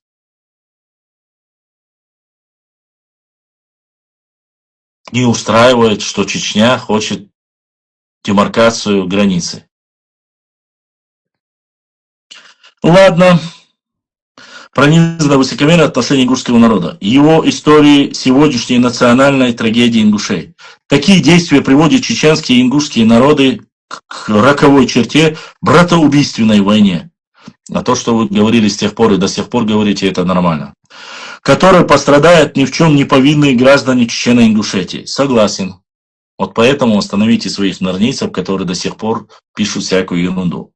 Чеченцы вместо того, чтобы помочь при совместной борьбе проявить инициативу за возврат ингушских земель, то есть они опять же упрекают чеченцев, не нужно было границу, говорит, с нами выравнивать, а нужно было проявить инициативу и помочь нам отобрать свои земли. Здесь то же самое. Возврат ингушских земель противодействует воплощению полувековой мечты ингушского народа. Ингушская нация занимала и будет занимать в истории достойное место. Сегодняшняя политика Чеченской Республики должны отказаться от иллюзий, что ингушский народ позволит кому-либо распоряжаться его судьбой. Конец цитаты. Народный совет Ингушетии, 11 января 1992 года, станица Орджоникидзевская. Вот так вот. Это документ, который... Дальше. Читаем дальше. Закон Российской Федерации о образовании Ингушской Республики в составе Российской Федерации. Рассмотрев законодательное предложение президента Российской Федерации с преобразованием Чечено-Ингушской Республики в состав Российской Федерации, Верховный Совет Российской Федерации постановляет. Статья 1. Образовать Ингушскую Республику в составе Российской Федерации. Вопрос о Чеченской Республике решить после урегулирования кризисной ситуации в республике. Статья 2. В целях реализации закона РСФСР от 26 апреля 1991 года о реабилитации репрессированных народов Государственной комиссии, образованной правительством Российской Федерации, осуществлять подготовку правовых и организационных мероприятий в государственно-территориальному разграничению, учитывая при этом интересы казачества и возможность расширения его самоуправления в составе Ингушской Республики, также интересы национальных меньшинств, решать иные вопросы, связанные с образованием Ингушской Республики. Решение спорных вопросов, осуществляемое в соответствии с Конституцией и законодательством Российской Федерации. Статья 3. Назначить выборы в Верховный Совет Ингушской Республики, Президиуму Верховного Совета Российской Федерации с учетом мнения представителей Ингушской Республики, определить порядок и сроки проведения выборов. Статья 4. Установить для решения вопросов, связанных с образованием Ингушской Республики, переходный период до марта 1994. Президент Российской Федерации Борис Ельцин, Москва, Дом Советов, 4 июня 1992 года, номер 2927-1. Вот такой закон о том, что был принят, как были приняты, так сказать, ингуши. Закон о образовании Ингушской Республики. Поэтому хочу довести до вас. Вы можете посмотреть, вы можете почитать, можете задать вопрос, который вас касаются, если вам интересно. Задавайте вопросы, если есть таковые, или же в Телеграме аудио вопросы. Я, конечно, могу вам и дальше пояснять, здесь очень интересно и дальше, но все сразу чтобы вам не было скучно, поэтому если есть возможность быстрее. Почему? Потому что у нас интернет-трафик, где Аман Барху, куда он делся, где Кудусов, Сулим, который рассказывал, что Пагал Берри зайдет сюда зеленой аватаркой и хочет поговорить со мной в прямом эфире. Я вот здесь, вот он здесь собственной персоной, который плакал и говорил, что он якобы, я его заблокировал. Еще раз повторю, я не блокирую никого, кроме тех, кто матерится. И тебя я тоже не блокировал. Вот. Надо было решать свои какие-то технические вопросы. И не нужно всем ныть и говорить, он меня заблокировал за это, за то. Чихать я не хотел на тебя. Сколько я тебя знаю, с самого первого твоего сообщения я знаю, что ты такое. Вот. Поэтому ничего нового нет. А то, что ты зашел где-то, просидел 3 часа, выкопал статейку, закинул, я тебе могу столько документов показать. От кого ты появился, когда ты появился. И еще. Раз так, пока сейчас мы по книге чуть-чуть приостановимся, я хочу сделал заявление некий Дидигов, кажется, из ингушского ДНК проекта. Дидигов, взрослый парень ты, не маленький. Ты реально думаешь, что я бы стал говорить об XI веке, о появлении первого ингуша, там, двух ингушей в XI веке, от себя говорил бы об этом? Нет, абсолютно нет. Абсолютно нет. Ингушский ДНК проект опубликовал ДНК и написал: я теперь опровергаю тебя в твою ложную, Дидигов. Я тебя знать не знаю. Но ты говоришь, я не занимаюсь ДНК, но я очень люблю читать и фиксировать все моменты. Ты ли был тогда или нет, я не знаю, но на официальном вашем сайте вы опубликовали, когда это люди начали интересоваться, вы сразу удалили. Благо ты удалил, думая, что это никто не зарегистрировал. Зарегистрировал. И я покажу твой, не твой именно за Дидиговым, а ваш Ингушетия сайт ДНК, который был написан. И могу поклясться именем Всевышнего Аллаха, что это я не подделал и ничего подобного не занимался. Понимаешь? Вот в чем дело. Вы врете, а потом опровергаете. Опять же, с Джоанной Николс, когда вы ложанулись, вы начали говорить, что она говорит исключительно о вашем народе. Вы ложанулись. Ну, благо, ладно, раньше было 1000, ты в своей статье написал, что какие-то якобы ученые типа пишут там и так далее и тому подобное. На самом деле нам не 1000 лет, нам 3000 лет, там 4000 лет. Ну, накинули вы 4000 лет, ты написал, да? Накинул ты на 1000, еще 4000 лет. Ну, если бы ты посмотрел бы у своих лингвистов, взял бы их, ну, чтобы общее между 1000 и 6, сказал бы где-то 3 посерединке. Может, было бы что-то верное. Они тоже говорят 6000 лет. Опять же, не трогайте нас, нету дела до вас. Вы же начали говорить, и вам ответили. Ты, Дидигов, теперь я официально твою страничку возьму, где ты это написал, и покажу другую страницу, поставлю их рядом и скажу: вот когда ты это написал, ты или в твоем проекте, кто занимается ингушским ДНК проектом, ты себя руководителем, кажется, называешь, или кем ты называешь, и покажу тебе второй проект, где ты также описываешь. Это ответ тебе будет. Этот пост ожидай, скоро я тебя опубликую. Второй вопрос. Некий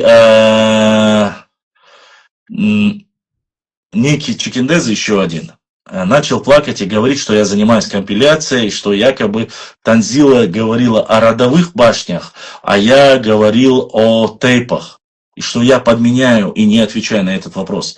Но весь идиотизм твой заключается в том, что у вас родовые и фамильные – это одно и то же. Только у вас не родовые они называются, а фамильные башни они называются. Потому что у вас и род, и фамилия одно и то же. Вот почему я говорил.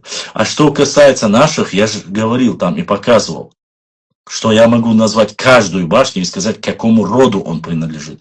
Тейпу. А не фамилиям, как у вас. Могу сказать каждому тейпу. Вот это Чантейская башня, Чанты общества вышли оттуда. Если нужно фамилию назвать. Я поехал, показывал вот это Кирдибаншу.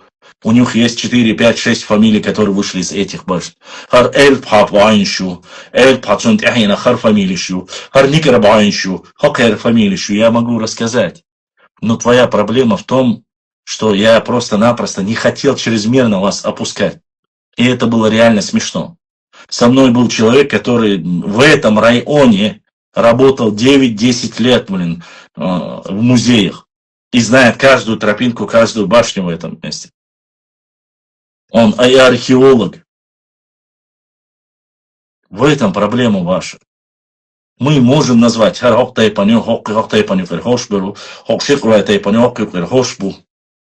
что вы можете? Поэтому не позорьтесь хотя бы, не говорите, он не знает, подменяет, ловко увиливает, вот это. Вы реально думаете? Я почти все эти горы облазил, почти во всех башенных комплексах старых, и тех, которых сейчас реставрируют даже, почти что во всех побывал. Не во всех, а почти во всех. Вы реально думаете, я не знаю, к какой башне подхожу, к какому тейпу он принадлежит, какие петроглифы на нем есть? Ну, вы должны быть конченые идиоты, если вы такое говорите. Или приезжайте ко мне, мы вместе можем поехать, я вам покажу, где, какая башня и что есть. Не занимайтесь провокацией. Башлам, зачем ты отвечаешь? Он при всех здесь признает, что он незаконно рожденный прямо здесь при всех. Я не ему отвечаю, я отвечаю другое сообщение. Сейчас классно. Башлам, я глянул на страницу Танзилы, она там призывает, чтобы ингуши не слушали чеченские песни. Серьезно, у них там все по ходу. Ну да, Маршал Блэдшоу не слушает, не слушает. Хочет слушает, хочет не слушает. Если ее табло не будет слушать чеченские песни, нам от этого ни тепло, ни холодно. Флаг, руки, барабан на шею. Мне без разницы, слушает она или нет. Я честно, меня нету ни в его странице, ни на их страницах нету. Ни, как сказать, я за ними не сижу. Но когда меня начинают заваливать просто директ вот этими Харгинион, причем некоторые и сами ингуши забрасывают, ну тогда я вот отвечаю. И еще раз хочу сказать, выделить, как они могут показать свои башни. Они друг друга убивают за башни, не зная, кому что принадлежит из непокоренных. Не знаю, Муша. Они хорошо ориентируются на Уаштхой башнях, которые называют своими, но со своими разобраться не могут. То у них кочевые племена Уаштхуа, а потом они пишут, что в этом районе, в Ачхой-Мартановском, Серноводском ныне районе, что якобы это все башни ингушские и астхоевские, которые хотят собрать у них, и чтобы обогатить чеченскую историю. Ой. Башлам, то, что рассказывал историк из Дагестана Гаджиев. Башлам, то, что рассказывал. Не понял вопроса, что рассказывал Гаджиев. Гаджиев нес такую за ерунду, которая Зураб его опровергли, сами же его варствуя то, что он написал ерунду. Ну, по этому вопросу, по картам, я жду одну книгу сейчас, как она до меня доберется, мы вам наглядно покажем. Опять же, по документам, по архивным и все остальное. То, что он пытается рассказать и показать мне, точнее нам показать, что он якобы, вот карта при имаме Шамиле, ну, эта карта, во-первых, при имаме Шамиле вообще говорить о временах имама Шамиле зачем? Мне, в принципе, я лучше расскажу об истории до прихода имама Шамиля. И я знаю, что пределами границы Малой Чечни была Галашки, основанная орстхоевцами, которая входила в часть Малой Чечни. Я это знаю. У меня есть подтверждение, у меня есть документы, я их предоставлю. А какое-то сомнительное, я нашел в Грузии вот такую карту, увеличил, расширил, и там было написано где-то Ингушские горы, там Карабулакские. Но Уарстхуа рядом с нами были в Имамате. Уарстхуа вместе с нами выслали, да, с 5000 семей, из 5000 семей 1500 Уарстхуа. Уарстхуа всю жизнь с нами, и мы никогда их не оскорбляем, не отделяем, не называем их пастухами, насильственно ассимилированные и так далее и тому подобное. Никогда, ну, по крайней мере, у нас нету. Единственное, что вы сейчас я узнал, это то, что вы пытаетесь закинуть и сказать, вот Ермоловская милиция напала на Карабулаков, вот среди этой милиции были чеченцы, они грабили Карабулаков и так далее и тому подобное. Но еще раз скажу, чтобы было понятно. Тот, кто был в Ермоловской или так называемой милиции, или тот, кто нападал на селение, а что не нападал на чеченские селения остальные? Тот, кто воевал на стороне имама Шамиля, тот, кто воевал против имама Шамиля. Нападали. Одно село, хотя они относятся к одному и тому же народу. Причем тут на Уаштхуа нападали. А если бы нападали на Мялхи? Что это было бы, напали на Мялхи, Мялхи отдельно, поэтому напали? Хорошо. Напали на шатоевцев вы, напали на тагинцев. напали на атагинцев, которые были шатоевцами. Воевали с ними, убили атагинцев. Атагинцы пришли взамен, убили, 2000 баранты отогнали у вас обратно.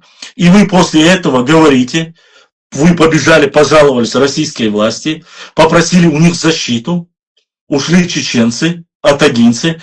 В то время, когда вы убивали, вы говорите, мы вам надавали чеченцам вашим из атагов.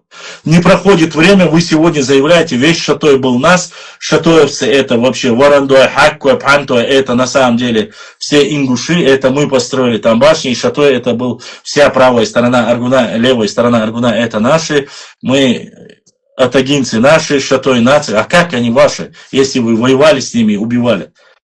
Как?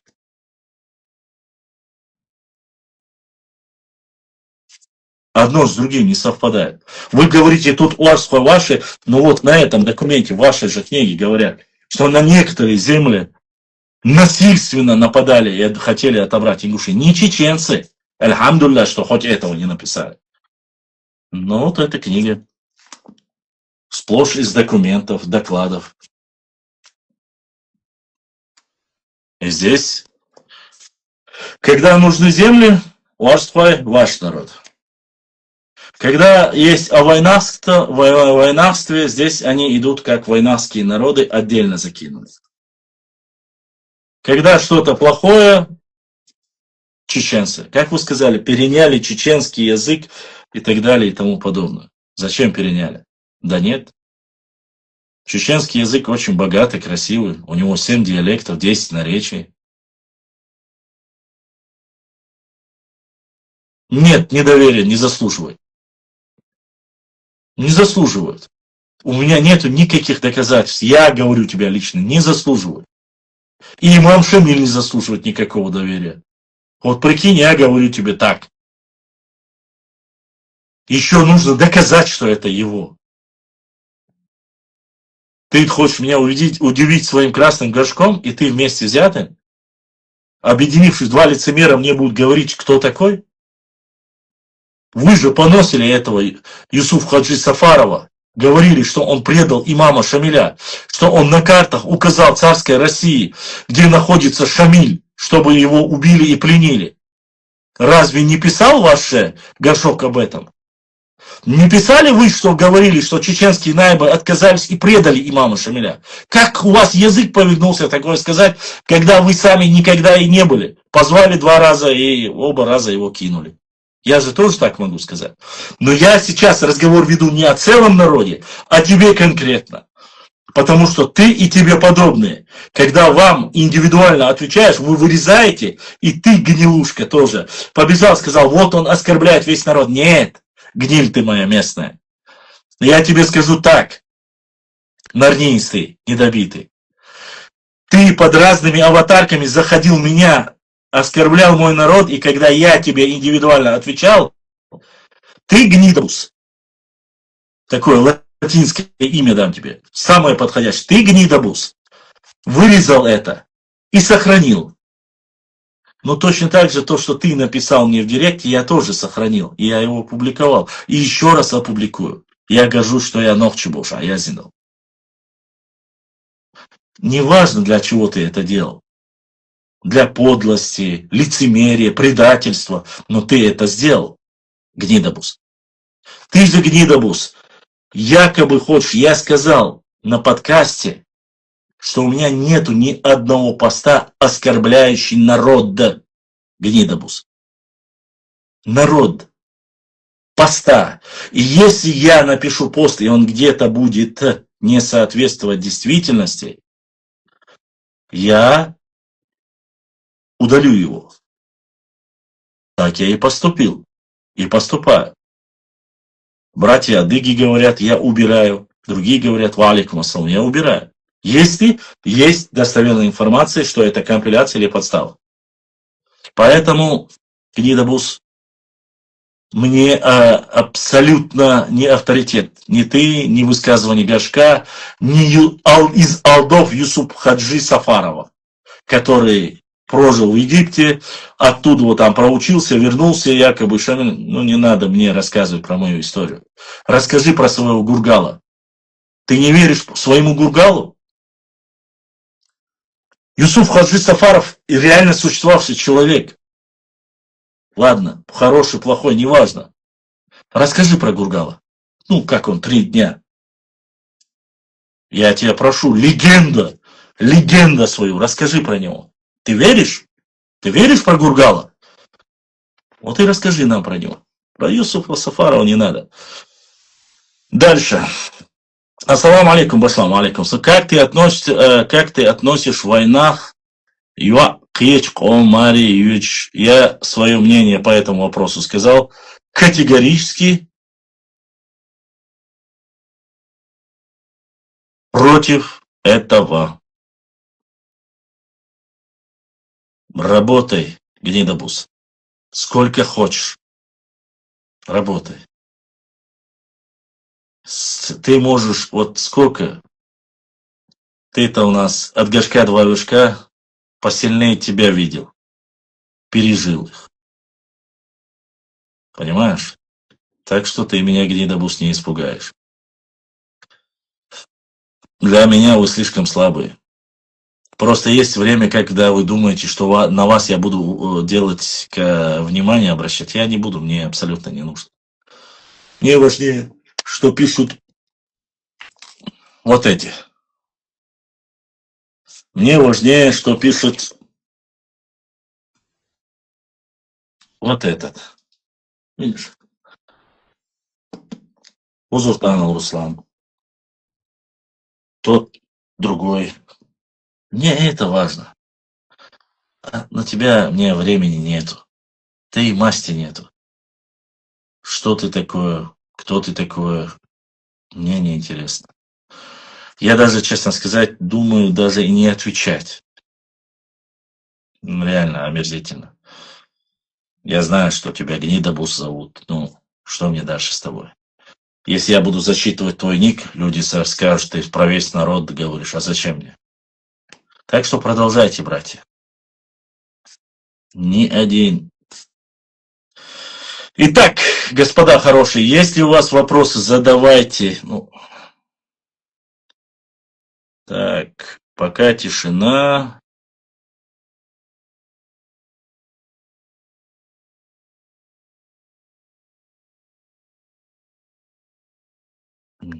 Не понял.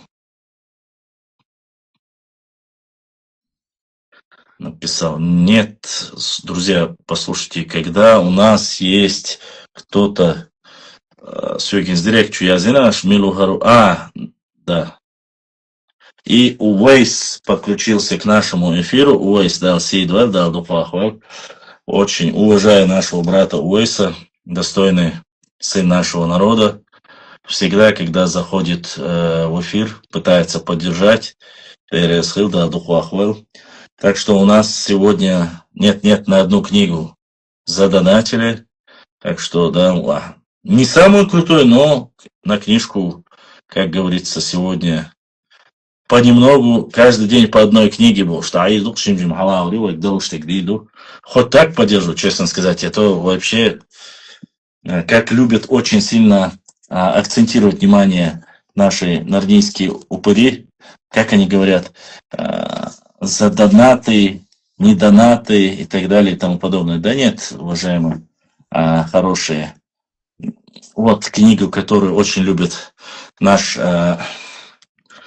как его зовут, Гнидобус, опубликовал, натура стоит уже, Гнидобус опубликовал вот эту книгу. То есть вот книга Джамирзаева Салмана, доктора исторических наук. Самое интересное, знаете что?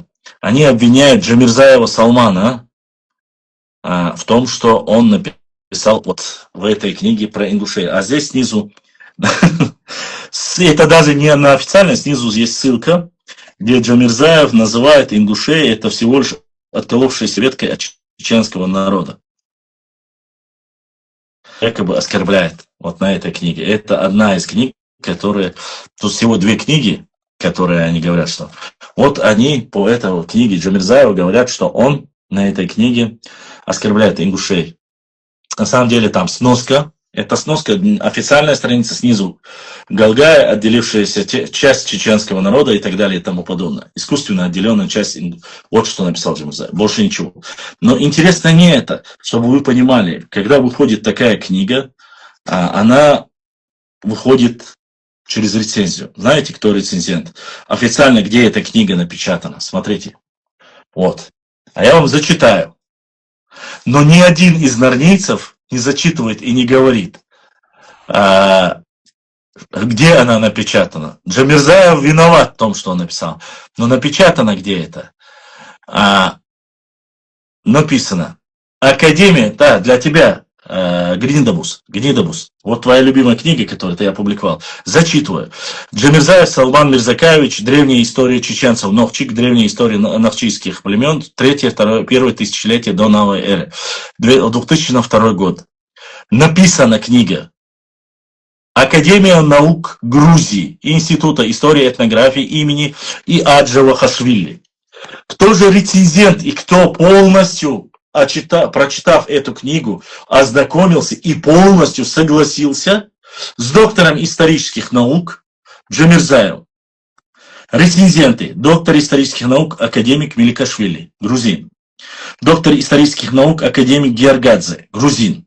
Доктор исторических наук, член корреспонденции Академии наук Грузии К. Пицхалаури, грузин. Доктор исторических наук Г. Гасвиани, грузин. Доктор филологических наук К. Чаралашвили, грузин. Научное издание. Монография доктора исторических наук Джамирзаева С.М. Написали 6 докторов исторических наук. Получил рецензию в Академии, в университете Академии наук Грузии. Напечатано, но нет. Плохой здесь Собода. Плохой здесь Джамирзаев. Он просит, чтобы я зачитал. Сейчас.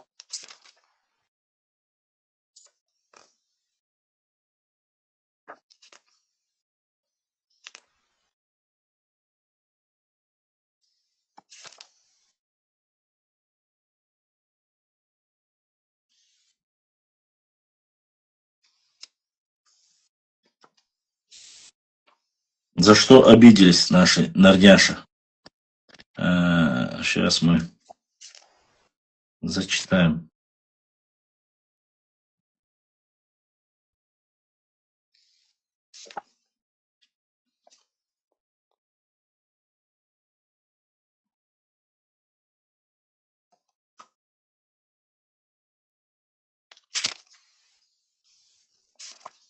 Что так сильно задело наших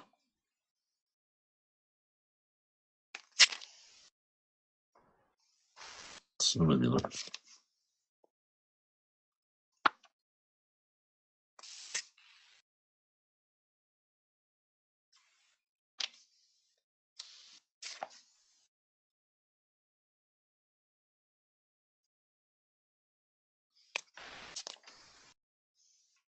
Это важно.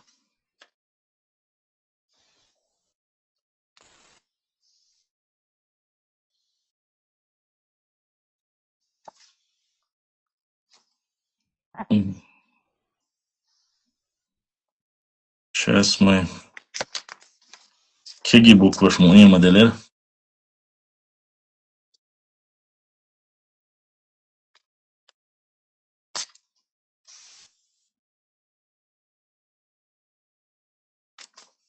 Египет, Хуриты, Средняя Азия. Вторая часть исследований Тарадзе.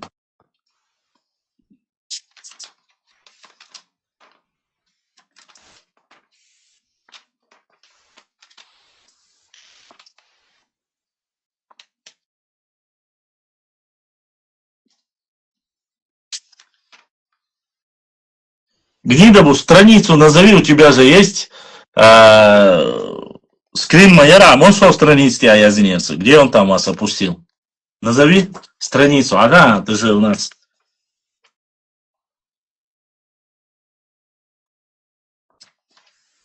Сейчас Главное, чтобы я не пропустил это все.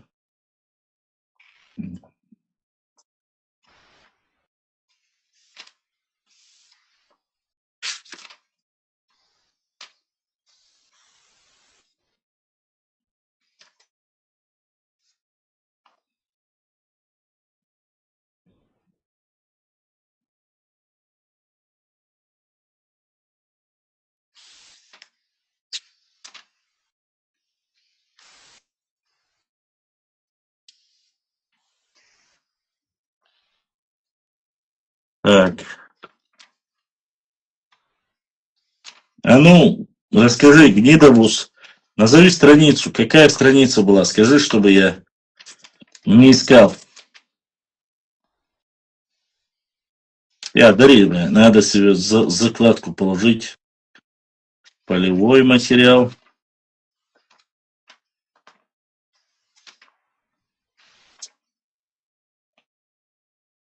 Как отмечается в литературе? Образцы. Типографическая литература.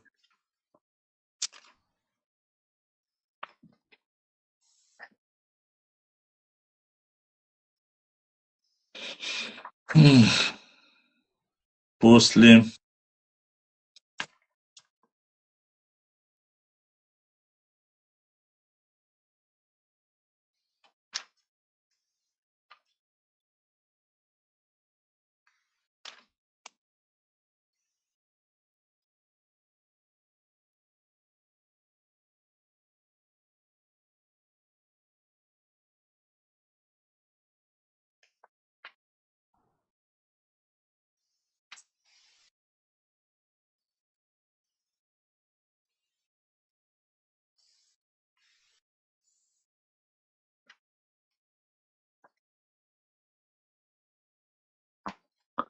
должны были не соперничать.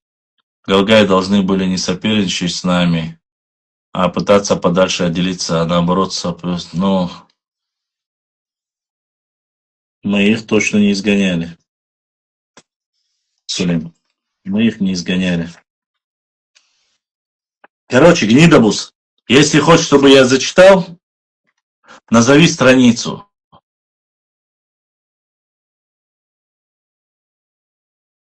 72-я. Угу.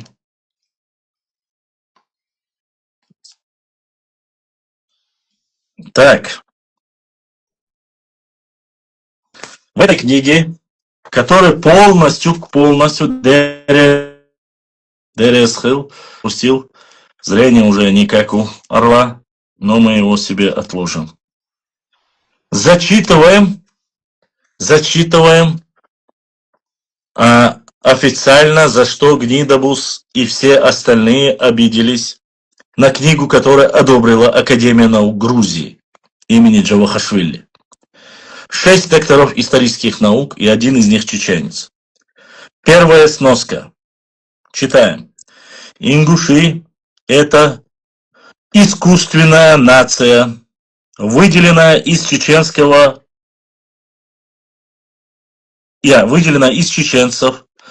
царским правительством после подписания ими ингушами акта вечной присяги и верности России в 1810 году во Владикавказе. Сноска номер 1. Вот за это обиделся наш Гнидобус. Еще раз повторю, ингуши – это искусственная нация, выделенная из чеченцев царским правительством после подписания ими ингушами акта вечной присяги верности России в 1810 году во Владикавказе. Вот такая ссылка. Номер 1.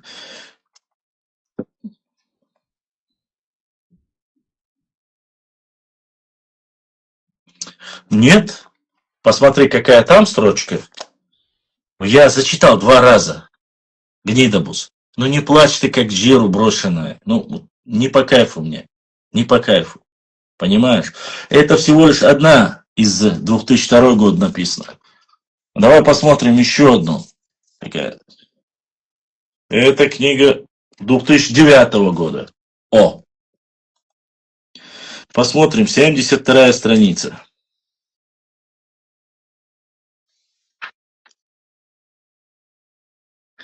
2009 год. Ну, ты не видел, я тебе покажу. Вот, смотри, какая хорошая книга.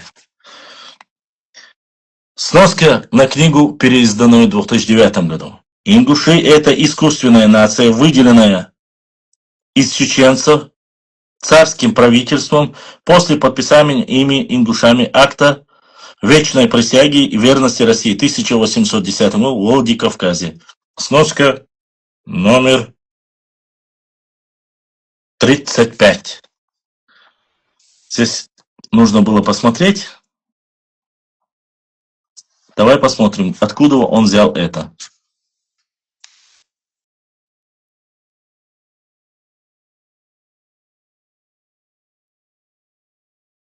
«35 Эрис», Сободел. Посмотрим, у кого же взял ссылку, сноску наш Гамирзаев. Сободел.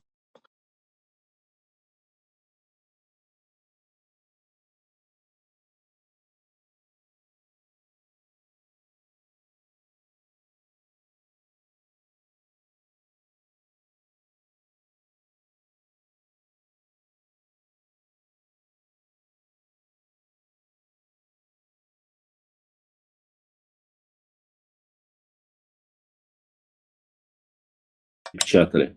Институт этнологии и антропологии. Джамирзаев Салман Мирзакаевич. Смотрим, кто же рецензент. Здесь с большими буквами. Зачитываю. Доктор исторических Меликашвили Гергадзе, Хицалаури, я вам говорил, доктор исторических наук Гасвиани, доктор филологических наук Чрилашвили, доктор исторических наук, член-корреспонденции Российской Академии Наук С. Аратюнов, армянин, доктор исторических наук Атер Петросян, армянин, доктор исторических наук С. Чешко, это, если я не ошибаюсь, украинец. Здесь уже 3, 6, 8 и плюс Джамирзаеву 9 докторов исторических наук, член корреспонденции наук, 1 доктор филологических наук. И вот в этой книге. На этой книге сзади есть ссылки, чтобы было понятно, где взял. Ссылку, на которую ссылается непосредственно Джамирзаев Салман. Здесь же, в этой книге, которой ты говоришь, ты же у нас Баранта, ну давай, 72-я посмотрим. Какая ссылка там номер 72-я? Зря, Сюкси. Давай посмотрим же, на кого ссылается Джамирзаев. У него это ссылка номер 1.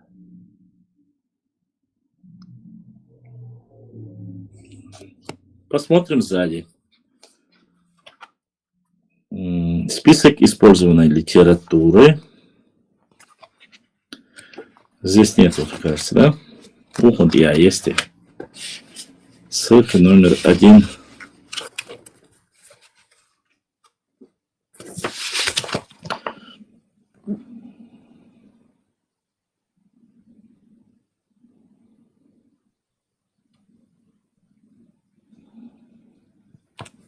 Использованная литература. Здесь ссылки нету. Здесь нету на ссылки более раннего периода. Здесь нету. Assalamu alaikum. На первый есть. Efir dayak kanal. Instagram şöyle. Вали. Instagram şöyle. Efir dayak kanal. Kuşmaya açı. Да, сам Хагуши. Эй, да. Собордел. Мичасица тише. Так. Собордел. Ой, хэшты. Хэшту. Собордел швахит сясих продлетелый хаусвей.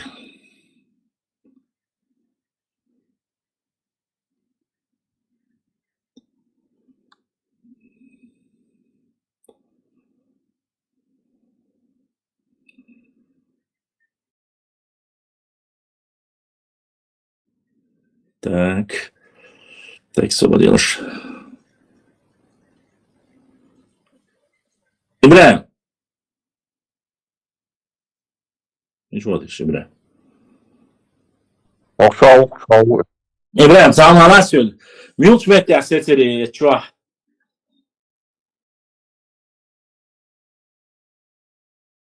Да? Так. На синей книге, когда я рассказывал, или зеленой книге? Синий. Ага. 72-й. Ладно, сейчас мы эти разбить bir bu kuşkuda. Сюда ссылку мою мичер. И син книги юшхана до академии да юшхана уже гуш яцери.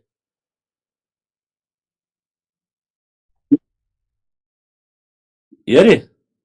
Yeşim. Valla listok dalış çoğuş. Arkadaşlar ki dalış çoğuş. А, все. Сейчас мы повторение мать учения бахчины дайна. Да, уже тут да. Сейчас опен хаятин сажим дана чтейлен уя. И запустим. Так, освободил. Подожди, не спешили. Наверное, дал все, сейчас Югер номер тому. Этот номер принадлежит другому, да, хватит инсулинца, ему ухадут. Вообще хорошо. Позвонить и отдать. Простить. Так, Хардая, конвоя. Так, 4 часа 10 минут эфирина. Я мелик, халка ленонцу. Так. Новчи. Чё, ахырбыт ещё, что чё?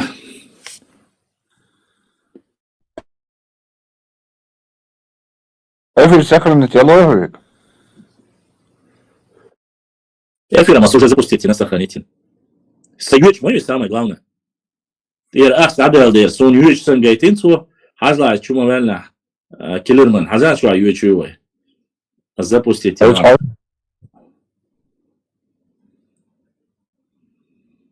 Мы сообщаем вашим подписчикам туда-сюда за спорт. Лети? Ага. Так. Так, Бях Бомбилаш, извините, мои дорогие подписчики, но у нас закончился трафик. Мы сейчас обновили чуть-чуть благодаря тому, что сегодня...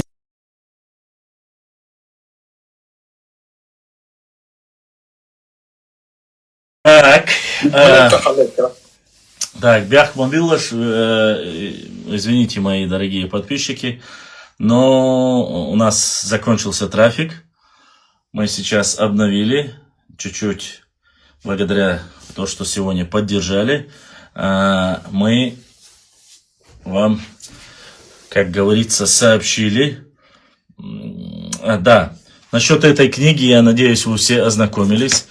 Здесь у нас Гнидобус плакал о том, что он-то закинул только одну книгу Джамирзаеву.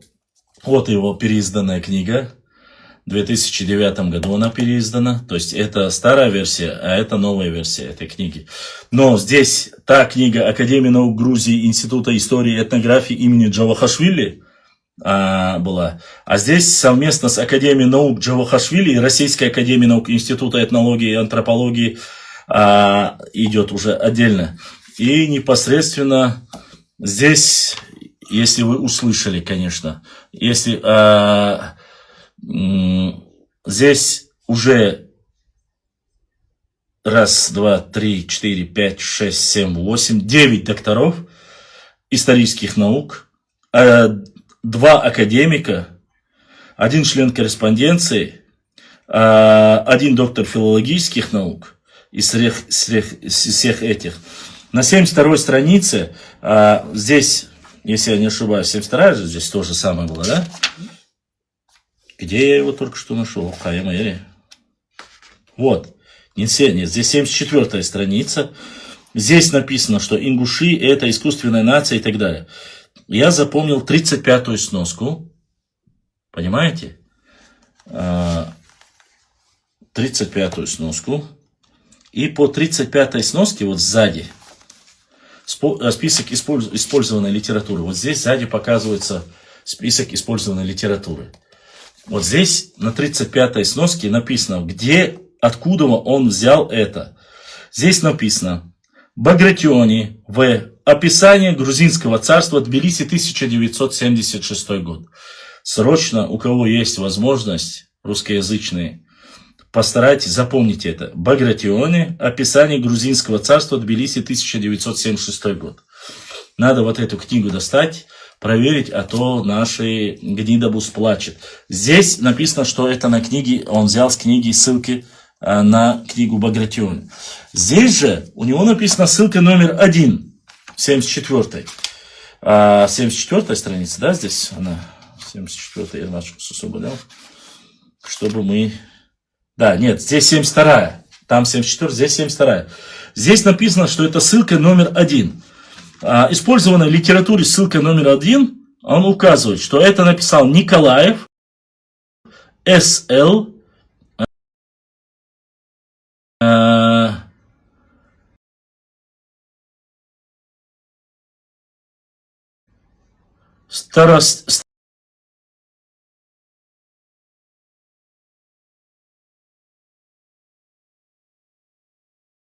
Старостин, С.А., North Caucasian этнология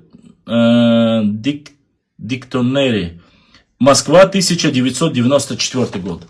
На этой книге эту ссылку он делает, первая ссылка, здесь указывает, что эта книга другая. То бишь, чтобы было понятно, когда делают ссылки, они показывают, кому она относится, вот это непосредственно сноска. Здесь показывают, что это одна книга, там уже относится к другой книге.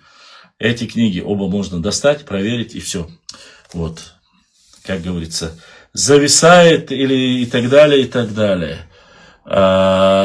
Чтобы было понятно, друзья, ну, зависает не по моей воле, потому что уже прошло, к сожалению, 4 часа, мы в прямом эфире, поэтому мы показываем, доказываем и зачитываем данные документы. На сегодня зачитывание документов мы остановились прочитали закон о Российской Федерации, об образовании Ингушской Республики в составе Российской Федерации. Это у нас президент Российской Федерации и так далее. Следующее мы оставим на следующий эфир. Мы будем разбирать все. Это знамя труда 11 июня 1992 года председателю Государственного комитета Российской Федерации по национальной политике В.А. Тишкову. Предложение от ингушской стороны по вопросу претворения в жизнь законов о реабилитации репрессированных народов образования Ингушской Республики в составе Российской Федерации, принятый российским парламентом 26 апреля 26 апреля закон о реабилитации репрессированных народов. Вот его мы будем обсуждать. Здесь есть очень интересные моменты. Почему, поясню. Коротко, если сказать, в его книге это записано. Едем дальше. Куда ты едешь, мне не волнует. В этой книге на 599 странице написано в этом предложении, которое отправлено Тишкову, я хочу, чтобы было понятно. На территории районов компактного проживания ингушей по состоянию 1 января 1992 года проживают 310 тысяч человек, в том числе ингушей 245 тысяч, это статистика, русских 21 тысяча, осетин 28 тысяч и чеченцев 16 тысяч. В процентном отношении это составляет, соответственно, ингушей 78,9%, русских 6,7%, осетин 8,9% и чеченцев 5,5%. Интересно, как вы думаете,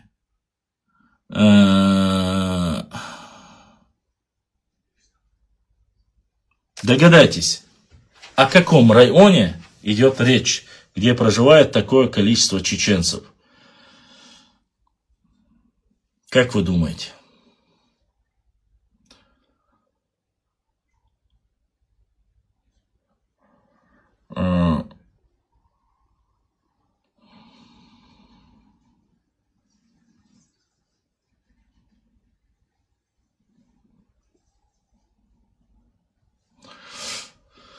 Башлам, что он говорит, зачитай его страницу, чтобы не было ничего подозрительного. Чего зачитать, кого зачитать? Мне что, больше делать нечего, кого-то зачитывать. Ты мне говоришь это. Кого я должен зачитать? Я зачитываю свои документы, свою книгу. О, нас еще поддержал. Нас поддержал Чермоевский волк. Чермуашкар салам маршал духовик Элла. Рамзан Чермоевский поддержал нас. И наш брат Юнус. Юнус тоже поддержал. Юнус. Дерес хил, дал сидуэл, дал дуквахуэл, дал мокшмяшлил. Всем, кто поддерживает наш канал, донатит, и кому нравятся наши эфиры, огромная благодарность за проявление вашего патриотизма. Особенно бывает хорошо, когда пишут свой тейп. Это очень реально... Не люблю, когда заодно мы оживляем название тейпов, и приятно бывает, и правильно. Поэтому 2 человека еще поддержали наш канал, за что им огромная благодарность. У нас сейчас до отключения первый эфир, когда у нас шел, было 40 человек, сейчас уже 21. Этот баран, я помню, изначально эфира писал «Однохчи галгай». Зачитай, Башлам, что он говорит, чтобы ничего не было лишнего. Кто говорит? Казбек, кто говорит, что говорит? Я не пойму тебя. Вот. Итак, здесь все те количество, 16 тысяч человек проживали. Самое интересное, здесь статистика идет, уважаемые волеизъявления этих народов, президент, речь идет о пригородном районе. В пригородном районе проживало 16 тысяч чеченцев. По данным, которые отправлены 11 июня 1992 года. Зачитаю вам, что до этого, что там написано. Ну, раз мы как раз таки... Салам Хаджа. Валикум, жители села Ангушт писали. Салам Хаджа, то? Не понял я. Ибраим, ты мне говоришь?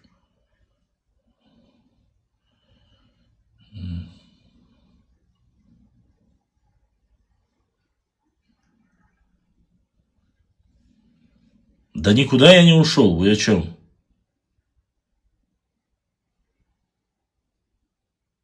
Нет, здесь тоже ничего. Ладно, давайте я быстро зачитаю.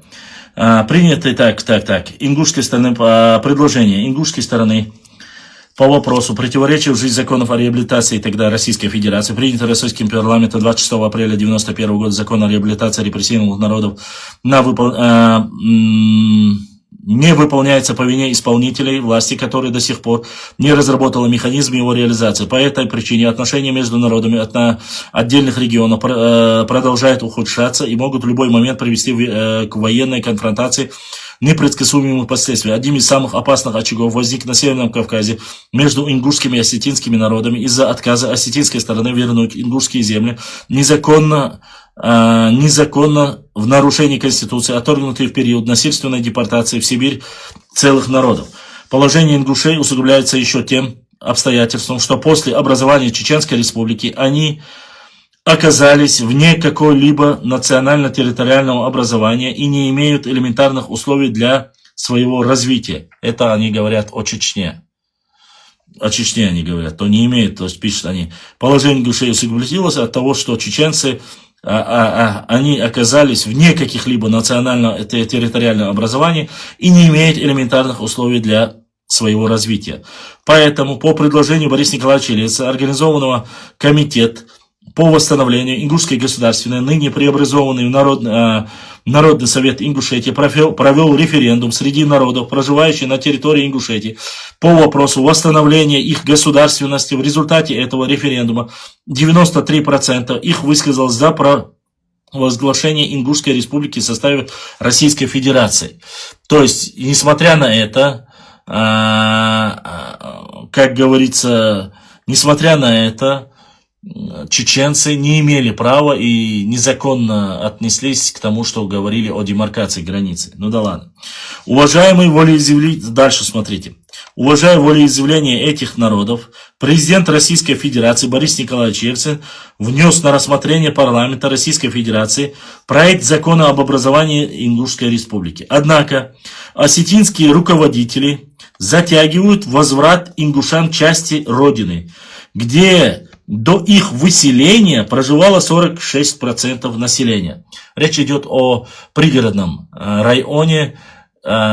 Здесь пригородном районе написано дальше. Здесь написано 46% населения. На территории районов компактного проживания ингушей по состоянию на 1 января 1992 года проживает 310 тысяч человек, в том числе ингушей. 245 тысяч. Ингушей 245 тысяч, русских 21 тысяча, осетин 28 тысяч и чеченцев 16 тысяч. В процентном отношении это составляет, соответственно, ингушей 78,9%, русских 6,7%, осетин 8,9%, чеченцев 5,5%. Я не знаю, почему они написали таким образом. Там должно было быть русских, следующее должно было быть осетин, потом должны быть русские, потом чеченцы. Почему так? 78, 8,9, 6,7, 5,5, но свое недолюбливание они здесь указывают. В соответствии с демографическим составом населения в исторической продолжительности этой территории Ингушской республики необходимо провозгласить, слушайте, Ингушскую республику необходимо провозгласить в составе Малгобекского, Назрановского, Пригородного и Сунжинских районов. Справка о демографическом составе населения в районах компактного проживания ингушей прилагается. Для того, чтобы избежать конфликта с чеченской стороной, предполагается передачу территорий, входящих в состав Серноводского сельского совета Сунжинского района, Чечне, поскольку в Серноводске в основном проживают чеченцы. То есть, исходя только из-за этого, из-за того, что там проживают чеченцы, они отдают Серноводск. Единственным правильным вариантом разрешения ингушско-осетинского конфликта является признание ингушского суверенитета над территорией, которая насильственно была отторгнута в 1944 году в пользу Северной Осетии против воли ингушского народа, оставленной ей в 1957 году в период восстановления Чечено-Ингушской АССР. То есть необходимо без всяких оговорок выполнить требования закона о реабилитации репрессированных народов, касающихся территориального вопроса. Все движения и недвижимое имущество, находящееся на этой территории, передается ингушской стороне безвозмездно, за исключением имущества, находящегося в личном собственности граждан, поскольку город Владикавказ основан на месте бывших ингушских сел Буру и Заур, является на протяжении веков политическим, экономическим и культурным центром Ингушетии. Требование ингушского народа возвращения правобережной части города Владикавказ под юриспруденцию является справедливым. Слушайте дальше, справедливым, приемлем для ингушского народа и вариант, при котором был бы изменен нынешний статус этого города, а именно подчинение президенту и правительству Российской Федерации, как это было до 1933 года. То бишь, как это было до 1933 года, они хотят вернуть. Все хотят, как было до 1933 года. А чеченцам, которые территории в 1934 году принадлежал Сунжинский и Малгобекский район, нет. С осетинами, да, 1933, с чеченцами 1934 нет. Вот самое интересное. Но это так, для размышлений. Фиксируем дальше. В таком случае были бы удовлетворены интересы ингушей, самое интересное, интересы ингушей, пишет. Осетин и русских в одинаковой степени претендуют на этот город, поскольку разделение его на сферы влияния этих народов отвечает элементарным требованиям справедливости и долговременным стратегическим интересам Российской Федерации. Ингушский народ не настаивает на выселении осетин и других национальностей, ныне проживающих на территории. Осетины, проживающие в небольшом количестве сохранившихся ингушских домах должны их уступить законным хозяевам на обоюдно приемлемых условиях. Разработанных Государственной комиссией, созданной для реализации закона о реабилитации таких репрессированных народов образования Ингушской республики в составе Российской Федерации. Переселение ингушей в дома, ранее не принадлежавшие, должно происходить поэтапно, по мере их освобождения. Ингушские осетинские стороны берут на себя ответственность в период так называемого переходного периода, соблюдать взаимные интересы, способствовать стабилизации обстановки в этом регионе. Государственная комиссия совместно с заинтересованными сторонами во исполнение закона о реабилитации репрессированных народов об образовании Ингушской республики в составе Российской Федерации произвести демаркацию государственных границ между Ингушской, Северо-Осетинской и Чеченскими регионами. Во избежание военных столкновений между Ингушей и Северной Осетией в период демаркации границ на определенное время ввести президентское правление на территории пригородного района. Отметив чрезвычайное положение, введенное в Северной Осетии, разработать план социально-экономического развития Республики Ингушетия и ознакомление его до необходимой помощи. Народный депутат Российской Федерации 884 Богатырев, народный депутат РФ 139 Ито Костоев, председатель Народного совета Ингушетии, доктор юридических наук Сейнарев, председатель Малгобекского городского совета народных депутатов А. Алмазов, председатель исполкома Сунжинского районного совета Маштагов, председатель исполкома Назрановского Тумгоев, доцент Чеченского государственного Кин Боков, проректор Чеченского педагогического пединститута и доцент, кандидат исторических наук Т. Муталиев. Вот такое вот заявление было сделано. Чермо. Братан, я зачитал, Чермо задонатил, да, правильно, Дерез Хил Чермо, Хакачон дал сейдуэл. Очень приятно, что мою работу оценивают, что вы любите наш канал. Когда вы помогаете, мы можем продлевать дальше свою работу и доводить до людей. Вот таким образом, на сегодня, а то сюда улыбишься, целостью, на сегодня мы, то это дуя, по зачитыванию книги, а то я уже разогнался, первую, вторую скорость, третью скорость. Это она особо делаешь. Шохт иргинцы, колпак, вяжешь.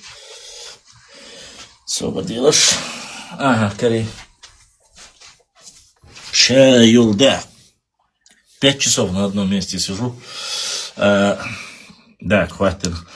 Вот так, уважаемые, хорошие мои друзья, я вам зачитал документы. Книга Аджигов Тамерлан Султанович «Ингуши не забудут родных очагов и могил предков». Вот так называется книга. Это документальный исторический роман там описано, но мы зачитываем официальные документы. Видим, что описывает и как, кто занимался и чем занимался на данный период времени. А то бишь это 1991 год, 1992 год. Все документы, которые мы видим там, опубликованные там, я вас с ними ознакомил. Не все, конечно, но те, которые мы пока посмотрели, которые зачитали. Дальше будет интересно, я буду вас объяснять вам какие-то моменты, где в каких книгах есть какие документы. Я надеюсь, что сегодняшний эфир вам понравился. Дело, опять же, поясню. Хоть книга и имеет такое название, она напечатана 3 месяца тому назад. Ой, не 3 месяца тому назад, она в марте опубликована. Это всего 100 экземпляров, но здесь уйма документов, которые показывают, что на самом деле, что Джохар Дудаев, что парламент и все остальные максимально пошли навстречу, но несмотря на это они подавались, как говорится, на них предъявляли анафему со стороны, называли их национал-экстремистами, террористами, которые взаимодействовали якобы с осетинами. Ну, все остальное вы можете посмотреть в первой части нашего эфира. К сожалению или к радости, наверное, на сегодняшний день уже заканчиваем сегодняшний эфир. Читайте, покупайте, узнавайте. Важное, нужное. Все у нас в эфирах. Я, честно сказать, сегодня хотел лишний раз показать моему брату Сулиму, блогеру, работнику, подкастеру или кто проводил вместе, совместно мы проводили, показать ему, что на самом деле эти люди ничего не сделают, они не зайдут, они не будут показывать лица, они будут максимально вбрасывать какие-либо документы, говорить, вот этот документ зачитай, вот это покажи, вот потом они зачитали, вот он показал, вести какие-то там... как говорится, подковерную свою игру, но мне абсолютно по барабану. Мне, честно, интереса нет, времени терять на него нету. Я показал книгу, 2 книги, хотя он и указал одну, я показал 2 книги, сказал, на куда есть ссылка, на какую ссылку надо ссылаться, где есть сноска, какая сноска. Мы это все показали им. Вот. А остальные документы вы видели, уважаемые мои друзья, подписчики, вы можете купить эту книгу, вы можете прочитать это все там. Если я как-то заменил или обманул вас, вы можете сделать спокойно опровержение. Шунмасана Дересхил, огромная благодарность. Сегодня наш канал поддержали нас, задонатили 10 человек, за что им огромная благодарность. Дересхил, будущник Эзашка Соудолетил. Так мы, нет, на среднюю книжечку, как говорится, собрали и постараемся вас не огорчить. Ждем новые книги и новые карты. Да, ага, ну, я вас обрадую. Скоро еще одна книга прибудет. Я жду ее. По нему мы будем понемножку красного горшка разносить. Я не буду сильно заморачиваться. Я знаю, что группы аштхуаевцев разнесли его уже. Насколько мне кто-то рассказал, что и Ахмад Барху его тоже разнес. Не видел, честно, хотел сегодня в эфире ему этот вопрос задать и обсудить. Но не успел, но ничего. Да, посмотрю, если достигну. Огромная благодарность всем с Ютуба братьям, которые меня смотрят. Огромная благодарность телеграм-канала, все братьев, которые меня слушают сегодня и высказались. И огромная благодарность всем, кто смотрит в Инстаграме. И в конце каждого эфира я всегда говорю и говорил, если иногда пропускаю, прошу прощения. Я прошу прощения ради Всевышнего Аллаха, если я каким-то путем обидел вас или обидел, невзначай обидел кого-то, задел. Никогда ни про какие народы, общества, субэтносы, шахары, тухумы, фамилии я никогда никого не оскорбляю и не унижаю. Моя деятельность заключается только в том, чтобы максимально предотвратить ложь, распространение лжи, на основе которой в дальнейшем могут вызвать какую-то конфронтацию между братьями-мусульманами на Кавказе, да и в России в целом. Поэтому мы пытаемся донести все в документах, в книгах, в картах. Карта — это лучше всего, самая любимая моя сторона — это карты, но, к сожалению, карта — это очень дорогое удовольствие, но мы будем стараться по максимуму работать по картам. Заранее забегать не будем, но мы эту книгу еще не разобрали. Я думаю, вы услышите очень много интересных моментов. Почему? Потому что, вот честно сказать, вот до этой книги я не знал, что парламент Чеченской Республики изъявлял конкретные претензии по отношению, там, допустим, речь шла всегда там о 8-7 селах, а здесь конкретно идет про Псидах и про остальные села, которые называются исконно чеченскими. Вот эти моменты, которые были приняты парламентом, эти документы, у меня их в оригинале не было, а те, что были, почти что незаметны были. Но благодаря Аджигову Тамерлану Султановичу, да, мы эти документы с ними ознакомились и будем вас знакомить на своем родном языке, своим скажу так. ويتعنى دين خلقي يتردغاش يقعرنش دوش داشن خوزا دارم الله خارسو يوشوك خارسو قوال غاشوك ويقومنتي ويمخكنتي وينتي إماديت بو شدو حدو ليش دوي دارم الله دالا نيسوان دي عشقدو البوربال ويلوين شون مثلا ديريز خيل دالدو قداخ دويل غناق وستال ديشوك Язьяшвег, лайк хватошвег, война, аша алсам подписик шбалушвег, YouTube чуа, Instagram чуа, Telegram чуа, шундал сидол, угар шугар, юшек, вой мелла алсам хагулда литер душуна, вой ядар муклаха, окжоргнаш дяха, история حق أحيو تاقا ويدق بوالق ببيشتو دال مقلحة سويجري ويقوم داق واست خواشلات ميلا أسم والخير بوي خوند أتشي هردوز نشتي وكيخ شتي حقتو آغدو هما تاني قاستن ببول بيرشخين آخينا ويندق هما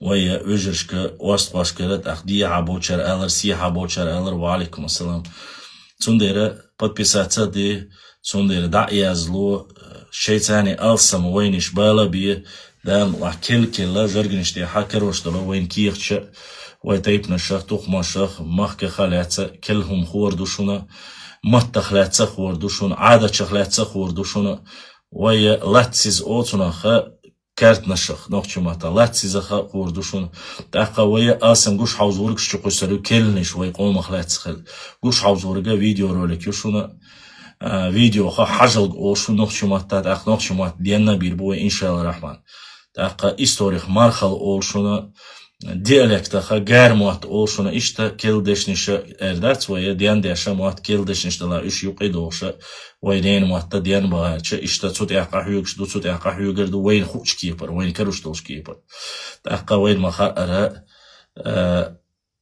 شو تخلش سايشيات سو شو مساريل كيز خوشو تندير ويا ميلا اشتا هميردو تاقا بيحكنو ارسطوى بيرزلوشا سونهارا نقش بيرقيو الحيل بول بيرزلوشنا دال سيدوال دال لغا دادو دال سايول تاريش تاقايتا افيريا شيني لأريع صوتش حوشل بيحكنا هذا نقشيت اح بيتروغليف يوار وينقش بيرقيو البيحكتير سار حق جايتني دال لحا اشوك دقيقي دق جايتين شو دال سيدوال ما سيربيوش دال ديق اليول وي دعموس زولا وي اغونش تعدا اورش ديب ديش داخل سنحوامي نقش قام دالا وين موكشل ماشو لويلا قدا ويقوم دوق احيقا ويتسدي الشعر زويخ كيلق كيرتا. Ассаламу алейкум ва рахматуллахи ва баракатуху. Не забудьте подписаться на наш сайт dzurdzuketия.com, bashlam.3.com. Там вы найдете dzurdzuketия.com, вообще очень хорошо идет вперед. Там и чеченские книги электронные, и карты, и музыка, все. Ибраим просто его поднимает уровень